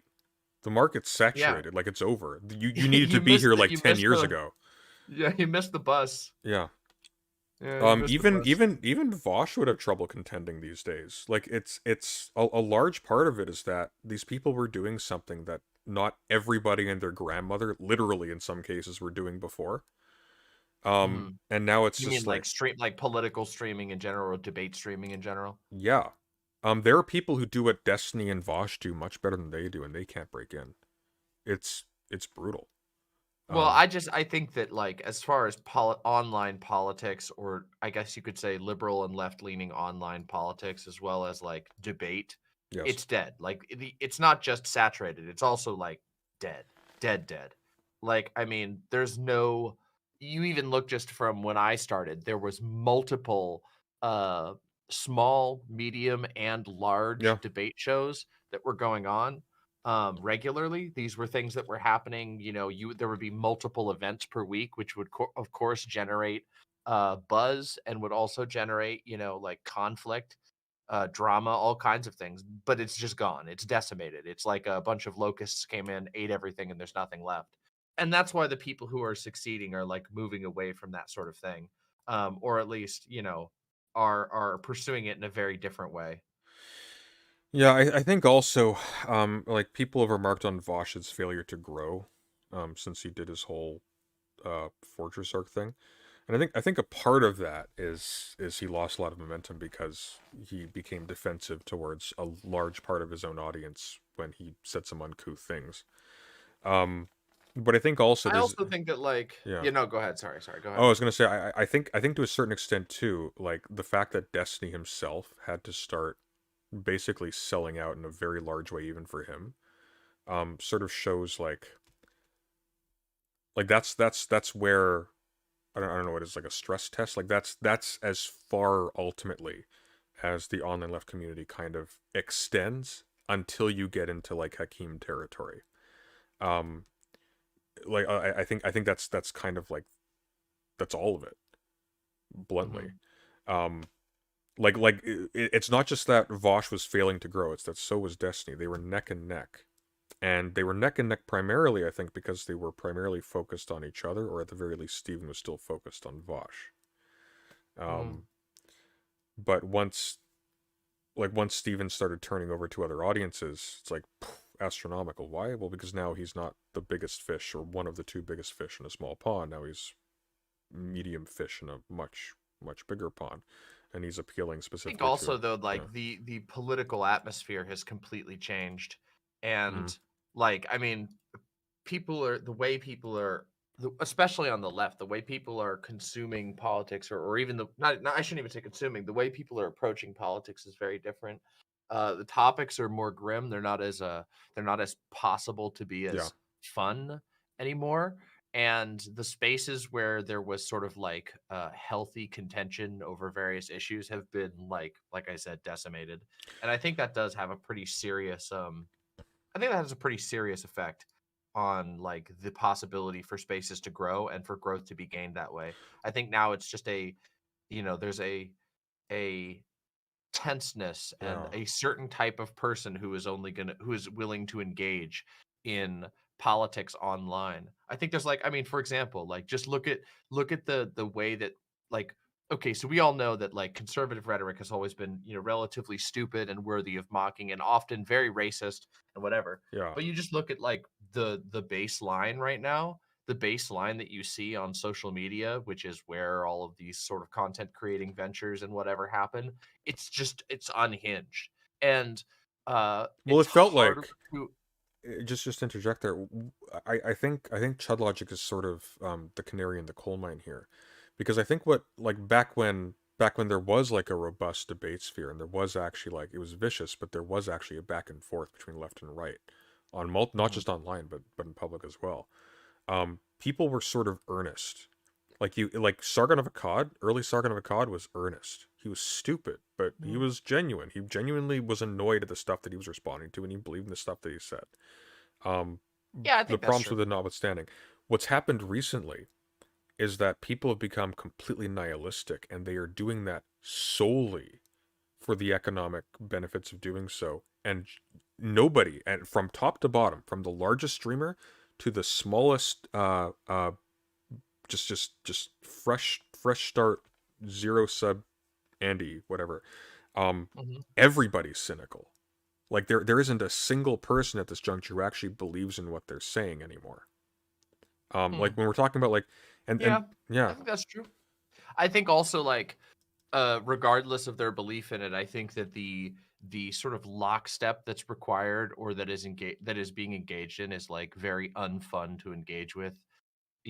Just Yeah. looking from like the lefty content creator perspective, like the debates aren't uh a debate where someone is just going to like spout NPC lines over and over again and you Yeah. have that same conversation, even if you mock them and whatever, is not interesting. It's not as No. fun. You won't go down as many like avenues. In fact, hell, even Vosh was talking about this recently with his audience. His audience was saying, like, why don't you do as many debates with right wingers like you used It's to? because they're all the And it's same. because like, and I do think that part of that is like what you were mentioning, like this like total lack of genuineness. And I do think that there's a certain level of like dishonesty that's required. But the belief part, the like genuine belief is like a lot of this is just rote. It's rote repetition of like lines that they've been heavily propagandized, and there's not a whole lot of there's not a whole lot of like original thinking going on there. They're not actually engaging on a level that is personal to them. They've all become like these these sort of robotic figures that you come in, you hear the same lines over and over again, and that is the end of the conversation. And also, of course, there also has been a retreat to a certain degree. The right is too afraid, or completely unwilling to engage, um, to engage with lefties these days. Yeah. Yeah. Or Like they more just accurate. don't have debates. They have their own little shows, and sometimes they'll invite people on where they can have like a slanted conversation. But most of the time, they're just not going to Well, engage at all. it's all Fox News stuff. Like there was a brief little golden period where at the very least there was a pretense where you would have like, Mhm. oh, we've got like these philosophy reading groups. We've got people who are just like, we've got Sargon pretending he has like a robust understanding of the Peloponnesian War, and he's just bringing this stuff in. Yeah. And all these people Do and you remember?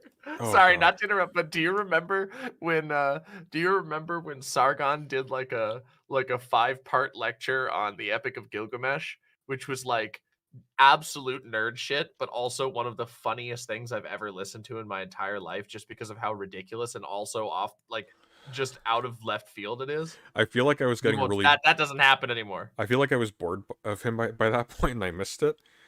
Oh Um my god, it was legendary. yeah, I remember when he used to skirmish with Kevin Logan. It's like god, such an innocent time. True. Yeah. Oh man. No more. It's got to be like crazy late for you. Oh, I don't mind. I'm up late right now. My sleep schedule is completely destroyed. Mine for a brief period. It's in one day. I actually slept and I got up in the morning and it felt good, and it's gone again. Wow. Well done. Yeah. Yeah. Yeah. Um, Did you ever end up watching that Donald Trump video? I did yesterday actually. Isn't that insane? Actually, I am a little bit curious about your take. I haven't seen your take on it yet. What do you think Oh. about him basically targeting the jobs of everybody in the education system? I mean, I think it makes sense from the Republican strategy, but Yeah. it's also, of course, completely insane and unhinged. But I think it can be, I think it can be, I hope, I should say, it can be illustrative to people who are like, to a lot of liberals who they hate Trump, but they're not convinced he's like capable of inspiring a genuine fascist movement. I hope that they will look at this and realize like, oh my God, like what am I, like actually hold on a second here. Wait a minute. This guy's like got a plan and even if he is not able to make it into office or anything like that, like this guy's Oh, plan you're is also on the West absolutely being Coast. Sorry, disseminated. you're not. I keep thinking you're in the middle of the continent. You're on the same No, in the no, same no, time no. zone as me. What do you think no, hell no. Think I'm like crouching out in some red state? I'm No. I'm I'm still I'm still I still I'm have like PTSD from Matt McManus's. I've got 30 minutes. I think from a little while I ago. don't know what that is. Sorry. Oh, Matt McManus. He's a small academic. He talks to Ben Burgess a lot. He writes a bunch of books on the modern right. He's a nice guy, bit of a dork. Sorry, I don't mean to laugh at Ben Burgess. I just I don't know. I have certain associations in my I've mind. had I've had one interaction with Ben Burgess. Is that how you Burgess? I was Burgess, I think. debating. Actually, it was funny. I was taking the pro death penalty side in a death penalty debate with Ben Burgess and Dylan Burns. All right. Um, yeah, we were kind of speaking past each other. I was taking the position pro as sort of a as a polemic against lifetime imprisonment as a benign alternative to the death penalty. I consider it to be the death penalty with extra steps that's much worse. Oh yeah, I think that life imprisonment, especially given the frequent use of solitary confinement, is just Yeah. prolonged torture, and it is intended to drive people to take their own lives so that they can, so that the state can keep its hands clean. Yeah, so And that it because was the a process of like imposing the death penalty is very expensive legally and elsewise. it was a shit show of a debate. They were arguing that our position was merely retributive, as if that was by itself sufficient as a critique. It wasn't retributive. We were critiquing the prison system in particular. But then in addition, Dylan Burns then inserted this gem where he's like, well, actually, I don't want rapists to be executed because that's too quick. I want them to feel the sting of being in a box for the next Oof. 20 years. All right, well, that's Yeah. an angle. Yeah, That's an approach. it definitely is. I don't blame him, but it's like, I'm not gonna like I don't know. Like, no. I think that it's like I don't know. I feel like that's kind of a emotional. I don't know. I guess It's that one of those shouldn't things sound you just the kind of way let I didn't sit. say, but It's like, yeah, it's kind of like yeah, okay, like yeah. So you want to torture rapists? Like I understand. I understand why people have strong feelings about rapists. Obviously, I just don't understand why you're but it does saying seem a this little in this off-putting. argument here. Yeah, precisely. Yeah, Yeah, yeah. a little out of place. What's on the agenda with you besides are we allowed to talk about that thing? What thing? You know the thing with she who shall not be named. I don't think so. Begins I with don't think it's a been K. hammered out. All right, we won't talk Oh about yeah, I that. don't think it's been hammered out. So I mean, I don't think it's like super secretive either, but Yeah. yeah, I think it'd be cool. I mean, as far as for me, like what's on my agenda is I need to finish my playthrough of Cult of the Lamb, which has been very fantastic, I will say. But then so yeah, Cult of the Lamb, and then I already did my depressing but also necessary Trump stream yesterday, which took up most of it. Did you know that we have a whole channel on my Discord right now full of incredibly nice lefty Second Amendment memes? Mostly trans focused, understandably, given the demographics of my channel. But we did that yesterday. We announced the winners of that, and that was cool. No, but That was fun. everybody in my chat, if you're not in Demon Mama's Discord yet, Demon Yeah, Mama's Discord is one of the most positive spaces I've seen so far. It was actually kind of it was a weird surprise seeing just how like similar the tenor of our servers was. Yeah. Yeah. There's kind I've, of a I've heard many good things about your server. I see I actually people haven't from spent mine any and yours time all with the time now. It's kind of nice. Yeah, there is definitely some overlap, and that makes me happy. You have a lot of cool people in your audience. I It's do. quite nice. Not because of me, unfortunately. The person I gave control of the server to has been on a bit of an extended hiatus. Did a fantastic job of curating it for a long time.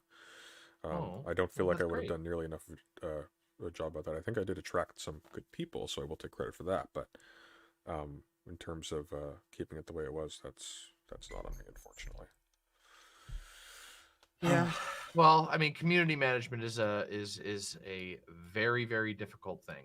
It is not an easy thing to undertake. Keeping a community healthy and thriving is difficult, supremely so, especially these days. But the cool thing is, once you start getting cool people in, they will help you.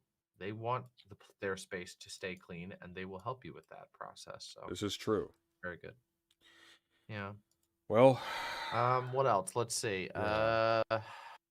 I've been thinking about putting together a sort of like larger scale project. I've been unhappy with the lack of staying power for one of my videos that I felt most strongly about, of course, which is the video in which I make a at the time up to date case for why there's a sort of ongoing trans genocide in the United States. Um, which my goal with that Hmm. is to make a video that was eminently shareable, and also would keep people up to date and give people something that that was not necessarily short but relatively dense and informative. And Yeah. I feel like I haven't been able to keep up. That I didn't do a good job building the case. Uh, uh, like I said, with lasting power, which is something that I would have really liked. But it didn't really work out. I've been thinking about making a video, another, or trying to put together a more formal video that would have some staying power, that draws some examples and maybe even a timeline from the Trump presidency until now, Yeah. and that could be used by that could be referenced by other people putting together documents and videos, something that can serve as a touch point, an essay that people can revisit or something along those lines. But I'm not very good at essays. I'm a live streamer. I do things off the cuff and I get distracted easily. Do you do it all off Which the cuff? Because you have these elaborate introductions, and you seem to have like a fairly coherent flow, even live. You must well, plan some of it. Is it Oh, all I off mean, the cuff? all my streams? No. Like I don't, I build outlines. I don't ever Yeah. build any like scripts or anything like that. I'm not very good at like writing scripts for myself, or following them for that matter. Uh, you know, but I do, most of my streams I have like a couple of topics with some sources on hand that I want to talk about. And of course I often do react like completely off the cuff. I mean, very frequently people will be like, "Hey, have you seen this?" And I'll be like, "Nah, let's do some react." And I'll just do totally, blind react or whatever. But I usually prepare, like for most of my streams I will prepare at least a loose outline, and then for streams that are topics that I feel warrant a lot of citations or whatever, I will do more in-depth ones. And then of course I have my highest research ones, which are the drama mamas. Sometimes I will even tap in some research assistance on those projects, which uh is always helpful. The drama mamas I go like really really in depth on.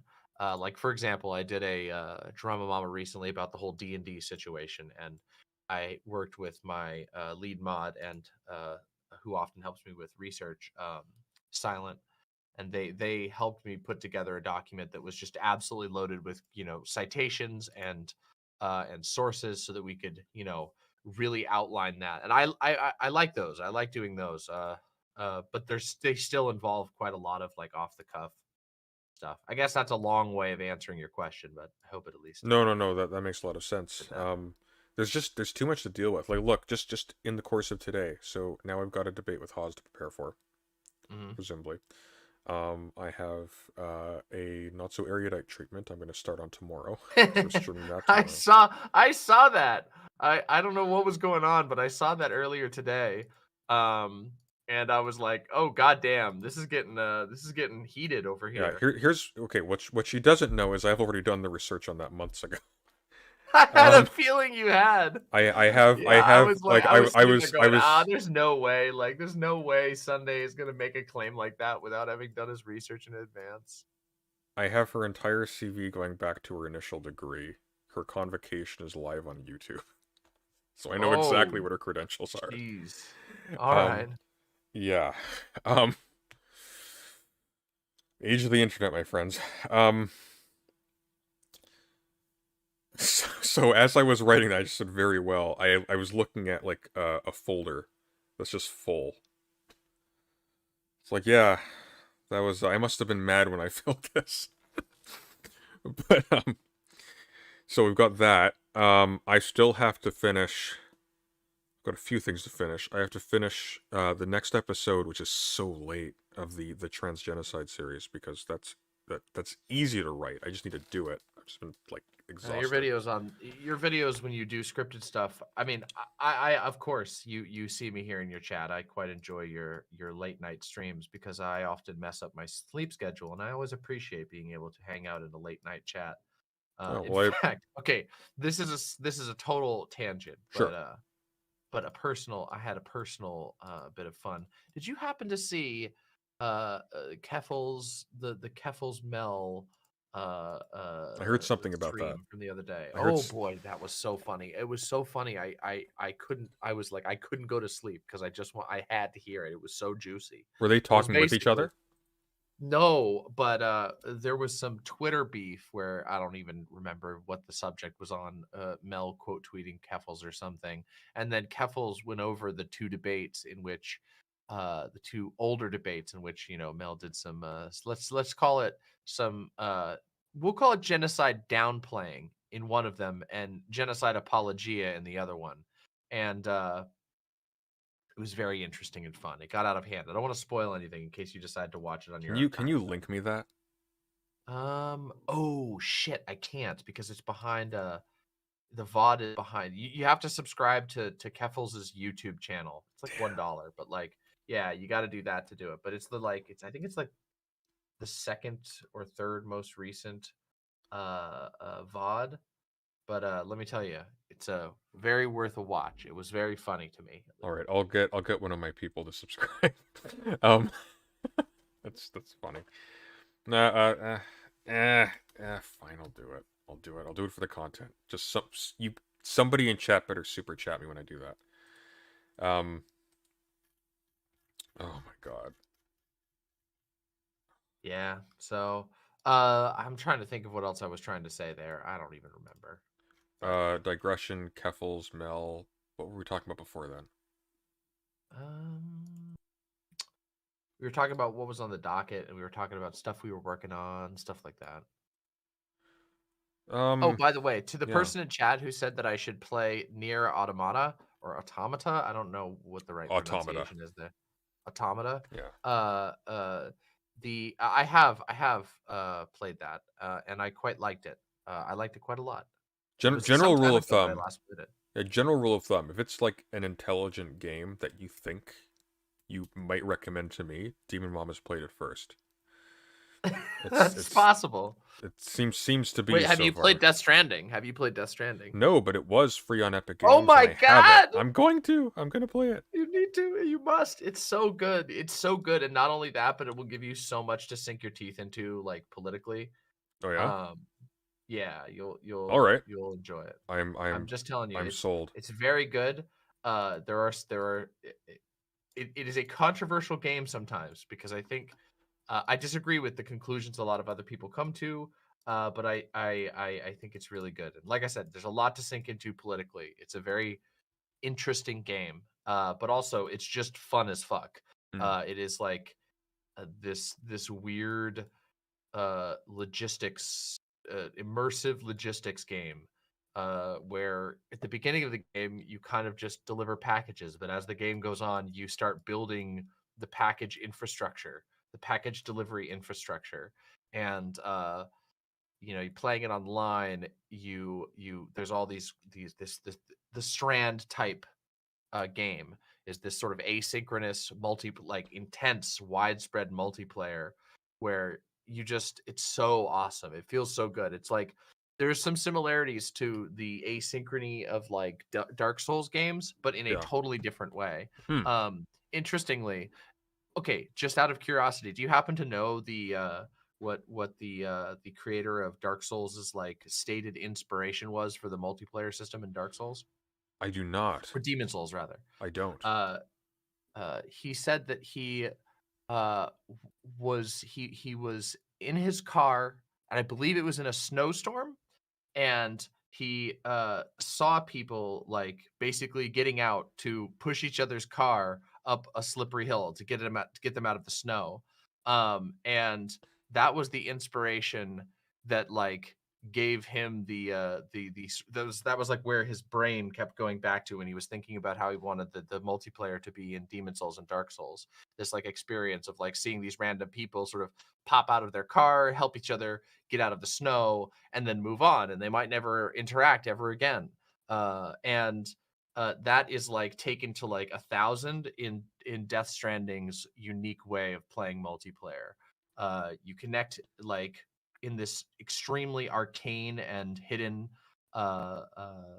way with other players, and your structures and their structures appear, and it's like unbelievable. The experiences that you get of just being like, oh my god, thank god another player left something here to help me, or deliberately built an entire system to help other people. Like you leave things behind. Like for example, let me give you a small example from Death Stranding. Yeah. One of the things is that when you walk a path, you leave footprints, and your path through the entire game is recorded. There's like a Really? data layer that just keeps track of everything. Yeah, you can Oh, that's always cool. see the paths that you've taken. There's a whole bunch of like analytics in the game that are like that like you get points on certain deliveries that earn you like certain like skill points basically for taking different routes, for taking like the most difficult route, for taking the shortest route. There's all these different ways you can do it, but when you take a route, you start to beat a footpath into the ground, and on a slight delay. So like you'll walk somewhere and there'll be your footprints, and then when you go back through, it'll start to change into like a beaten muddy path, and then it'll slowly turn into a well-beaten path. And other players, once you bring an area online, because there's this whole in-game mechanic as part of the story of you bringing areas of the world online, other players' paths will appear, and if you take them and you give them likes on their path, you'll build a greater affinity with those players, and you'll begin to see their footpaths. And once you get to places in the game where there's like these really intense rough terrain and whatever, Yeah. you can even beat paths through rocks. So there can be these impassable or very very difficult to cross areas that, because you're going back and forth doing deliveries there, and so are other players, these paths will begin to form through even heavy rocks and stuff like that. That's just one example of the stuff that goes on in this game. It's incredible. That's actually really cool. It's I'll have to amazing. actually start that out. I post pictures of me with my fucking Ludens, and I sing the praises of Death Stranding so constantly because I genuinely think it's a revolutionary game. And yeah, so Well, I I'm feel really like bitter you would about enjoy it a lot. I'm really bitter about Video Game Donkey just ruining that for me then, because Oh, he was totally wrong. Like, and in fact, I think he released a second video. Like, oh, did he correct um, himself? yeah, basically being like, oh, when I first played this game, I really hated it, but now I feel like I swear he did a second video on it. Maybe I'm misremembering, but I'm quite sure he did a second video where he was talking about his feelings about it now. And like Death Stranding is like, okay, so you've played Metal Gear Solid 5, I assume, right? It's a strong assumption. No, I have not. Oh, okay, never The mind. only Metal Gear Uh, Solid I've played is Metal Gear Solid 1 on PC, and it was awful. Okay, fair enough. Yeah. But I have Metal Gear Solid 5, but I haven't played it yet. oh, sorry, something just happened on my computer. But oh yeah, Metal Gear Solid 5 is great, but the problem is that it falls apart really hard towards the end, and it had like a fuckload of production issues that prevented it from being the game that it was supposed to be. Hmm. Death Stranding has none of those problems, and I am fully confident in saying that I believe Death Stranding to be a masterwork tier game, like a game that is so good that I've played through it like in full 2 times, and I'm on like a 3rd playthrough. Basically, I've done very different things, and like I've also watched my partner play through it, and every single time there's just more for me to sink into. It is a very strange game in that it doesn't like approach gameplay in the way that most other games do. Anyway, yeah, I keep singing its praises, and I do think Donkey was just dead wrong about the game. He basically took a lot of cheap shots at things that I think are actually like, okay, there's one part, for example, I remember this from seeing Donkey's review like sometime like I don't know, God, a couple months ago when I was playing through Death Stranding again, and there's a part where he like complains about like he's driving a car and it keeps like crashing on these Yeah. little rocks and making loud noise, and it's like it looks like very jagged and it looks like it's glitching. Yes. He's driving a car on basalt like formations in the game that are literally there to force you to either build something to deal with them, like build Or a get out on structure to foot. help you get, or get off and get on foot and go over there. And it's like you can brute force your way through all kinds of things in the game, but like it will become in many places a genuine like experience of like frustration. And what they want you to do, of course, is instead to adapt and also to build and to connect with other players so that you can see what solutions they use, and maybe even just use their solutions to bypass a difficult area entirely. And there's so many tools to do that, especially now in the director's cut edition. In the director's cut, they added a ton of like really fun little ways. Like, I mean, God, I saw this one person solve like a really tough area of the game just by building what's called a cargo catapult on top of a mountaintop, and then firing their cargo with a little parachute attached over the next mountain, and then having no weight whatsoever, just easily scaling the mountain and then picking up all their packages, which landed safely on the other side of the mountain with the parachute system. And it's just like that was their way of doing it, the way that like nobody else really did it that way. And there's like it's a video that's went viral from just like them posting the solution to this like extremely difficult area to traverse. It's incredible. Damn. Hold on a second. What? Wait a second. Wait. Who is Brooks? Wait. No, Brooks, you can't be. I almost respected you. No. But if you're no. Wait. We must keep the peace. Brooks is one of my agents. We must deal with this behind closed doors. I will have Brooks and his family executed. This disrespect will not go unanswered. No, you can't be. Brooks, you can't be shitting on Death Stranding. Get on here right now. I will debate you now on the spot on Death Stranding.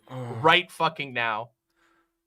Are you fucking kidding me? God damn my dear God. God damn it, Oh, Brooks. this motherfucker. Hold on. Oh my dear God. Do I have to like... No. Am I gonna... Holy shit. His game systems are cute as best. No! You are... I am actually gonna lose it on you. I'm actually so mad. I'm gonna debate you while sitting here. Oh my God. Okay, get this motherfucker in the call. I will go. I am prepared at any hour of the day to go fucking head to head, hand to hand combat for the honor of Death Stranding. I need another drink. All right, hang on. All right. I got you in. We're waiting for Brooks. Oh my dear God. This is how it all ends. We were doing so well. We had a future. Damn it. There will be no future until we resolve this conflict. All right, I am moderating it as Brooks versus Demon Mama on Death Stranding. Why don't you tell Demon Mama that there's no other Star Wars except for the first one while you're at it? That's because that's true. Wait, you mean then A New Hope? Correct. Okay, so you're just a troll then. I see. No, I worked on Star I thought Wars you for were a 6.5 serious years. person. I worked on Star Wars for 6.5 years and actually happened to work with George and multiple people on multiple Star Wars elements. And I can tell you very much that the way that Star Wars I know. was Okay, constructed- first of all, I know. I worked a few craft service tables in my time. I understand. I get it. I was director of digital marketing at Lucasfilm, and I won a Webby and multiple awards for what I did there. I then went to work for James Cameron as vice president of his production So wait, company. so are you saying that? I'm not fucking around when I say this, and I gave So you're- Sunday a very cogent argument. It's not trolling at So all. you're saying that you as the wait, did you make the decision to make like the like Baby Yoda the central like part of the marketing, or was that past? No, see, again, my argument to Sunday, and he made it flippantly, the nature of how Star Wars went into production is that the first Star Wars was the only one that George actually wanted to make. We know this because that's actually how he said it. Following that, he ended up being asked to make 2 more Star Wars films like the first. And so he was then basically at that point trying to create Star Wars films to ape episode 4. He explicitly says this. So the But he kept going though. Like he kept going. Yeah, but the thing is they're not from the same place. The first Star Wars Yeah, but film- I mean, why did he make the prequels then? Nobody was pressuring him to do that. Are you kidding me? Like you No, think no that- one was pressuring him to do prequels? I like- mean, All I'm right, sure all there right. was some level. Actually, Anyway, I regardless, was this is not the point. I was This being is not the flippant. point. I was being flippant for the sake of trolling. He actually does have an interesting answer to that. It's actually pretty compelling. But defend yourself, Hideo Kojima. Slander. So slandering Kojima- Death Stranding is absurd. It's not absurd at all. It is I mean, absurd. It's actually no. saying that the systems in that game are cute at best is Sure, like they're- All right, it's all right, blasphemy. all right, Demon Mama. Let's let him make his case. Brooks, Sure. you have 5 minutes. Go. There are 3 systems. 5. Sure. I'll go shorter than that. There are 3 game systems. The one you're talking about, which is traversal makes paths, has been done before.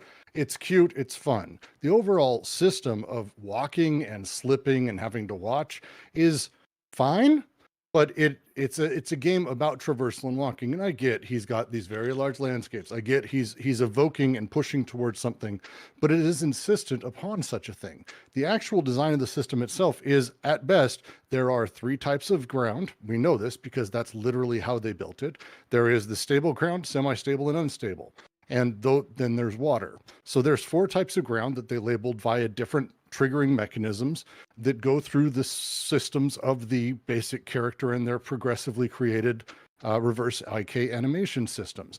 It's actually really interesting that he did this, but the overall game as Sounds a like a thing. concession. No, I said it was cute and interesting. I say the same thing about indie games. You're talking about a game that cost in excess of over $100 million and was waived as one of the greatest games of all time. At best, is about Because it walking. is. No, absolutely. The second reason About it's not walking? Oh my dear God, you've got the second thing is the writing is as So wait, painful. so sorry, real quick. Yeah. Do you think that Doom is about clicking? No, I'm talking about the systems Ah, that that's were built odd. into the game. It's literally The clicking system? no. The game is about Oh well, traversal. listen, it's really strange in Doom. No, you're there's this simple. one- No. There's See, this again, one you're not mechanic in listening to me. Doom. You're nope. You're Oh, see, you're not sorry, listening to me. This is the problem: is you actually are not listening. What I said is the systems are very simple. 3 types of terrain. The animations react to that, and overall you have a balance system. That is the entirety of the systems. In comparison with that, there are ways of gaining traversal. That's the first core system. That's not even an interesting thing. The second part is the social You aspect. just said it was interesting. You're contradicting yourself now. No, I didn't say. I said it was something. I'm. It's not. Mm, No. See, this is fun. I know you're doing the debate thing. It's cute. The second part that's really frustrating overall is that you have these odd social systems that are built into a rain that sort of destroys stuff, sort of doesn't, and basically he's created narrative devices that then re-insist on these things.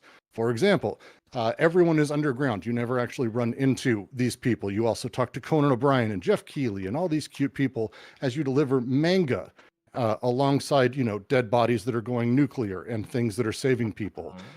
You have all of these odd little deliveries, and that's what you're doing. You're trying to get from point A to point B and deliver. Beyond that, the combat system is stupid, genuinely stupid. You throw slight grenades of piss and other things.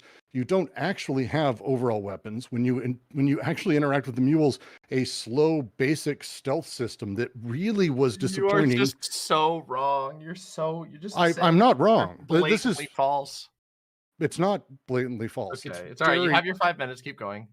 See, again, this is cute how you're doing this. I'm actually trying to have a discussion. This is frustrating. The final thing is ultimately the writing is as painful as Kojima's ever been. His writing overall is always shit. Metal Gear Solid 2 is not the literature masterpiece people call it for. I would ask people to go read literature if that's actually what they think. In this game, it opens with Sam, who has to get a body from where he's at to where it won't kill everyone.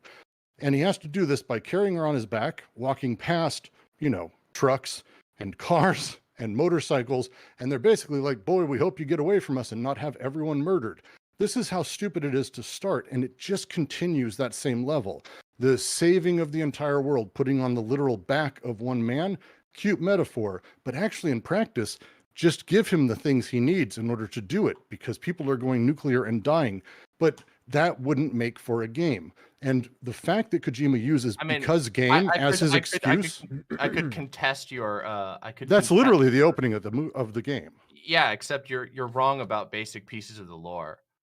Like they literally after they lost the first city from the void out that happens in the literal immediate part of the game. The first thing that happens in the game. The actual first thing that happened, not the thing that you stated that happened. The first thing is that the capital city, where the hub of all technology is immediately destroyed. They no longer have the capability to print vehicles like they used to. They actually lost the capability. You walk past vehicles that are locked. They don't have access to them. They don't have any way to issue those until after you are able to secure the situation because the president's dead. Additionally, part of the reason why he chooses that's never said. Part of the reason that he goes on foot is because he has access to and sensitivity to the threat of the universe, the dangerous, the BTs. Obviously, people who haven't played this are gonna hear your bungled and out of order. But that's a stupid response because when you get a vehicle, how is that a stupid response? Because when you get a vehicle, you drive around and he's able to sense them before he gets there. All right, children who are older than me somehow. We are talking about a video game. Everybody, cool it. But it literally is a thing later. He's in a vehicle and you sense the thing. So why does he not take a vehicle before? Because he can't sense them. But why can you later? Of course he can sense them when he's on vehicle bag. Because you get more powerful. That's literally explicitly explained in the lore. No, it's not. Yes, it is. No, it's not. It absolutely is. There are multiple characters who you meet throughout the game whose Doom's level is it progresses as it goes on over time, and especially it goes more so with when you I'm not talking about the end of the game. I'm talking about 2 hours in. You've got a motorcycle driving around. What? Okay, but how does that say? Why doesn't he have a motorcycle before that? They say because they don't have access to them. No, they literally never say that. They explicitly say yes, they do. No, I urge you to play the game again because it sounds like you may not have been actually paying attention to the lore of the game. Very lovely. Good response. Well, I just think it's true. Is it offensive to think that I think that you're wrong about the lore? I think you're making claims that aren't true. Fair enough. Okay. Is that all the case that you have laying out? All of that. Let's just say I give you all of that. This is a dour game about a world changing, and then I come against Conan O'Brien because Kojima can't help but basically masturbate his friends into every game he makes. Wait, I think that's awesome. Of course you do. In fact, I think that is in universe to have. All right, let me explain this now. Now it's my turn. Is there lore? Is there lore for Conan? Yeah, absolutely. The lore is called Kojima has a philosophy about that is central to the game that he displays in every aspect of the game. So Death Stranding is the first, as he calls it, strand type game. throughout the game, he not only does he talk about this in interviews about the game, it's actually talked about in the game itself through some small wink, wink, nod, nods, and optional missions, like the one that you mentioned with Jeff Keighley, who's a side character, not like an actual part of the core plot. He's just one of the bonus objectives that you can go do. And he explicitly talks about the fact that one of the things that he sort of, or at least heavily alludes to, despising about the previous games was the fact that he had no real say in displaying the connections that made the game happen. When you go and collect like all the little like bonus collectibles that he hides in the world, and some pretty fun to get, some are a little bit more rote, I'll give that. I'll say that some of the little data chips that are hidden in the world are not all that exciting to gather, but a lot of them are. And those are all things that inspired him in the creation of this Strand type game, a game that is about reconnecting people, that is about displaying the connective structures that lead to the creation of art. Death Stranding is a game about how pieces of art come together, and he features the actual people who inspired him, the people who are his friends, the people who he found artistically inspiring, the people who helped him with the project. He puts them in the game in all kinds of ways, whether they are in sort of small ways, like, for example, having the physical likeness of like Guillermo del Toro, or in the way that Sony paid for Kojima to be and show Death Stranding on Conan O'Brien, so they scanned him and put him in the game. Sure, that kind of... I'm sure, but at the same time, like, I think that's his way of course. I mean, well, I don't know, like, no, because Kojima bullshits. You got to remember, he changed silence to being shirtless and nude because in his mind, as he said, Quiet? well, she breathes through her skin, so that's why she has to show her boobs. So stupid. He always says. Oh wait, I like actually that. did an entire video. On why people who make that argument are fucking dumb, and it makes me so annoyed. That's so Wait, stupid. what is the argument I'm making? All of his characters. Hold on a second.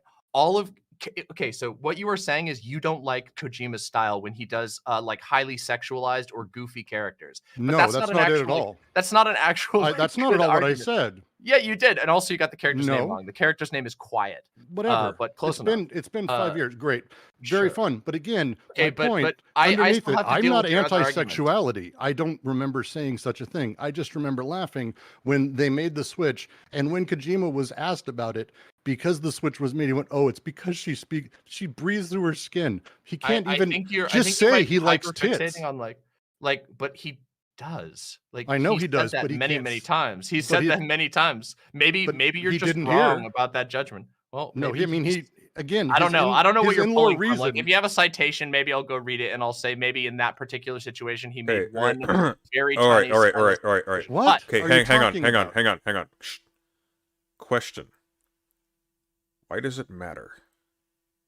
Why does it matter? Yes. Wait, which part? Any of it. Oh, and I can answer that. Well, I don't know. You were like, when you have the game that I was talking about. Oh no, when you have video games that are, and also you're wrong, and there's still things I haven't been able to address.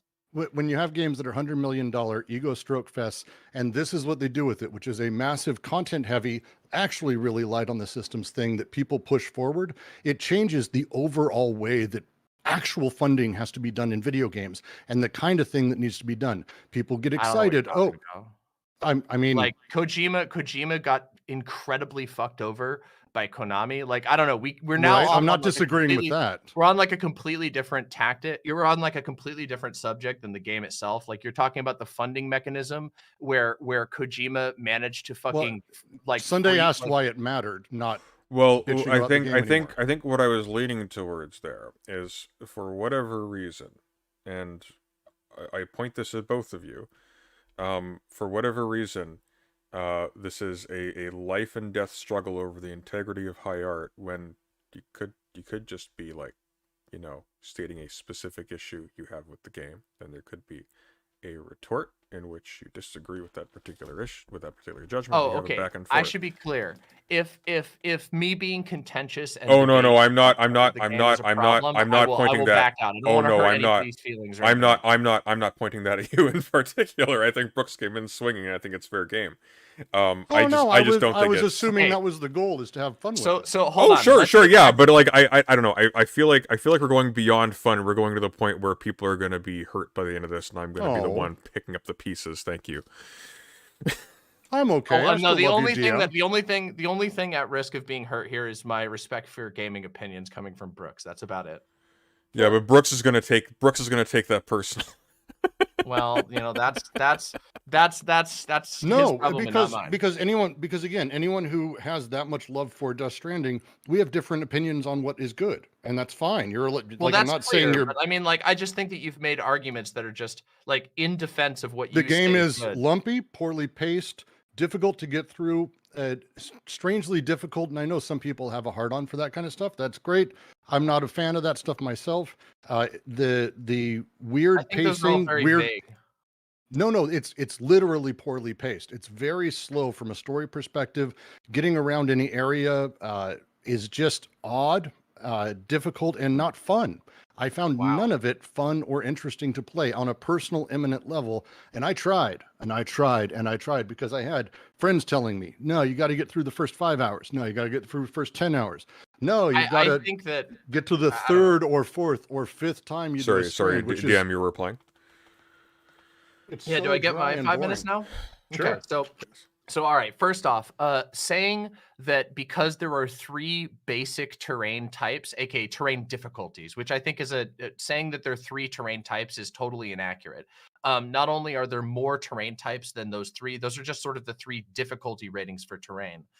Saying that that's like a bad system in and of itself is like if I I was didn't to say a take bad system. Hold on. If I was to take, or sorry, a weak system. I don't want to. So overly. Okay, simple. hang on, Brooks. Sorry. Oh my Sorry, God. fair. Okay. Go. So if I was to apply this style of argument to say a classic that I think most people can agree on is a very, very good game to Doom, that would be like saying, well, there's only one real system in the game. You click and a bullet either hits or it doesn't hit. And in truth, you could simplify Doom down to that. It doesn't really matter if That's the not enemies true. have. Yes, you could. It doesn't really matter if the enemies have different types of health or whatever. The basic mechanic, according to this type of argument, would be, well, you press the click button and the bullet either hits or it doesn't hit. In this game, there are 3 different terrain difficulty types, and how those are used is phenomenal.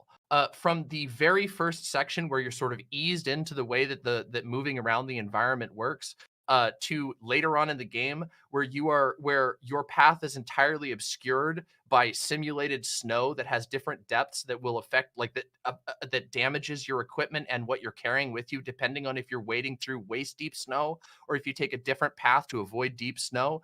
The mountain region especially, I think, highlights this the most, where the way that you move around the environment is totally different in every single region of the game. And I would say that probably the section where you're fully on the West Coast, where it sort of transitions into a bit of combat in a row, is probably the part where that argument wouldn't hold strong. But for the other 3 major regions and then all of the sub-regions in there, the way that you move around the environment transforms entirely. And I think that trying to simplify it down to there are 3 different colors, and those colors are either good, easy, medium, or hard, is like trying to say that like Doom is a game about clicking. And you also said that it's a game about walking when that's not. I mean, only in the same level of saying Doom is a game about clicking is that true. Not only is it not about walking, you spend a lot of the game deciding whether you want to walk, whether you want to bike, whether you want to zip line, whether you want to catapult. There's like, All right, there's Brooks. literally We're at 5 much. minutes. You can't interject now. Continue. Sorry, Demon. Finish your sentence. No, yeah, I was just saying there's like the way that you engage with the way that they use the terrain types completely changes the way you move around the game. And I would say that it depends on your creativity, how much you're going to get out of that. But that's true for any game. Okay, here's my question. So Brooks, in your judgment, given what Death Stranding seems, in the understanding of it that retains most of the integrity of it as like a piece of art, say, is there a game that does what it's trying to do better that you can compare it to for the sake of clarity? I wish if I knew if it's trying to do the idea of connection, that would be one thing. If it's trying to do other people and what they do have impact on you, I'd argue there's a series of MMOs that have done it over the years with player constructed social systems and buildings and all of that does interesting stuff, which at the simplest level, Minecraft does a very lovely job on it on a series of servers at a very base level, depending on the mod. If it's a commentary on X or Y, I haven't seen it. It is a traversal simulator, and traversal's a thing, and traversal has a lot of different ways. I found Bennett Foddy to be getting over it to be exceptionally fun for what it was and high skill. 25 hours into this, and you've got charging a car here, driving here, running into mules, mashing buttons. Yeah, I just see. Okay, so let me give a very like solid example of what I'm talking about for the purpose of the chat. So, again, games in pretty much every case, you get what you give. If you are unwilling to engage with the systems in a game, you will probably find yourself frustrated at that game or not liking it. And there's nothing wrong necessarily with not like engaging with the systems in a game because you don't find them interesting.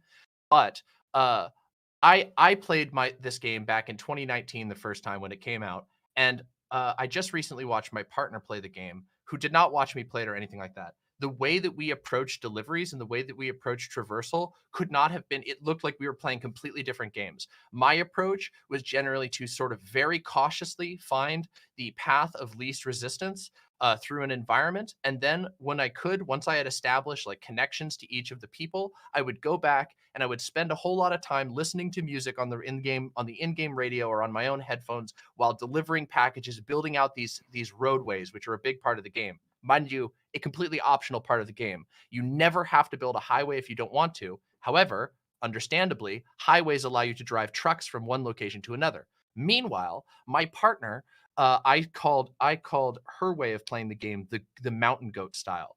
Her way is she would stack herself up with ladders, ropes, and PCCs, which are like these little like universal building things. They let you build small structures for a small cost.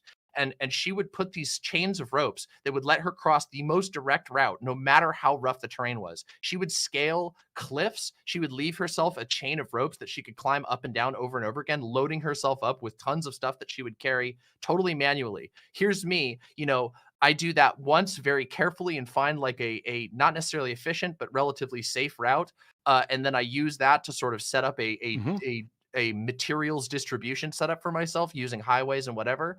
And she would totally take a different route, spider her way up a mountain, do these huge deliveries using these tiny little systems that she would set up for herself over rough terrain. And they were both equally effective at accomplishing the things that we wanted to accomplish. Two completely different ways of playing. I've also, of course, as I was mentioning to Present Sunday before, seen people who do something completely different, which is like, I'm not even going to bother building anything necessarily. I'm just going to load myself up with an exoskeleton so that I can personally climb, rough spots or whatever. And then I'm going to use catapults to fling my stuff with a parachute over the mountains to where I want to get. Like, these are like, and of course, that's not even getting into bridge building. That's not even getting into like any of the other things that we talked about. Also, Correct. yeah, Yes, I get all I don't of want to this. jump off on too many different things, but you brought up a lot of different things in your opening thing. No, Like, it's all this though, because again, what you're talking about, all these different ways of playing, and again, this is just simply not something I enjoy. All of it is predicated on how much time are you willing to sort of do to farm things and to learn all of these things and to go. The farming, getting materials, you can't just build roads. Well, but there's like literally dozens of different ways to get materials. Like, materials can be got by doing like what I did, which I would argue is kind of a farming route. I don't really mind like, but Right. I didn't. But again, my partner didn't play the same way I did.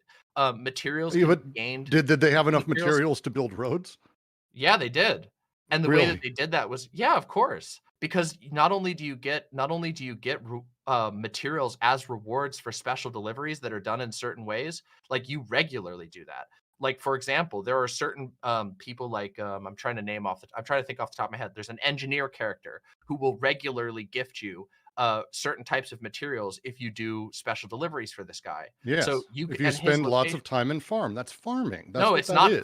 It's not farming. You're Special able- deliveries are side quests. That's farming. That's repetitive tasks. That's not for farming. reward. Wait, you're just wrong about that. It's not a repetitive task. Doing a special delivery is usually a specific challenge, like a time challenge or a fragile delivery. Like, these are not. This is the opposite of farming. You're wrong about that. The way I did it was they're farming. not critical The way paths. I did it.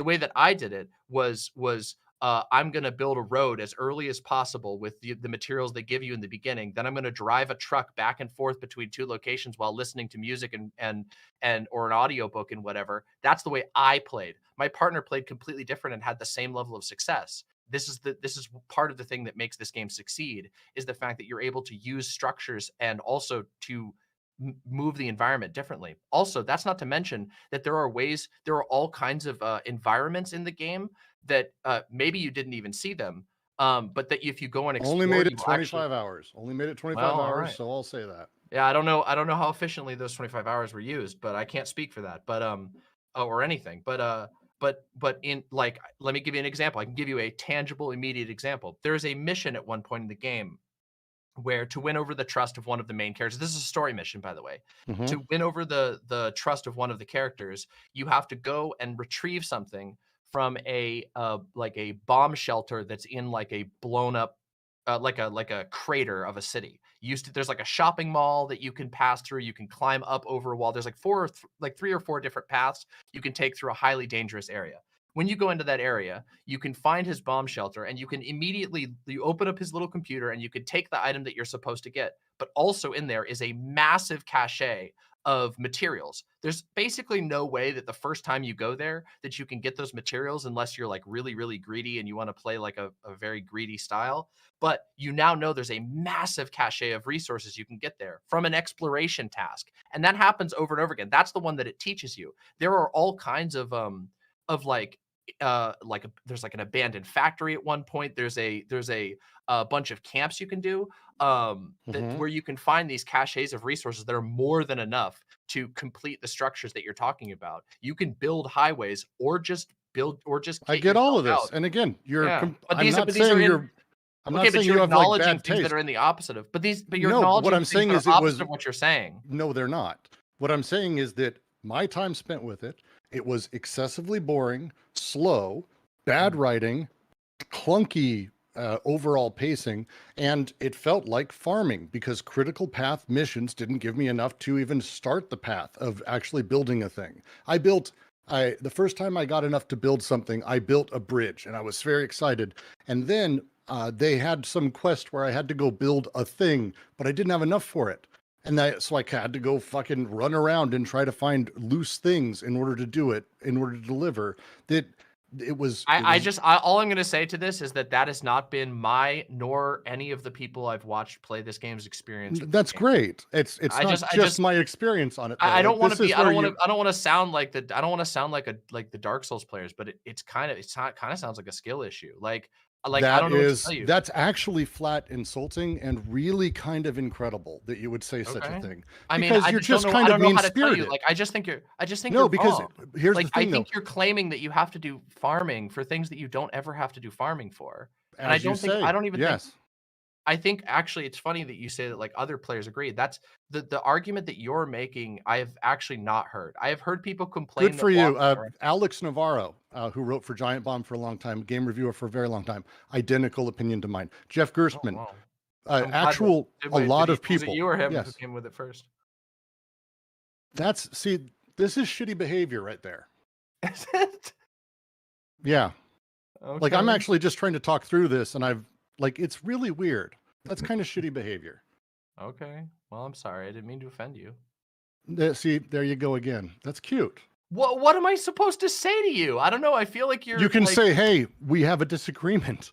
Dear God, what's wrong with that? I've said that like 10 times. I just think you're wrong about some things. But you're saying it wrong, and you're saying literally it's something snarky, or when you say something that I didn't say anything snarky about you. You called it, you said my problem is a skill issue.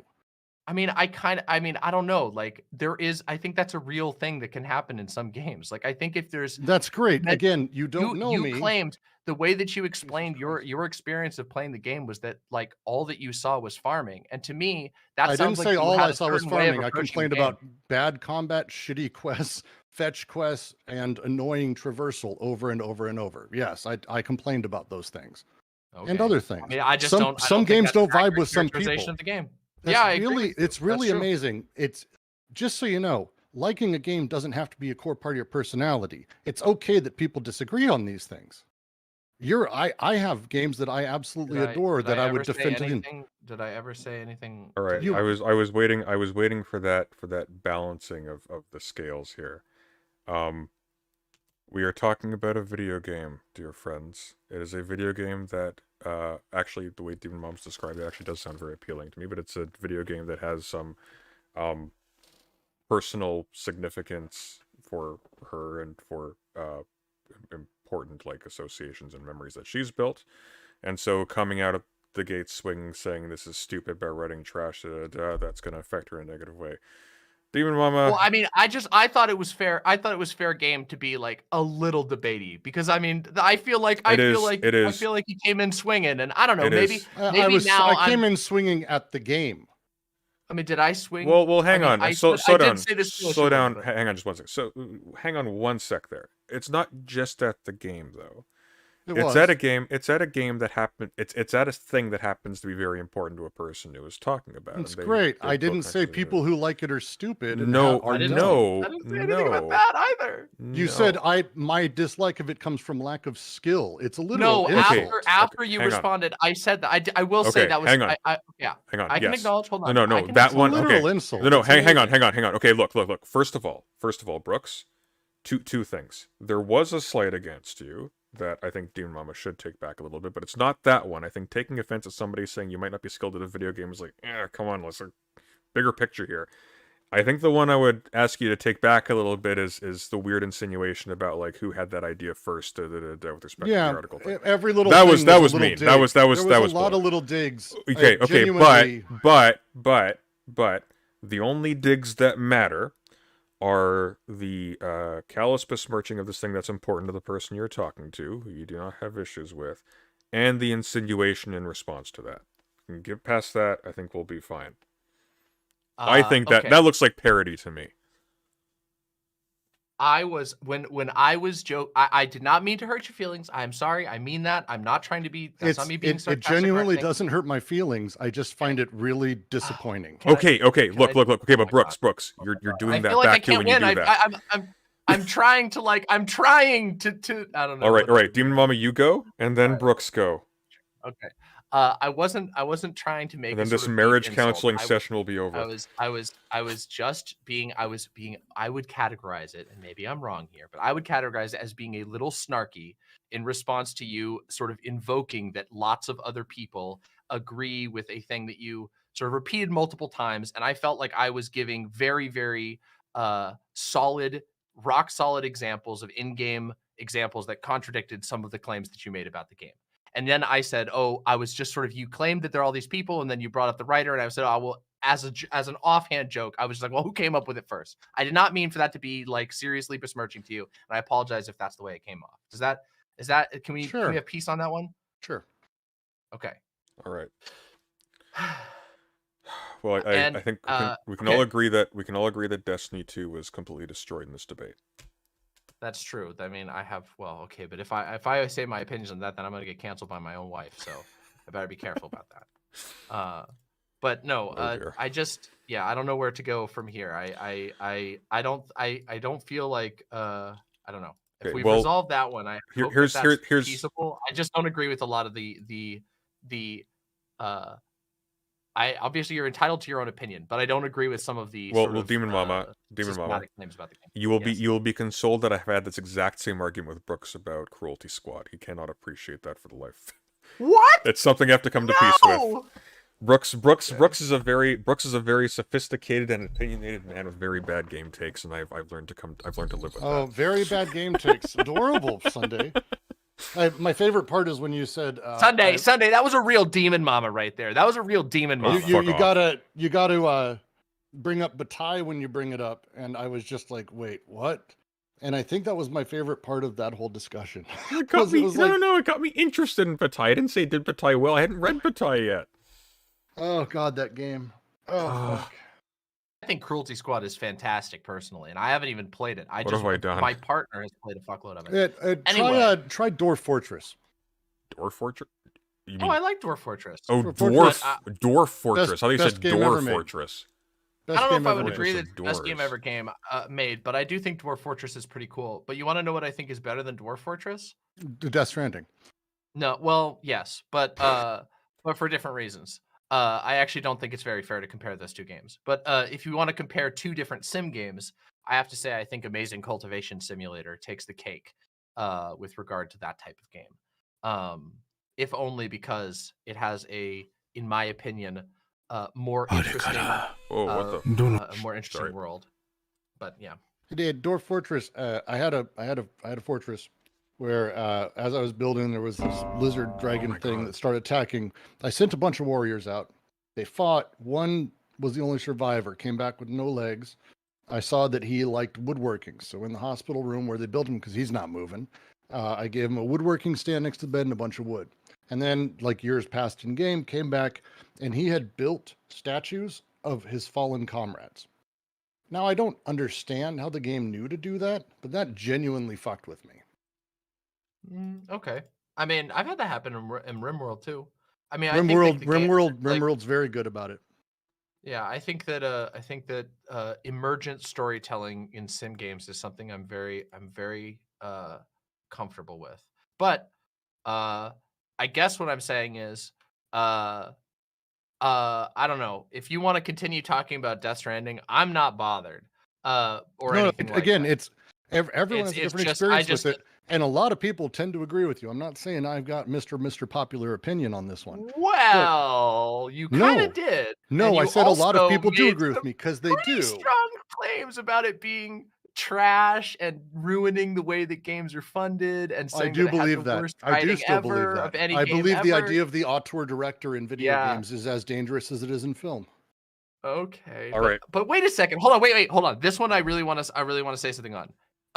The auteur thing is directly contradicted by something you brought up earlier, which is the fact that he jerks off all of his friends and all of the other people who contributed in the game the entire time. You can't simultaneously argue that Death Stranding is like a pillar of auteur theory or whatever, and then also claim that the game spends way too much time jerking off all of his friends who contributed to the project. In fact, part of the thing that I love about Death Stranding is that there is so much love given out to the millions of other the tons of other people that are involved in it, from music being just like literally blown up in your face on the screen, to just like adoring Guillermo del Toro and Norman Reedus and Mads Mikkelsen, who's just like it is like a love. The entire game is a love letter to the people who helped him make it happen. Oh, you said And the wrong it's one of the words. things I appreciate most. What did I say?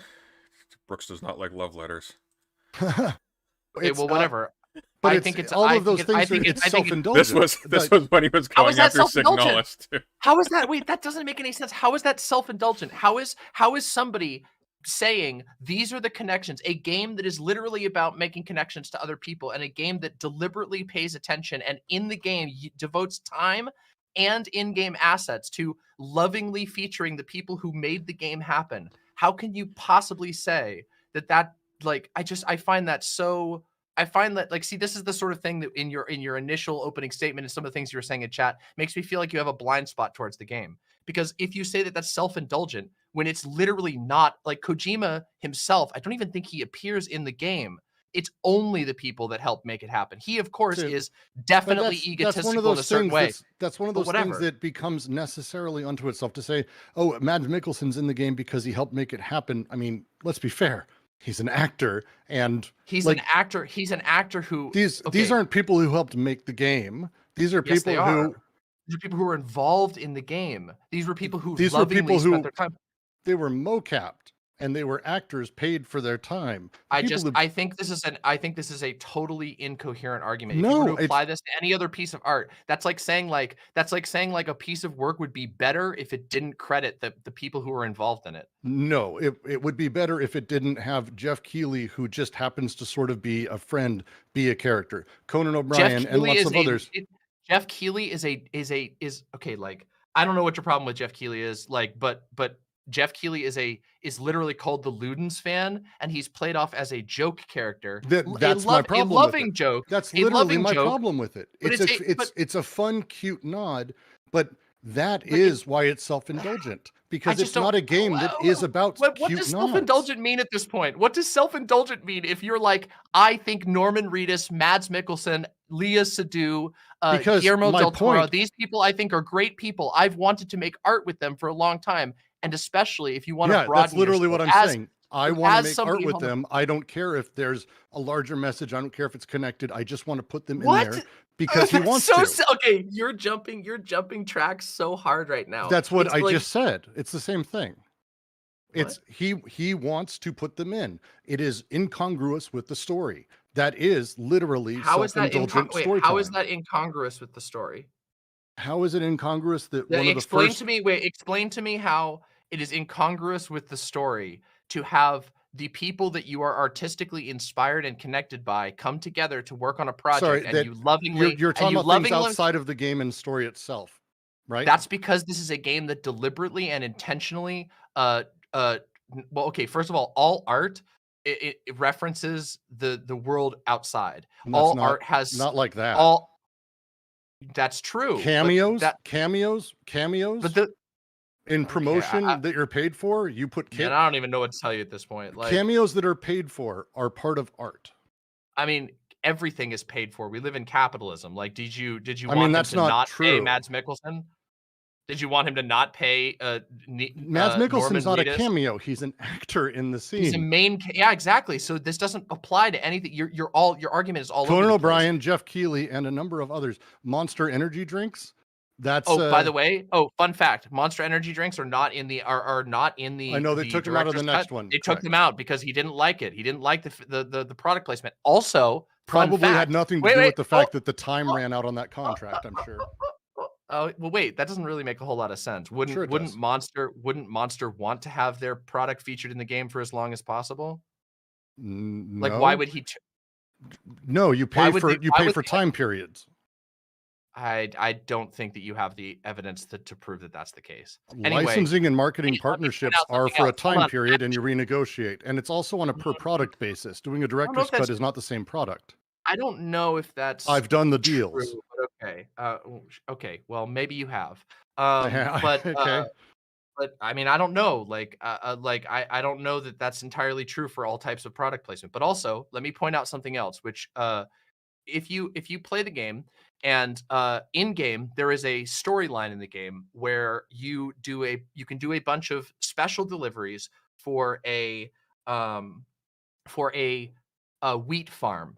The wheat farm, the two people who are in there, the characters who are in the wheat farm, are passionate about beer. And if you succeed in completing their storyline, you go and do the bonus missions for them, they actually give you crates of their beer permanently, which replaces the monster permanently with the beer that your deliveries helped make possible. Great. To me, like that is like that in and of itself, like totally undermines, like, sure, having product placement in a game at all is probably not all that great. I'm not going to defend like the choice to initially have Monster in the game, but I also recognize that people cut deals for all kinds of reasons. And I mean, I don't fucking turn off my favorite video essayist because they did a partnership with Skillshare. Like, I just don't care that much. I don't even equate that. Well, it sounds like you did. No, sponsored content, things like that, sure. But again, my point with the game is it's an artistic message. It's important to the director. He cares about things, but also he's willing to take money as a sponsorship because, again, underneath it all, it is a product. I'm not disagreeing with you. So sure, obviously, great, no doubt, obviously. But having is the game being a product? How does that impact anything about the quality of that product whatsoever? When it's Conan O'Brien is paid to be in it, and he's paid. Why do you care so much about? Wait, okay. So first, why of all, do I care about him? Hold on, one second. Context for the audience who can't possibly know this unless they've played the game as well. When Brooks keeps bringing up Conan O'Brien is one out of like 37 delivery people that you can deliver things to. He has one of the shortest like number of deliveries that you can deliver to, and he doesn't appear outside of that. Conan O'Brien appears only as a hologram character that you deliver things to at one point in the game, and he gives you a cute hat as a bonus item. And he's an optional character, so he's not even a core storyline character. If you really are really offended by the presence of Conan O'Brien, I just want you guys to understand. I use Conan O'Brien because if I were to say Hirokazu Hamamura, you would not. People don't know who that is. But when you have the former publisher of fucking Famitsu in your game, yeah, that's a little bit of a specific indulgence. Literally, well, what's the problem? because all of these things are cameos of putting your friends in because you think it's fun, not the best actor, not building what do you things think? towards that. They're recognizable characters in our No. world. You're literally breaking fourth wall Not the best. constantly. I don't know how you determine that. I don't know how you determine the they're not the best actor thing. It's like it's a game about how you should make art with people that you like, and Because you they should build make connections who are important to you. What do you want? Did you want him to because do like if a you're cool self-indulgent, character? yes. And that's Not what it is. I don't know what you mean by self-indulgent. Because I feel like your answer very is literally fast- if they're important to you. And that's what I'm saying is he did it because they're I'm important to sorry. him. Do you believe that art is like not an ego project to some degree? Like, do you believe that art is like that you should like basically always wear a mask when you're producing art so that nothing ever is tied back to the person who made the art? I Because don't think that has anything to do with what we're talking about. I think it You're does, trying to because rewrite what I'm saying in a way that I'm is trying to absolutely not understand what I'm what you're talking saying. about. I'm trying to understand your argument because when I look at it, I think that Kojima's philosophy or at least approach to art is different than you. And I think that you sort of categorically throw that out as self-indulgent.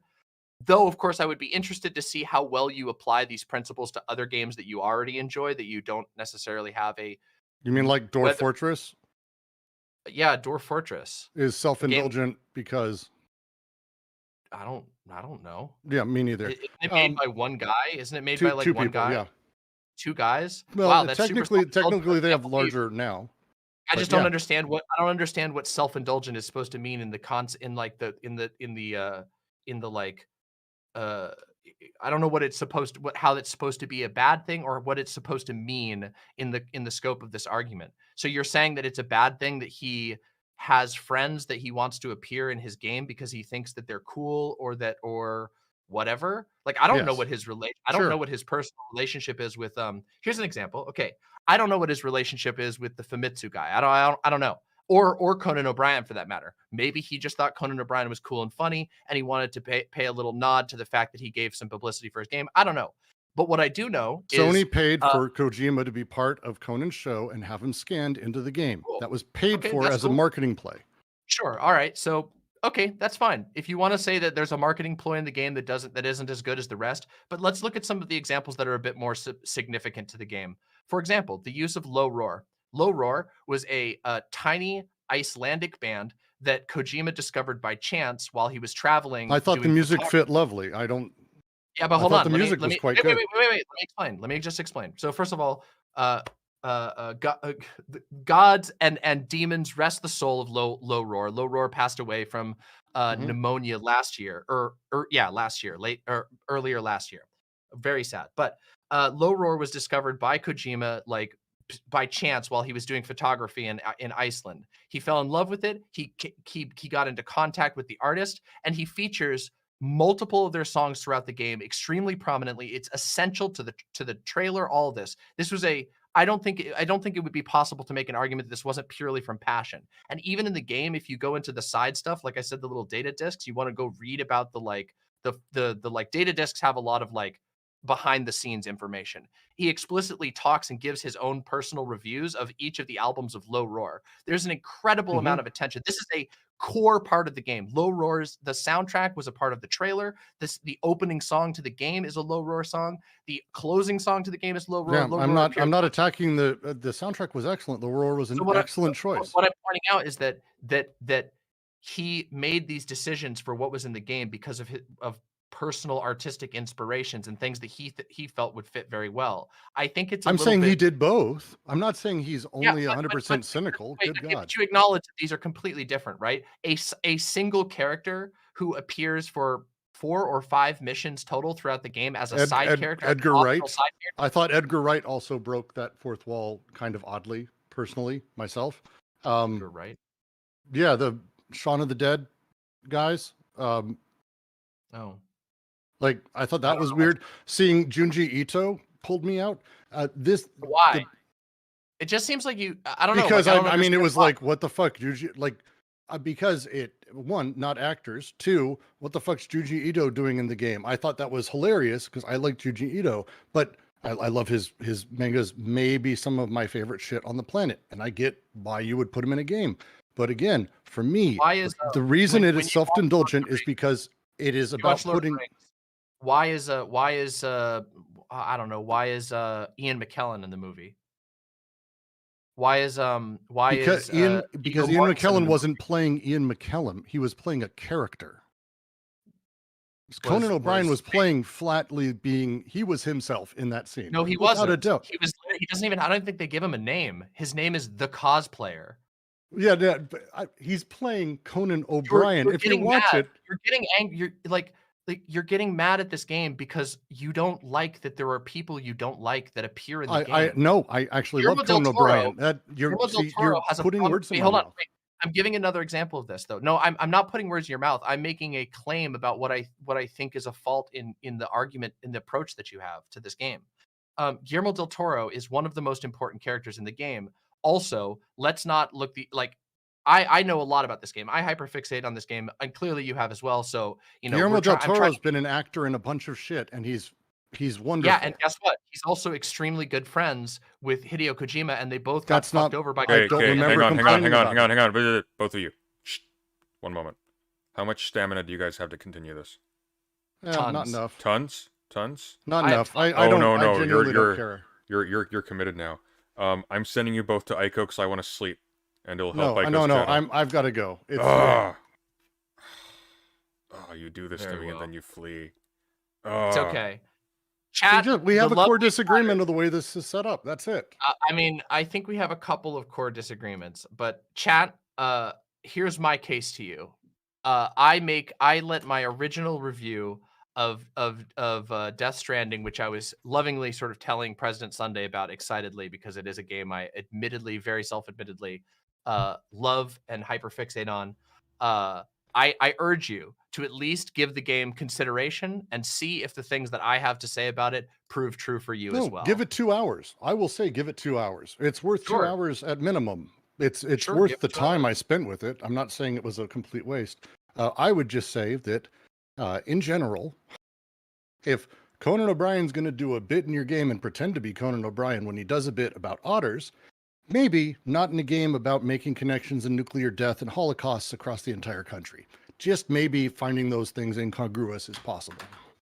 I don't think that incongruity on a side character it overrides the other parts of the game that are good. I think that's what That's fair. You're free to think that. I disagree. I would define that as an artistic blind spot personally. Oh, yes. Good. Fair enough. That's see, I didn't insult you when I said that it was fine for you to think that because I meant it, but well Did done. I insult you? You said I have an artistic blind spot. Yeah, I mean you've I mean spent, that's putting the onus on me. This is 40 minutes talking about Conan O'Brien. To me that seems like I'm that's using it as thing. an example, and I think it's a fair example, and I didn't spend the entire time talking. I talked about the boredom, the shitty combat, the way I found the game dragging on and on and on and on. I found fighting the actual ooze and monsters and everything incredibly tedious at best, and more of a thing where I groaned. All right. And I didn't care for it. And I'm saying it's fine that you did. I don't care for Elden Ring as much as Sunday does. That's great. Okay. I don't care for Elden Ring. What are you talking about? I just play because it's easy to do passively. It's my least favorite FromSoft game. I liked Elden. I knew it would come to this. All right, you're all fucking getting out now. All right. No. No, not yet. I enjoyed our conversation nonetheless. I did too. Very quickly. So here's what's actually going on. Okay, I'm gonna be the obnoxious, preachy one in the room. So Demon Mama, you are a fantastic debater.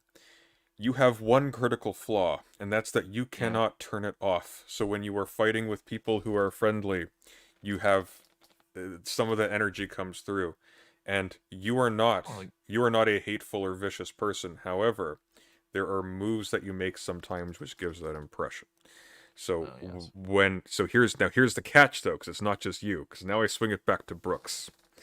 And Brooks, you are completely in the right at certain cases, just as Demon Mom was in the right to be offended at the way in which you went after the thing in the first place. It's because that's how I go after you. Yeah, which is fine. Fair game. Fine. I probably shouldn't have come in swinging hard. I was fucking with you more. Oh no. That's totally fine. I'm not sore about that, and I don't. No, even think it started it off wrong, and I didn't mean to. Hang on. No. It's all good. Just bear with me a little. So I'm getting to another point. Okay, now in the course, there's a give and take in a conversation from an audience in particular. And if at the conclusion of an argument there is an insinuation, however well justified, that the other person was engaging in some kind of severe wrongdoing, now you create a very serious impetus for the other person to retort in some way and to justify themselves.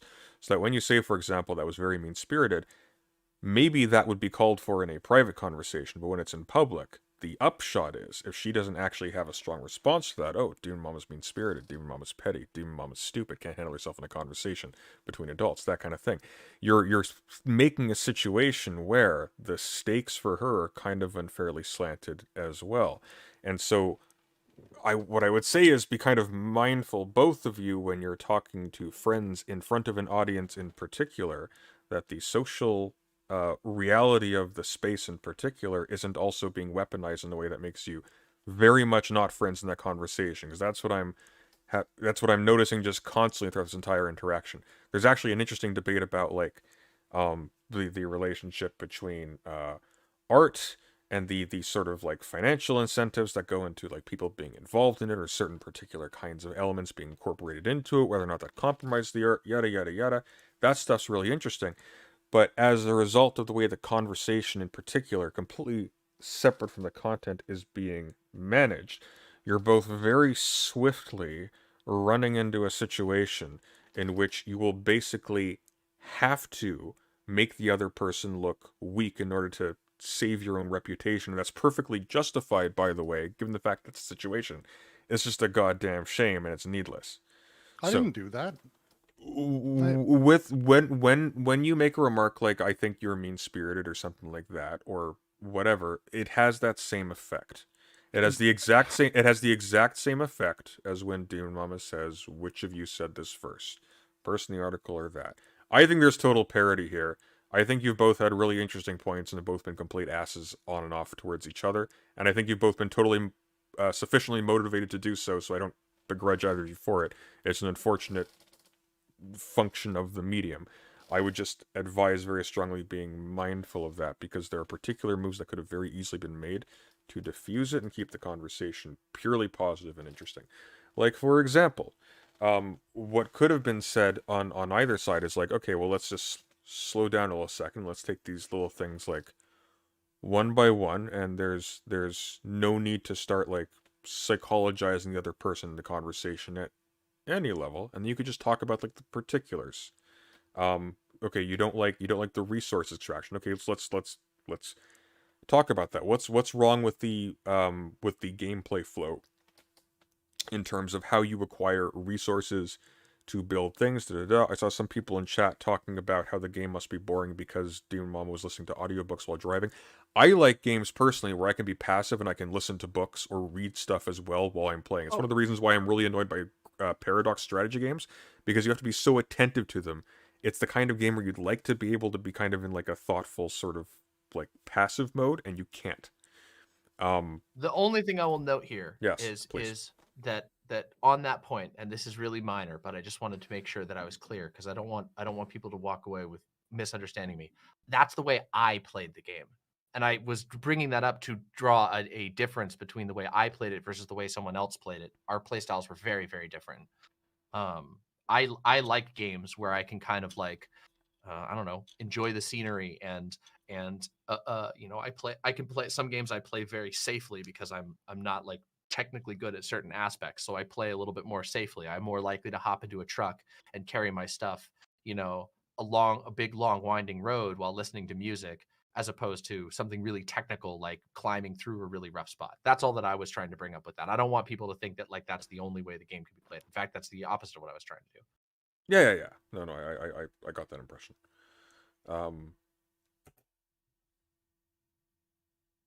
Okay, now both of you hug and go, so I can. All right. Always good. Good night. Thanks. Enjoy. Crash out. See you guys. Thanks for coming on, Brooks. Thanks for coming on, Demon Mama. It's been a pleasure. Take care. Oh my god. All right. Have a good night, everyone. This has now been a 5-hour and 45-minute stream.